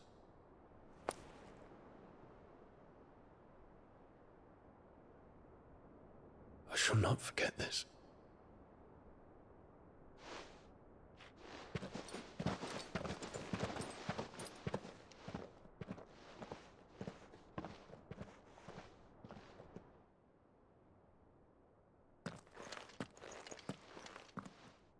Thank you, Clive. Were it not for you, I fear I might never have found the right moment to speak with him. Not to mention the Wyvern tales. I shall plant their seeds, that I might not disappoint His Highness upon his return. I hope the soil in the hideaway is to their liking. Why, these flowers bloomed in the bleak, black wastes of Waloed. I'm sure Nigel's yard will suit them to a T.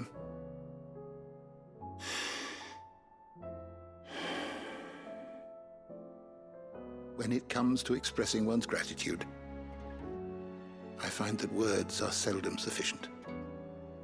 Here. What's this? A stolas quill. Or more precisely, my stolas quill. 'Tis said that an owl's feathers are steeped in the wishes it hears over its long lifetime. All those words just waiting to pour out onto the page. So consider this my wish for you. That one day you may put down your sword and pick up that pen. Well, when that day comes, I'll certainly have a lot to write about. Thank you, Harpocrates. It shall have pride of place in my chamber.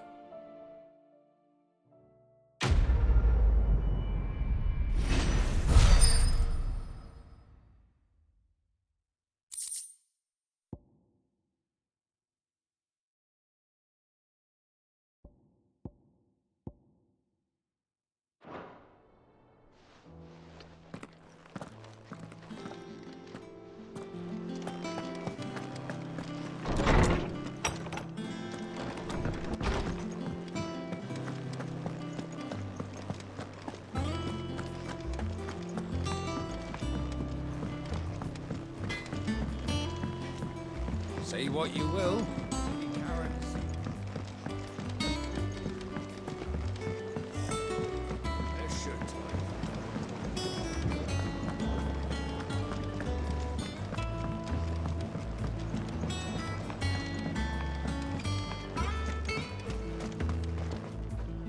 Oh.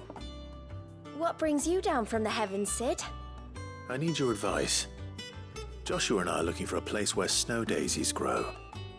Preferably in abundance. Snow daisies. Then you'll want somewhere not too hot and not too cold. And where the winds are strong enough to carry the seeds. I reckon Man's Hill would be a good place to start.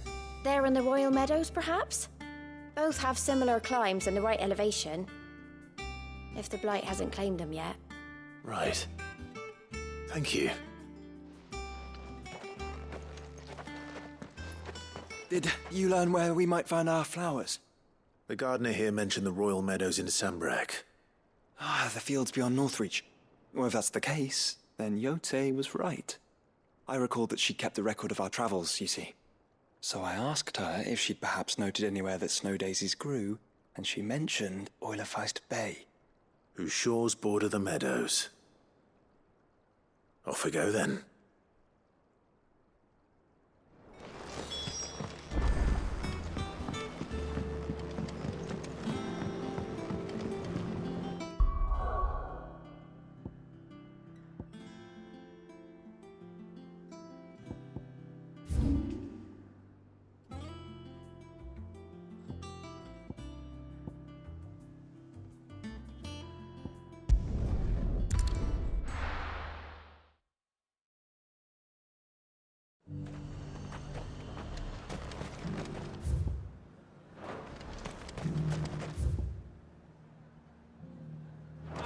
help the garrison today.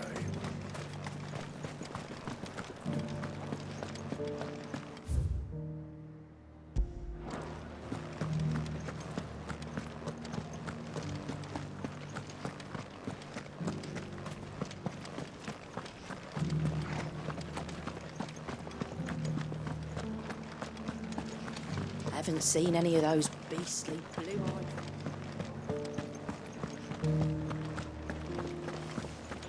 Do be careful. I will.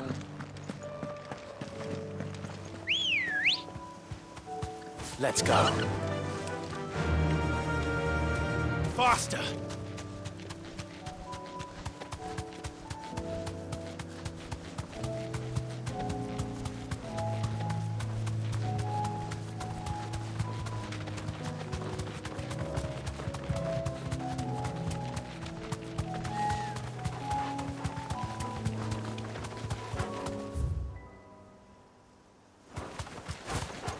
The meadows are vast.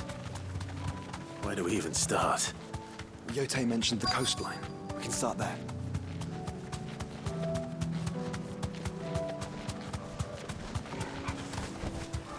Caution, brother. Do you see that?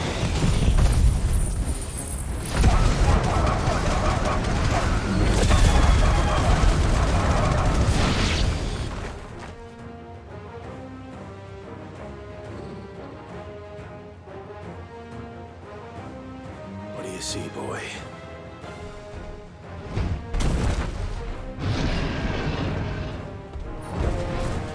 Let's hope this is the last one. Only one way to find out.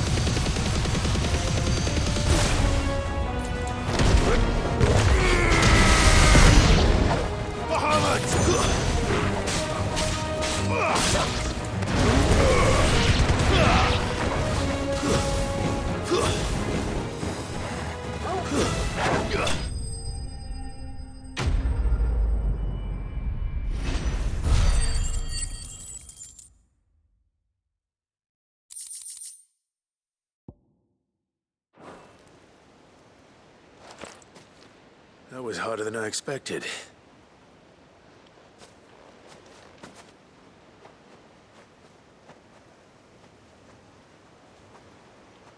But found her. It was worth it. They're beautiful. Do you think Jill will like them? She'll love them. Come on. Let's go.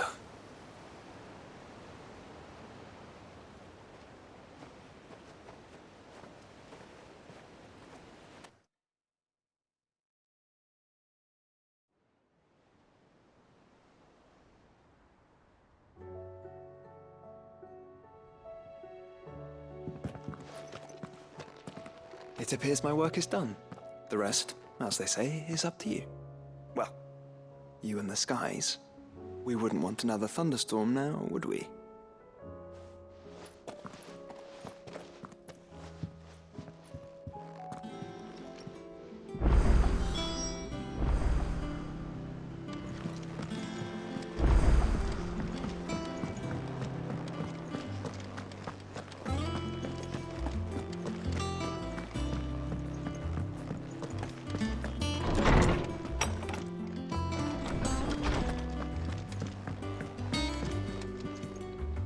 Jill, there's something I'd like to show you. There is? And where might this something be? It's, not here. Now, I know this is sudden, but how would you fancy a trip to Oriflamme?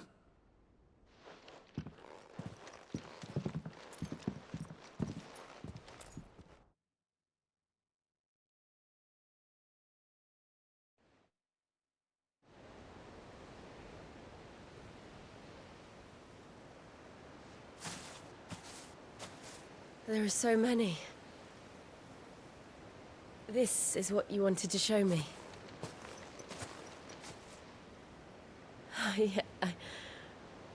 I don't know what to say.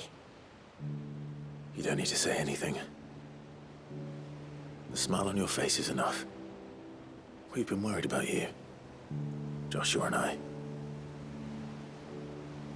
Do you remember when I took you to Man's Hill?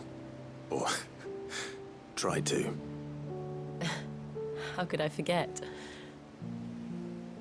You saw me crying and thought a change of scenery might lift my spirits.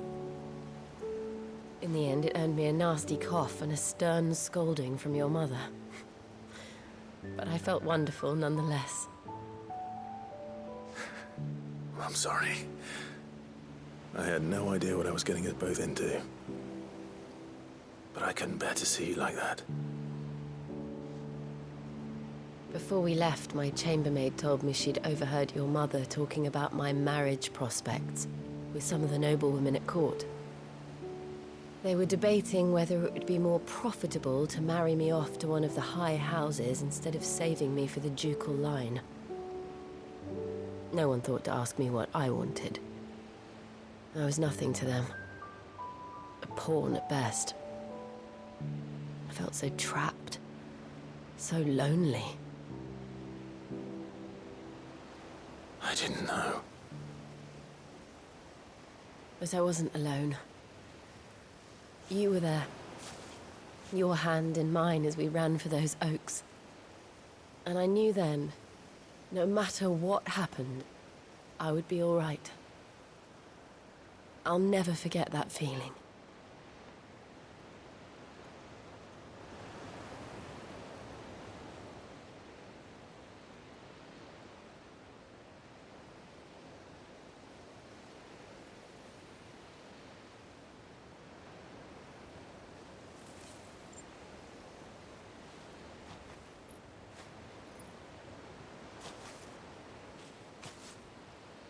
Before we broke camp, the morning after the storm, do you know what I did? No? What? I slipped away from my governess to climb the tor. And from there I saw a sea of petals, all reaching for the sun. And I realized no matter how terrible the night, dawn would always come.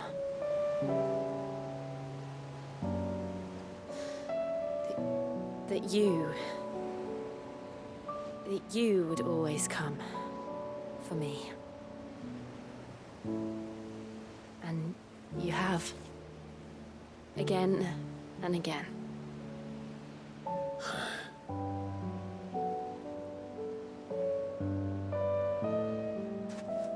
Where do you see us? When all this is over?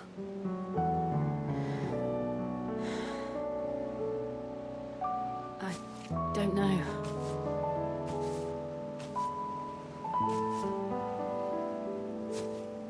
Not here, though. I think I've outgrown the twins. After everything we've been through, the realm just seems so small. I'll need some space to spread my wings. Then that's what you'll have. And I'll stop at nothing to see that you do.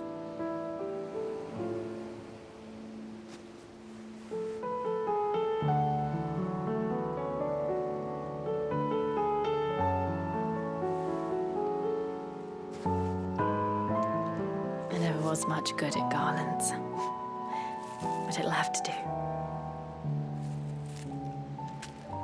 I'll treasure it forever. Thank you, Clive, for this, the flowers, for everything. It's exactly what I needed. You are my treasure.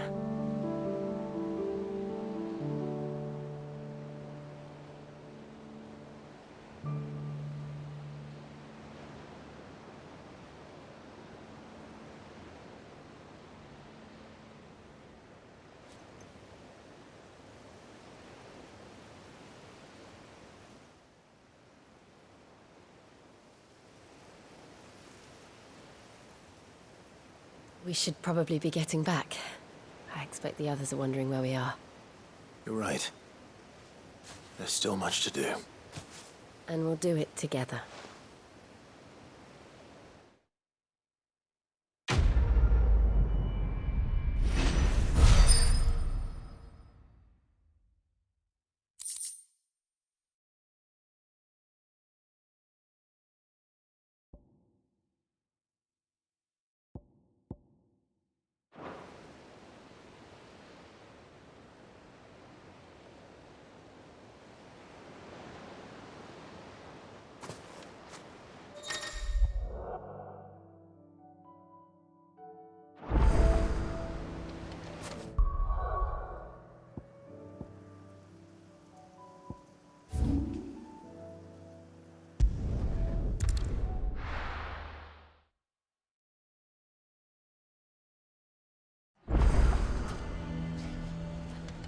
Why the hell would Victor take the bearer's side?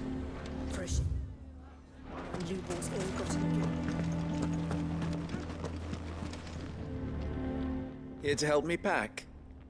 Thanks, but I'll be traveling light. I'm almost finished already, in fact. You're really going to go through with this, then? I am.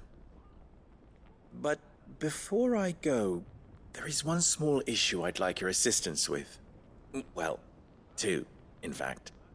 If it's within my power to help you, I will. It's the children. I refuse to let them share in my disgrace. And if I leave them here, they surely will. Our friendship would see them ostracized forever. But I can't take them with me either. I can think of only one place where they are certain to be safe, and provided for, and loved. The Hideaway.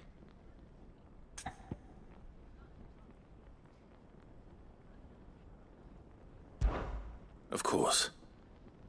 The children would be more than welcome. Thank you, Clive. I will not forget this. Lubor, are you still here? What is it, Ferda? You look pale. There's been a flood in the Velcroy, a damn big one. The League of Outlaws encampment was completely submerged in ether. What? Every last one of the bastards has turned. And they're headed this way. Bandits are one thing, but Akashic bandits are quite another. The town guard won't stand a chance against them. We need to evacuate. There's no time to lose. Ferda, gather the men. The Akashic may strike at any moment. We must make ready to cover the townspeople's escape. Well, what are you waiting for? Yes, my lord. Clive, change of plan. The children stay with me for now. I need you to find Conrad and Natalie. Tell them to prepare for a full and immediate evacuation. Understood. I'll do what I can to convince everyone else.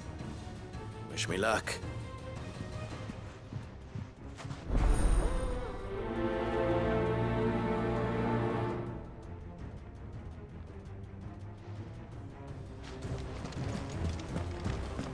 What's in it? You have to listen to me.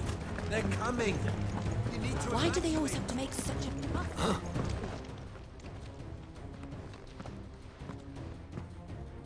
Ah, it's you. What do you want, Lord Underhill? To pass on an important message. There's been an ether flood out in the Velcroy. The camp where the so-called League of Outlaws were gathering has been swallowed. They're no longer just bandits. They're Akashic now, and they could be here at any moment. You need to begin preparing for a full-scale evacuation right away. Oh, do we? And who was it who gave you this disturbing news, might I ask? Lubor, perhaps? The man spreading the same poison out in the square as we speak. You may believe his lies, my lord, but we know better. But why would he lie about something like this? Some twisted attempt at revenge, perhaps. If he had not been unmasked, he may well have been elected our leader. A great honor for one of his kind. One he might well feel aggrieved at having been denied. Lord Underhill, forgive me, but it has become all too evident where your sympathies lie. Lubor cannot be trusted, and neither, therefore, can you. You may not trust me, but for the sake of your people, ask yourselves if there is any chance that this is true. There isn't. You can be certain of that. Now be off with you. You're making a mistake. It's no use. Words will not move them. Then we must find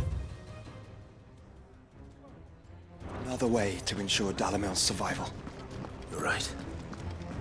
Let's speak to Lord Furder.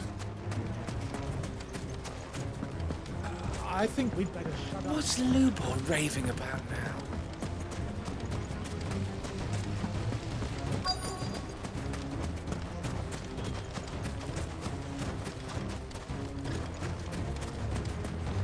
Are you looking for something in particular?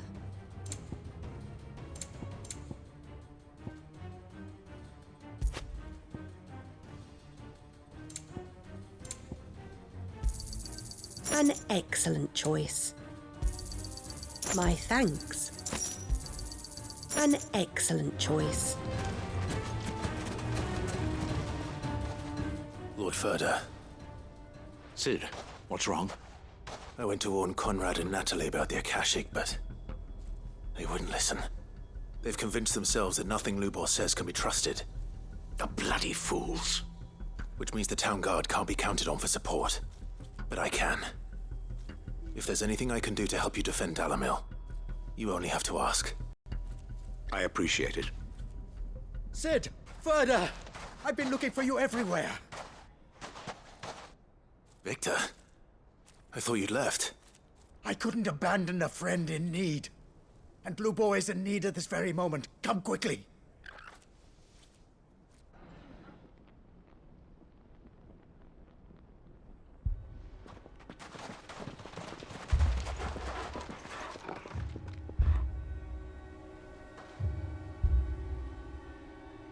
You have to believe me! The Akashic are coming! They don't eat, they don't sleep, they don't tire, and they don't care who they kill. They're unlike anything that's come before. There will be no parley, no mercy granted!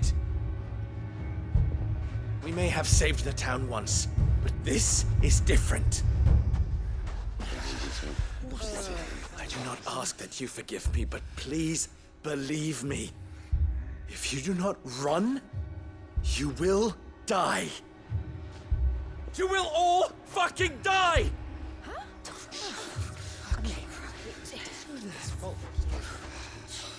You'd like that, wouldn't you, bearer? Yeah, with us out of the way, your kind will be free to claim Dalamil for yourselves. You should run! Run, bearer! Yeah, run! Run! Far, far away! Run! Just go! Yeah. Yeah. Yes! Go! Come on, then. Go on! Go! Just go. Lubor, wait. Someone's coming. Go. Come on. Stop! You're hurting him!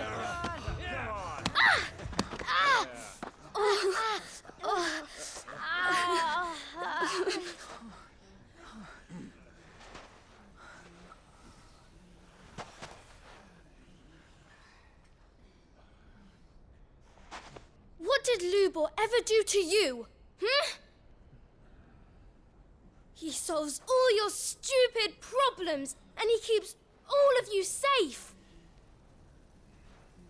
You know there's nothing he wouldn't do for this town. Who was it who made that cleaver you use every day, Conrad? And what about your counting table, Natalie? Who fixed that? Whose men make sure the streets are clean so all your boots don't get dirty? Who spends all day every day making sure things run smoothly round here? And none of you ever say thank you. Ever. But did Lubor ever complain? Well, does he ever stop smiling? He keeps this whole place going. And you act like it doesn't even exist.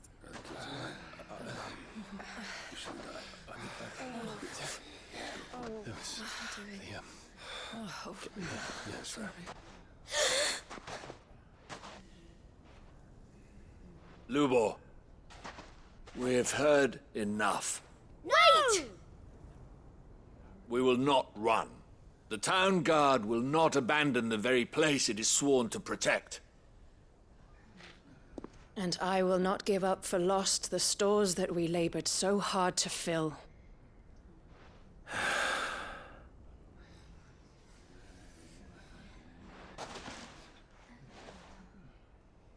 So tell us, how do you propose we deal with these Akashic of yours?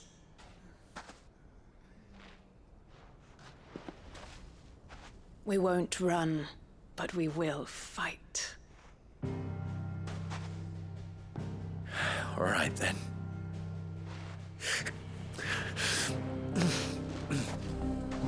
Fine.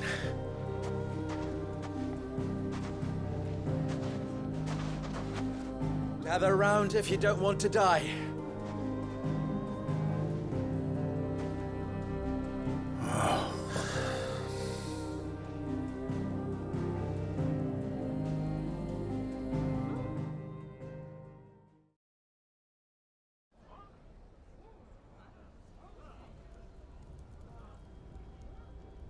Allow me to explain the situation.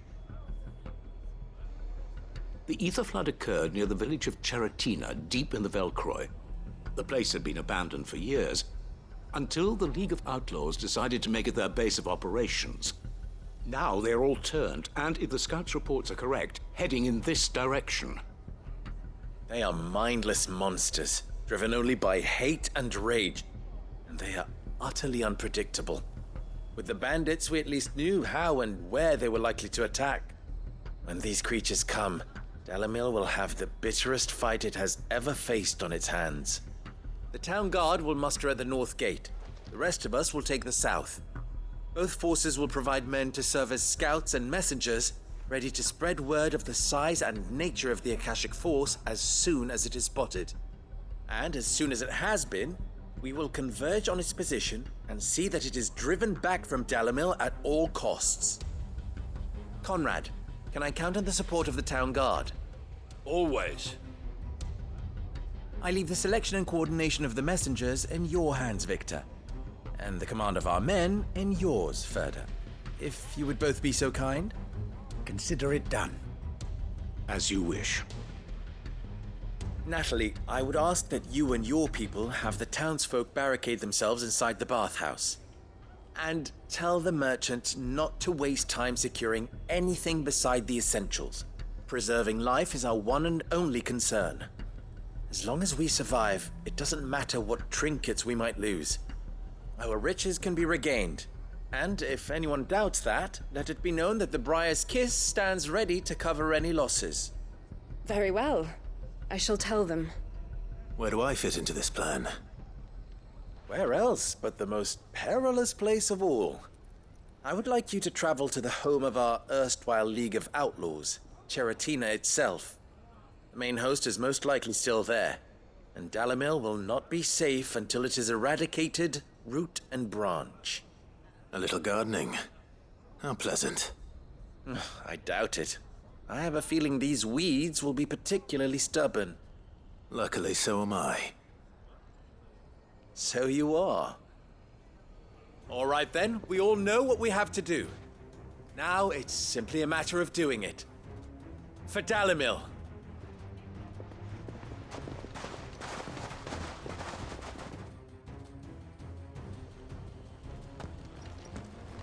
Looks like everyone's ready.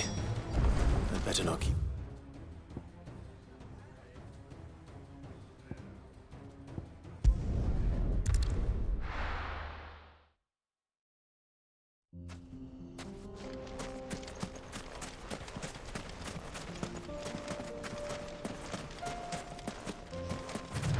There it is.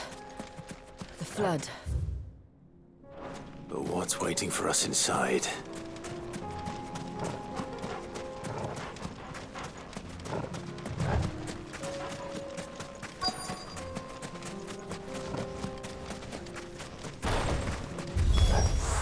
We can't leave a single one alive.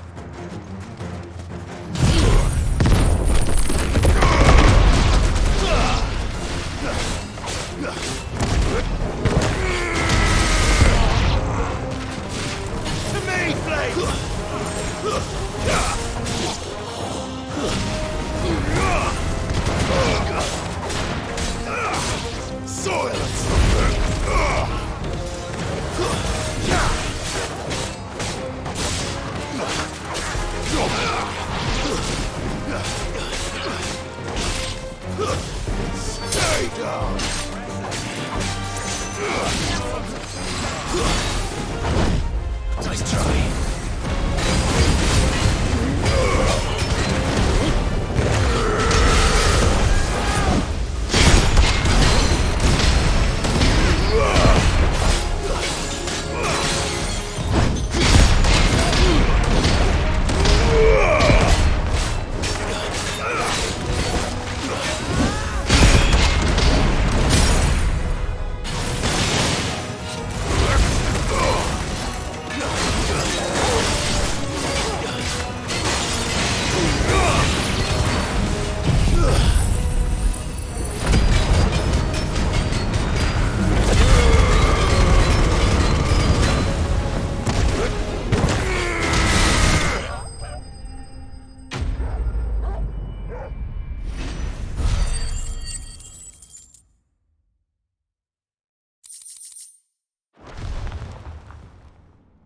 The League is disbanded.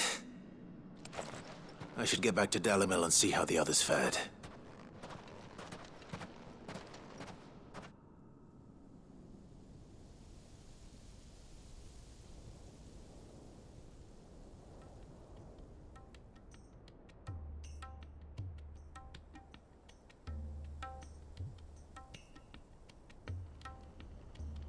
All the Akashic we were able to find have been dealt with.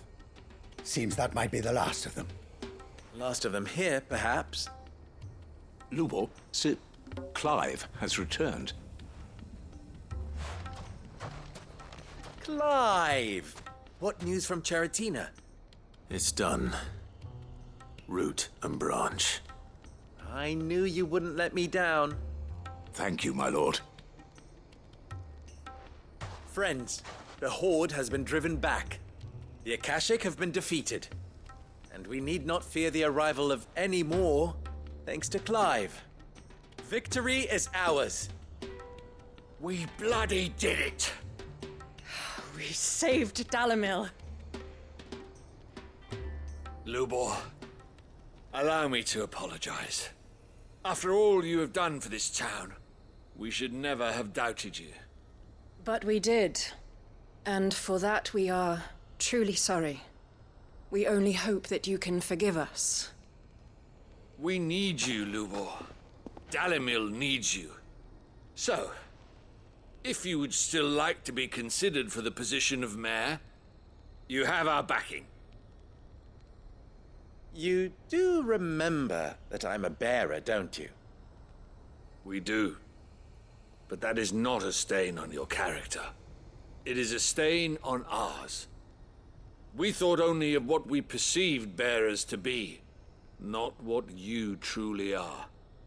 The man who saved Dalimil twice over. I see. But I will only accept your proposal on 2 conditions. Name them. Firstly,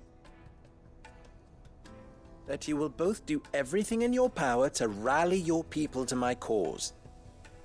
If the Town Guard and the Merchants League do not accept my leadership, it will be doomed from the start. Unity is the key to defending Dalimil, and I do not doubt that we shall need to call on our combined strength again. When that time comes, I will expect us all to pull together. just as we did today. Of course. You have our word. And secondly,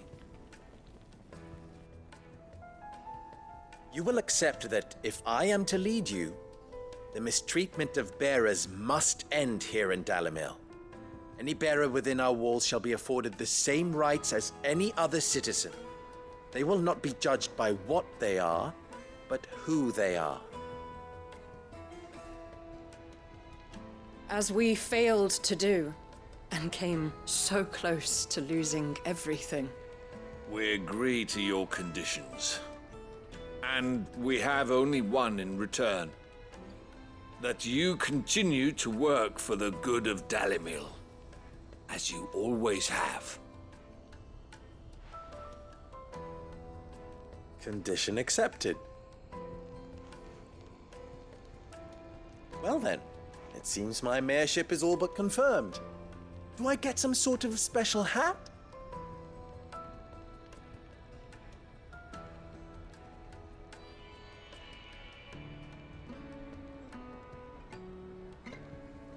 How fickle fate can be. Not so long ago, I had resigned myself to leaving Dalimil in disgrace. And now, I find myself her leader. Here. For everything.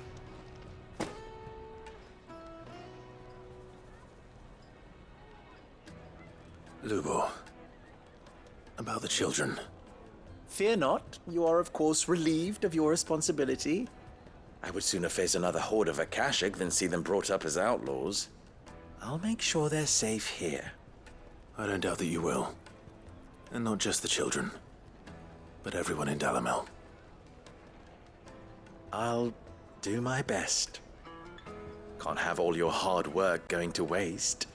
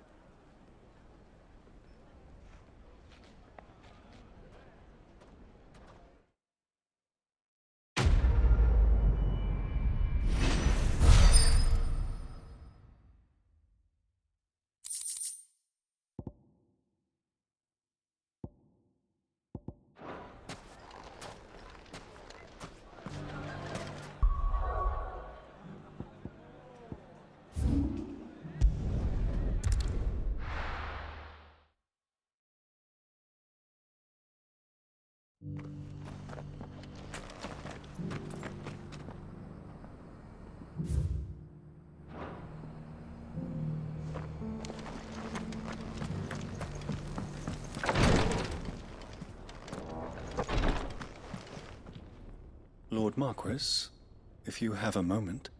What is it, Cyril? One of our brethren lately journeyed across the strait in order to pursue a new avenue of inquiry in our ongoing investigation. He sent an owl some while ago, but we have heard naught from him since. Was he surveying another fallen ruin? No. The object of his study was a savior cult that has arisen in Ash in recent years. We believe it may have some connection to the Circle of Malleus, an ancient religion that worshipped Ultima as its god. By gaining an understanding of this new faith, we hoped to learn more of the Circle's original beliefs. And so you sent one of your brothers to Ash, a continent teeming with orcs and Akashic. Fully cognizant of the risks, yes. I entrusted the mission to one of the most able of our order, the Third Chair, a master of the arts of combat and survival both. Though he has been silent for some days now, I have thus far refrained from sending any others in search of him, lest they be lost in turn. Yet, it seemed only right to inform you of the situation, given your unique experience of the perils of Ash. For as you so earnestly advised me, it would not do to abandon a man to his fate, when he might yet be saved.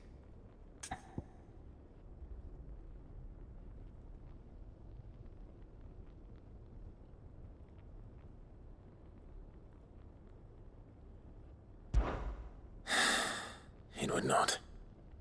But Ash is a big place. Can you be any more specific? Perhaps. The last owl I received from him mentioned a village where he had heard the cult were wont to assemble. Mickleburg was its name. It lies in the southern reaches of Waloed. If aught ill befell him, I expect it did so there. Right. I'll see what I can do. You are much too kind, my lord.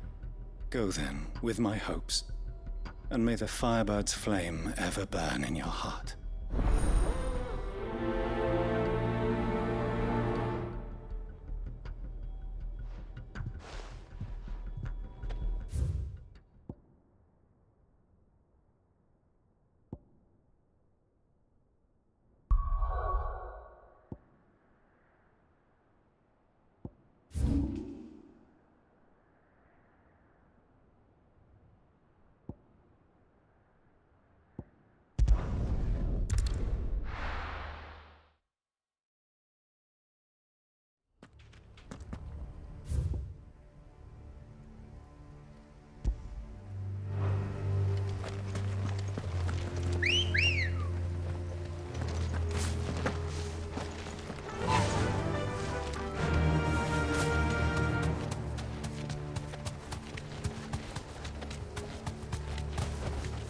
Be safe.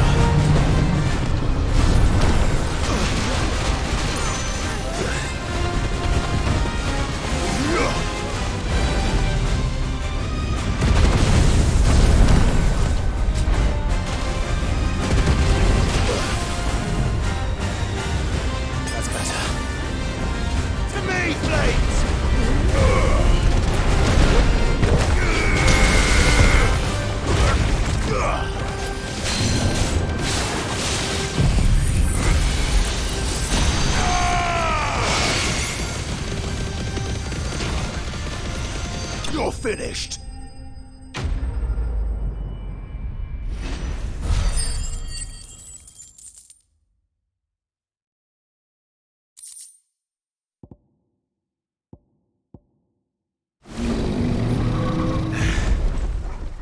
No match for you, eh, Torgal?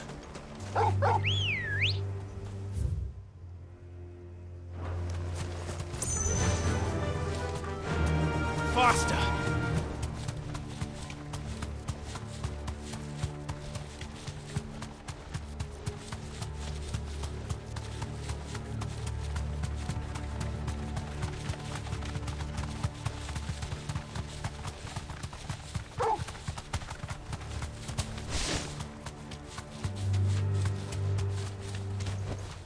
No need to ride from here.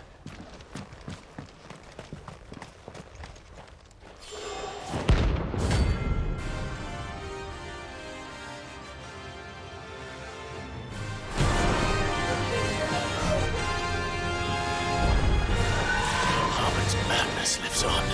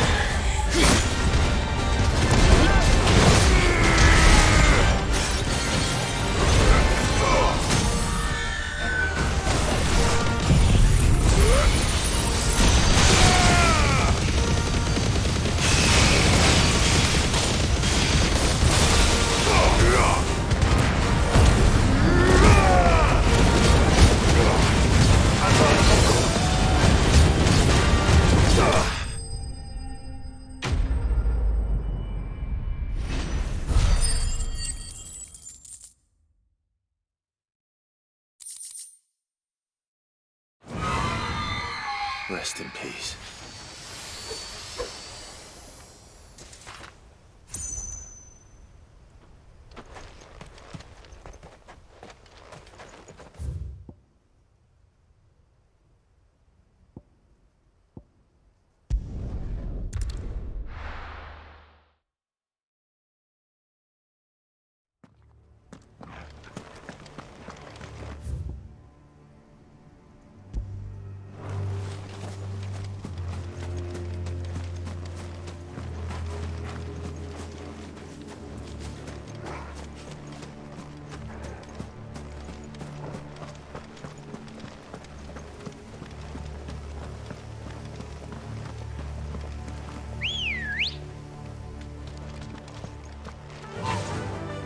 Faster!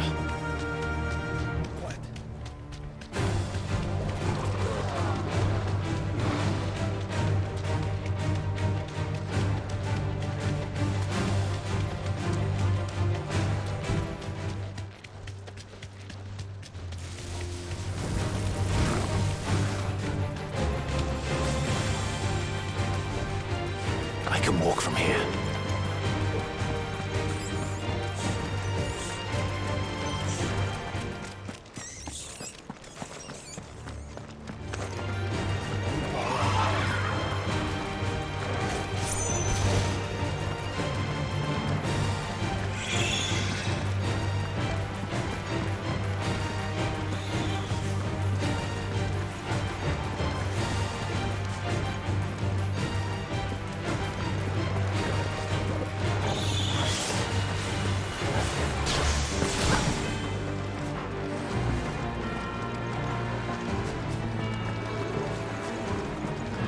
Help me, boy.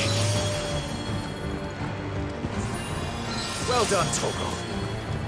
I've hurt Torgal. To me, boy.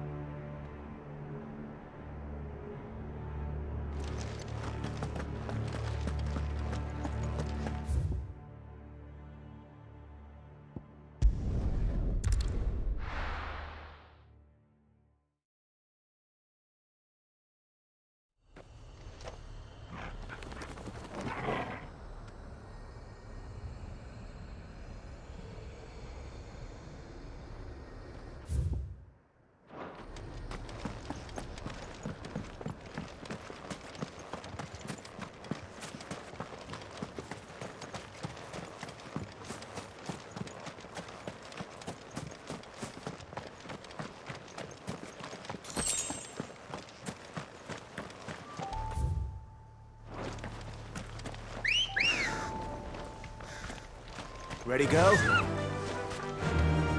Fly, Ambrosia.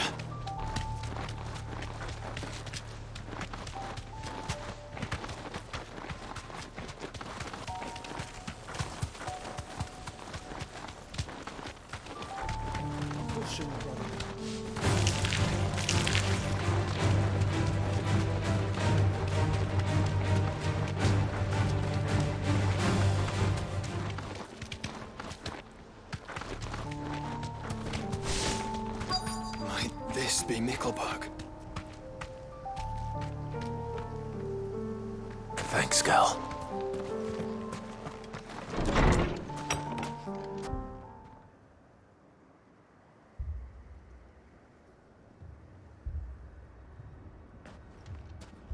These people aren't turned. And the village seems safe enough, at least.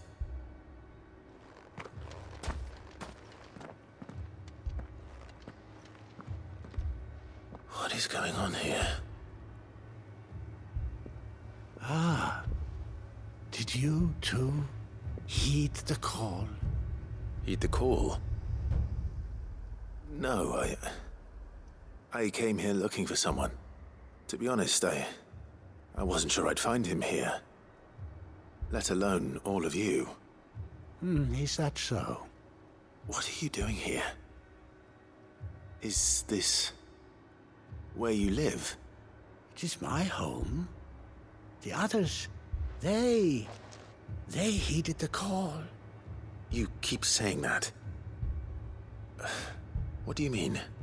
They came here to perform the rite, just as King Barnabas instructed.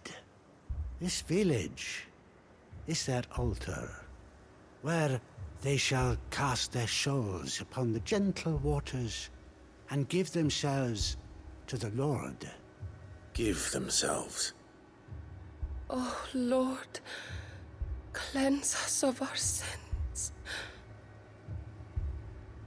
Let us be reborn in your loving arms. Free us from the torment of this mortal realm.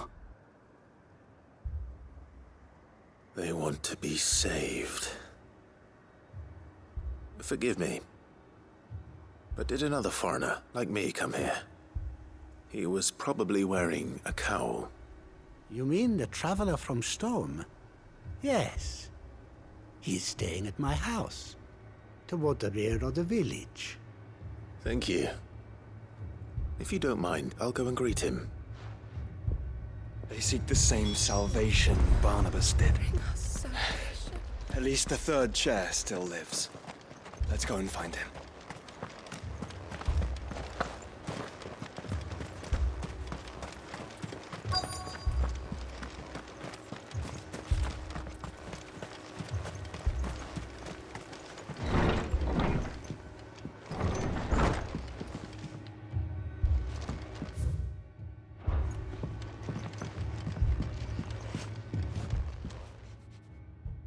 Excuse me.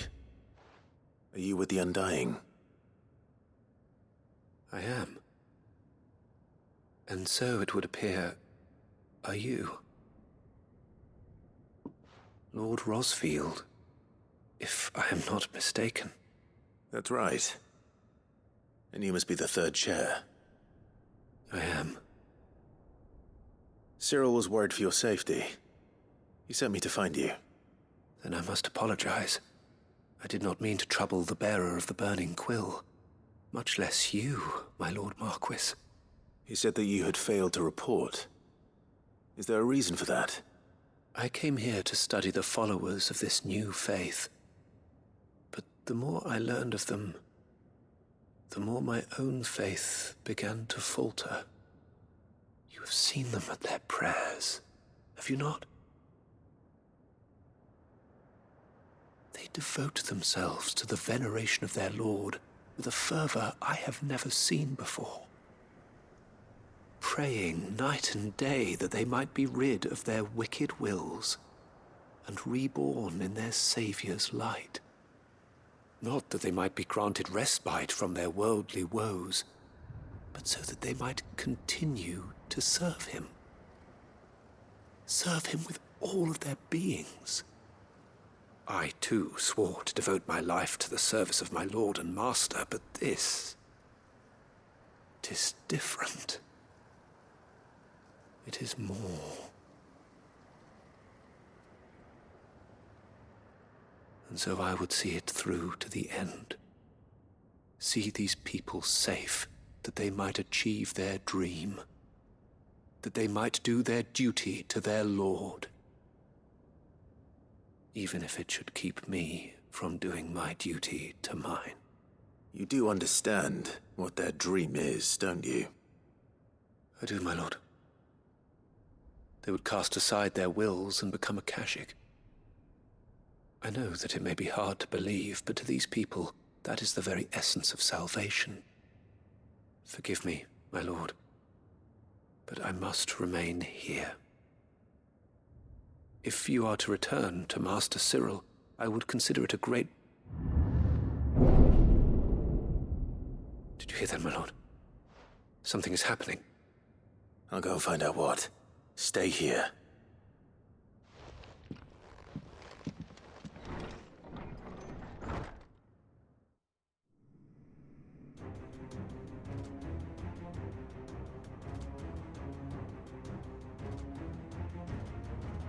An ether flood. Oh no. There must be something I can do.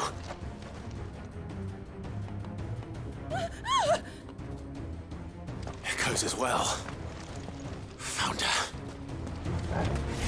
Ready, brother? Ready.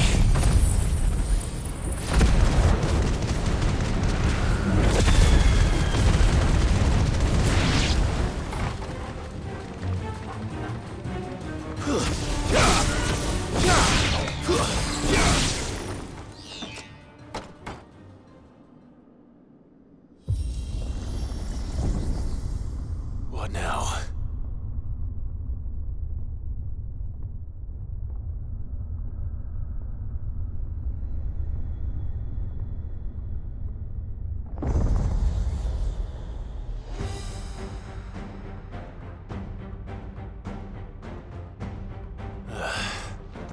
We meet again.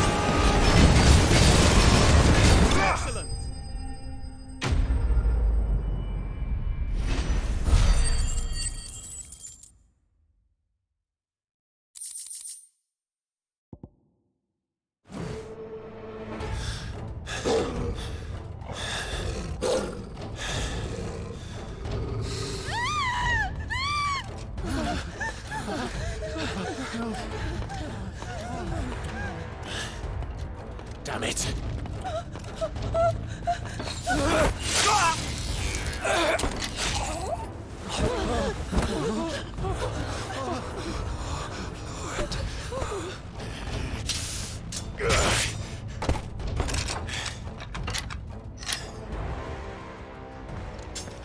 Don't you die. Come on, speak to me. I had to save them, that they might have a chance to find true salvation. By devoting themselves to the service of their Lord. Just as I did, when the Undying plucked me from the gutter and gave me a cause to believe in. A duty to serve was everything to me, and I would not deny them that fulfillment, even if they must become a Kashik in order to achieve it. Forgive me, my Lord Marquis. I did not mean to trouble you with this. My findings. Could you deliver them to Master Cyril for me? Of course. Your duty will be done.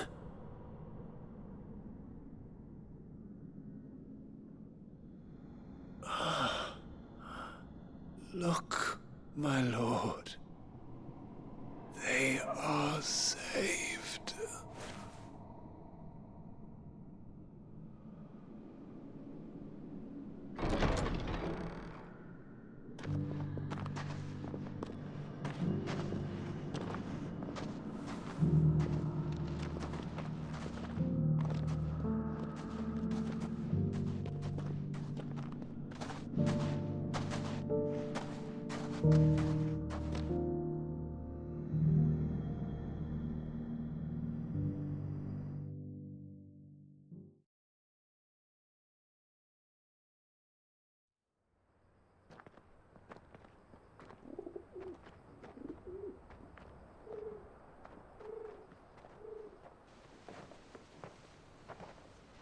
They are saved.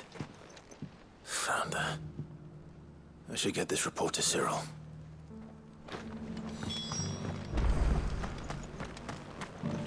Welcome, welcome.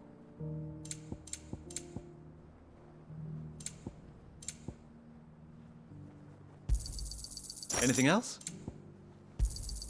Of course. A fine choice. Anything else?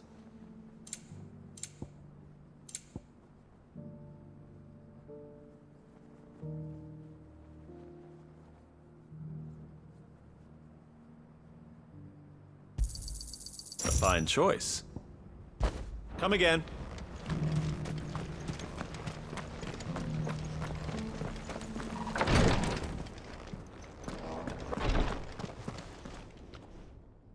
My Lord Marquis, welcome back.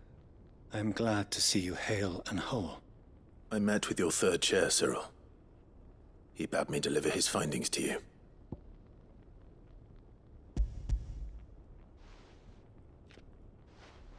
Thank you, my lord. He remained in Ash? He died protecting the villagers from an echo. I buried him in Mickelberg. I'm sorry that I couldn't save him. If you could not save him, no one could. The villagers, they were believers in this savior cult. They prayed to their god that they might be unburdened of their wills. Then an ether flood came, and their wish was granted. Your brother sacrificed himself that they might live, even knowing that that life was death by another name. Then he perished defending liberty. A hero's end. For the right to choose how one dies is no less sacred than the right to choose how one lives. Sid would agree. He wanted to build a world where people could die on their own terms. A noble ambition. To die for one's cause is the most perfect expression of one's faith. It matters not how misguided others might judge one's decision to be, only that the decision is one's own. We live according to the teachings of our order. We believe in them, we protect them, and yes, we die for them. For better or worse, that is our creed.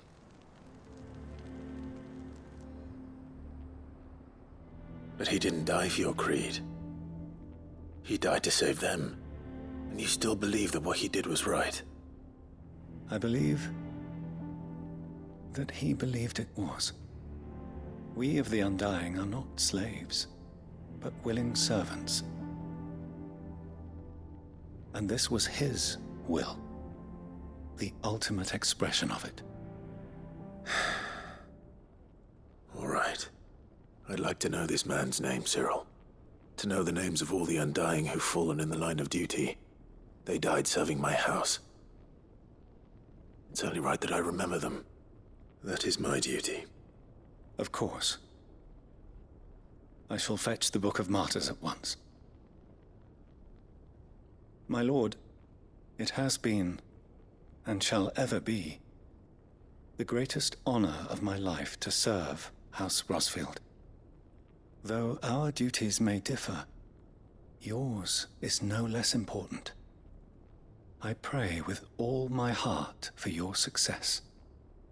And were they here, I have no doubt but that every one of my fallen brothers and sisters would feel the same.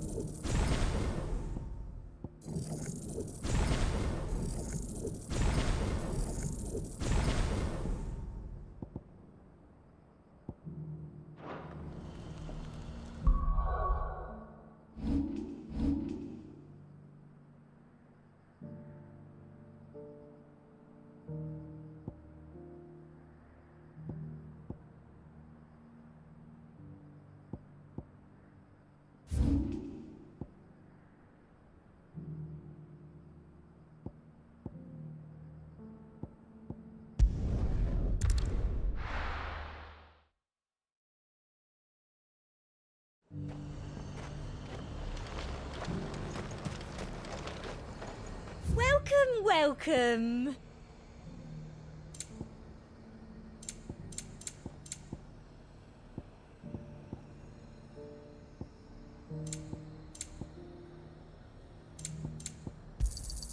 I do like a customer who knows what he wants.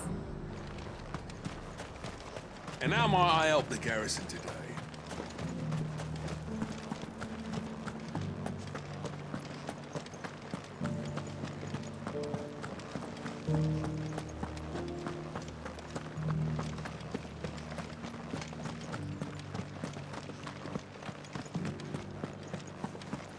Haven't seen any of those.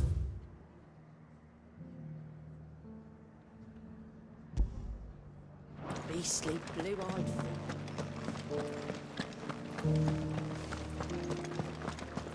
Do be careful. I will.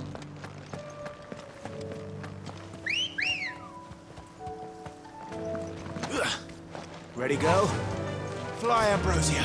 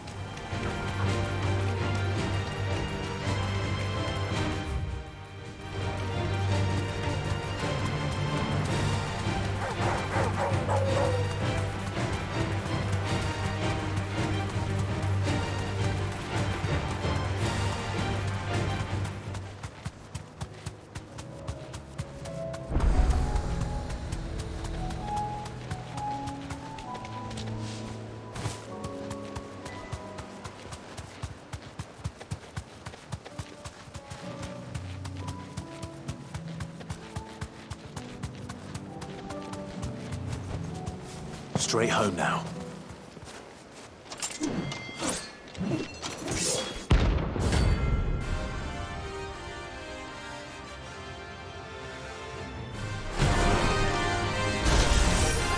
You're the outlaw! The one who drove His Highness to madness! On your knees! He hasn't heard. And it doesn't look like he's willing to listen.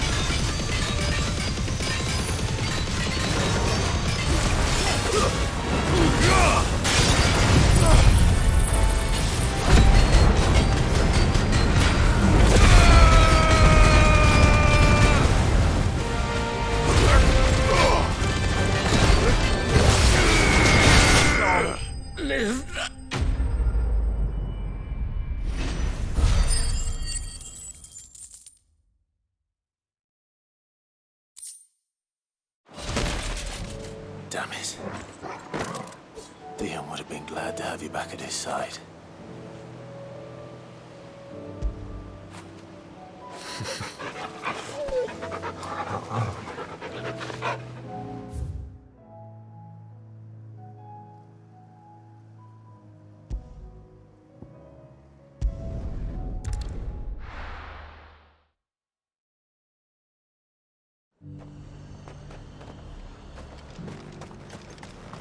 And how might I help the garrison today?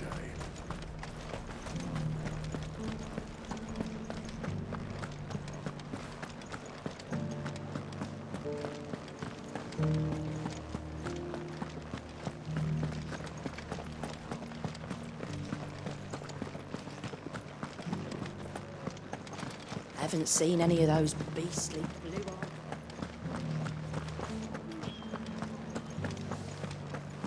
Do be careful. I will.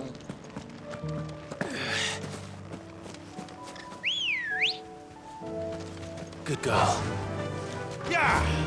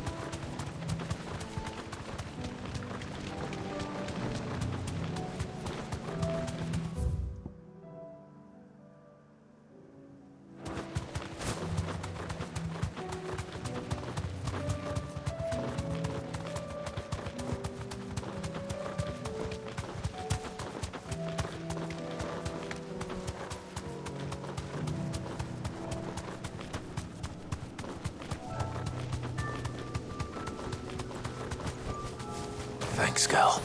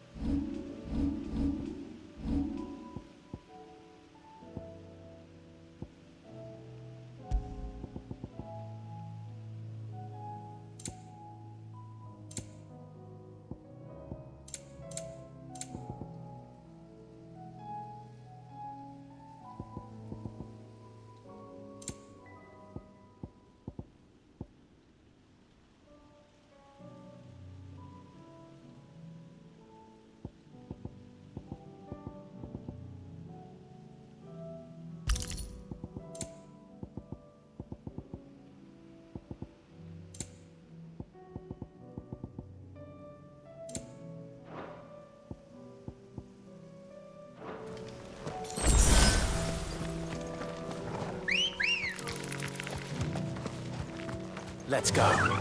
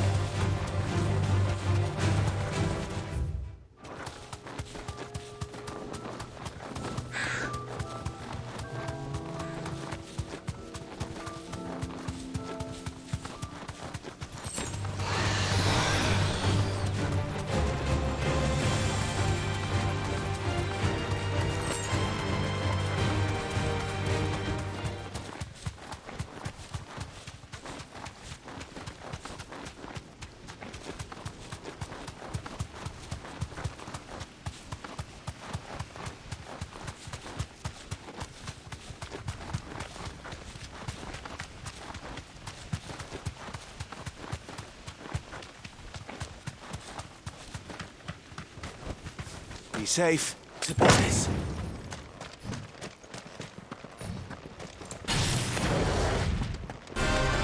It's us or them.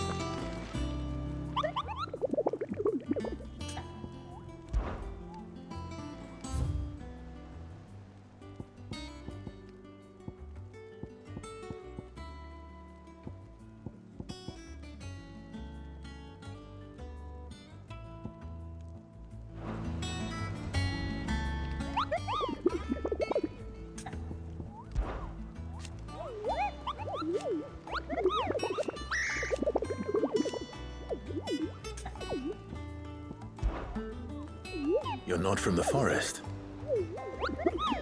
Well, which forest? Then what were you going to tell me? And if you had?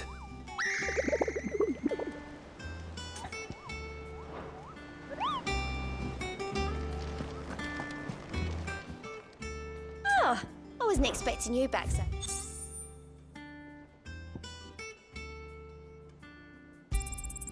You earned this.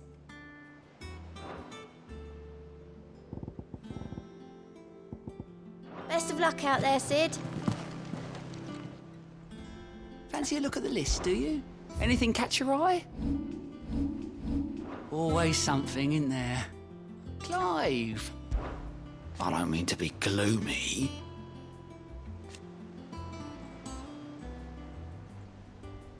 They need all the help they can get. You off then? Twinside's hundreds of leagues away. What will it be today? Truth is but a matter of belief. Alas.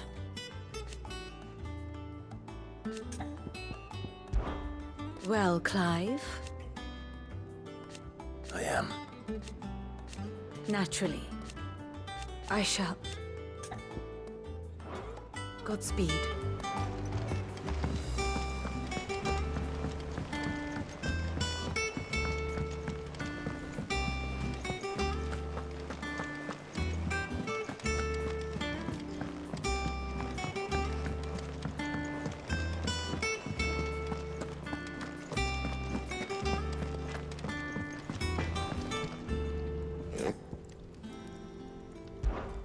What do you want?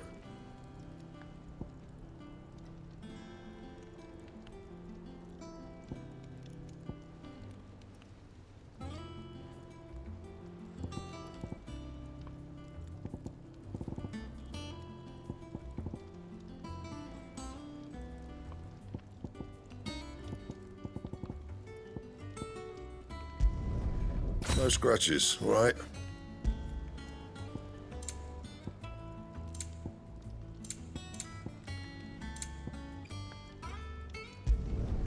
Should last you a good while. No scratches, all right? Anything else?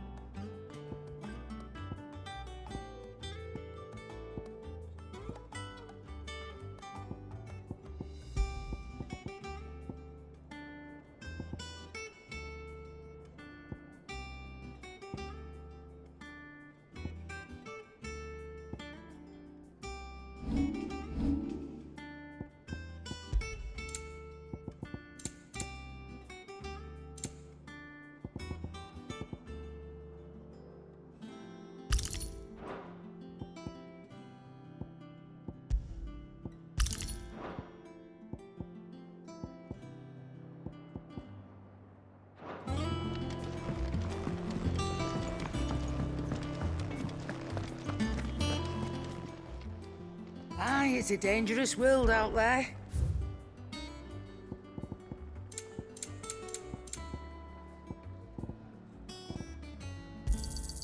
It'd better all be here. You're rubbing me blind, you know. It'd better all be here.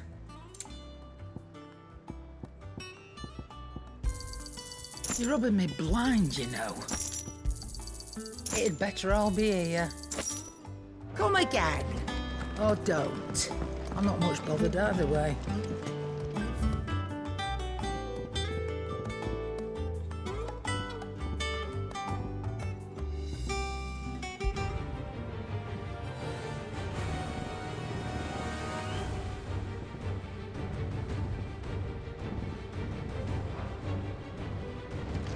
He's here, my tail.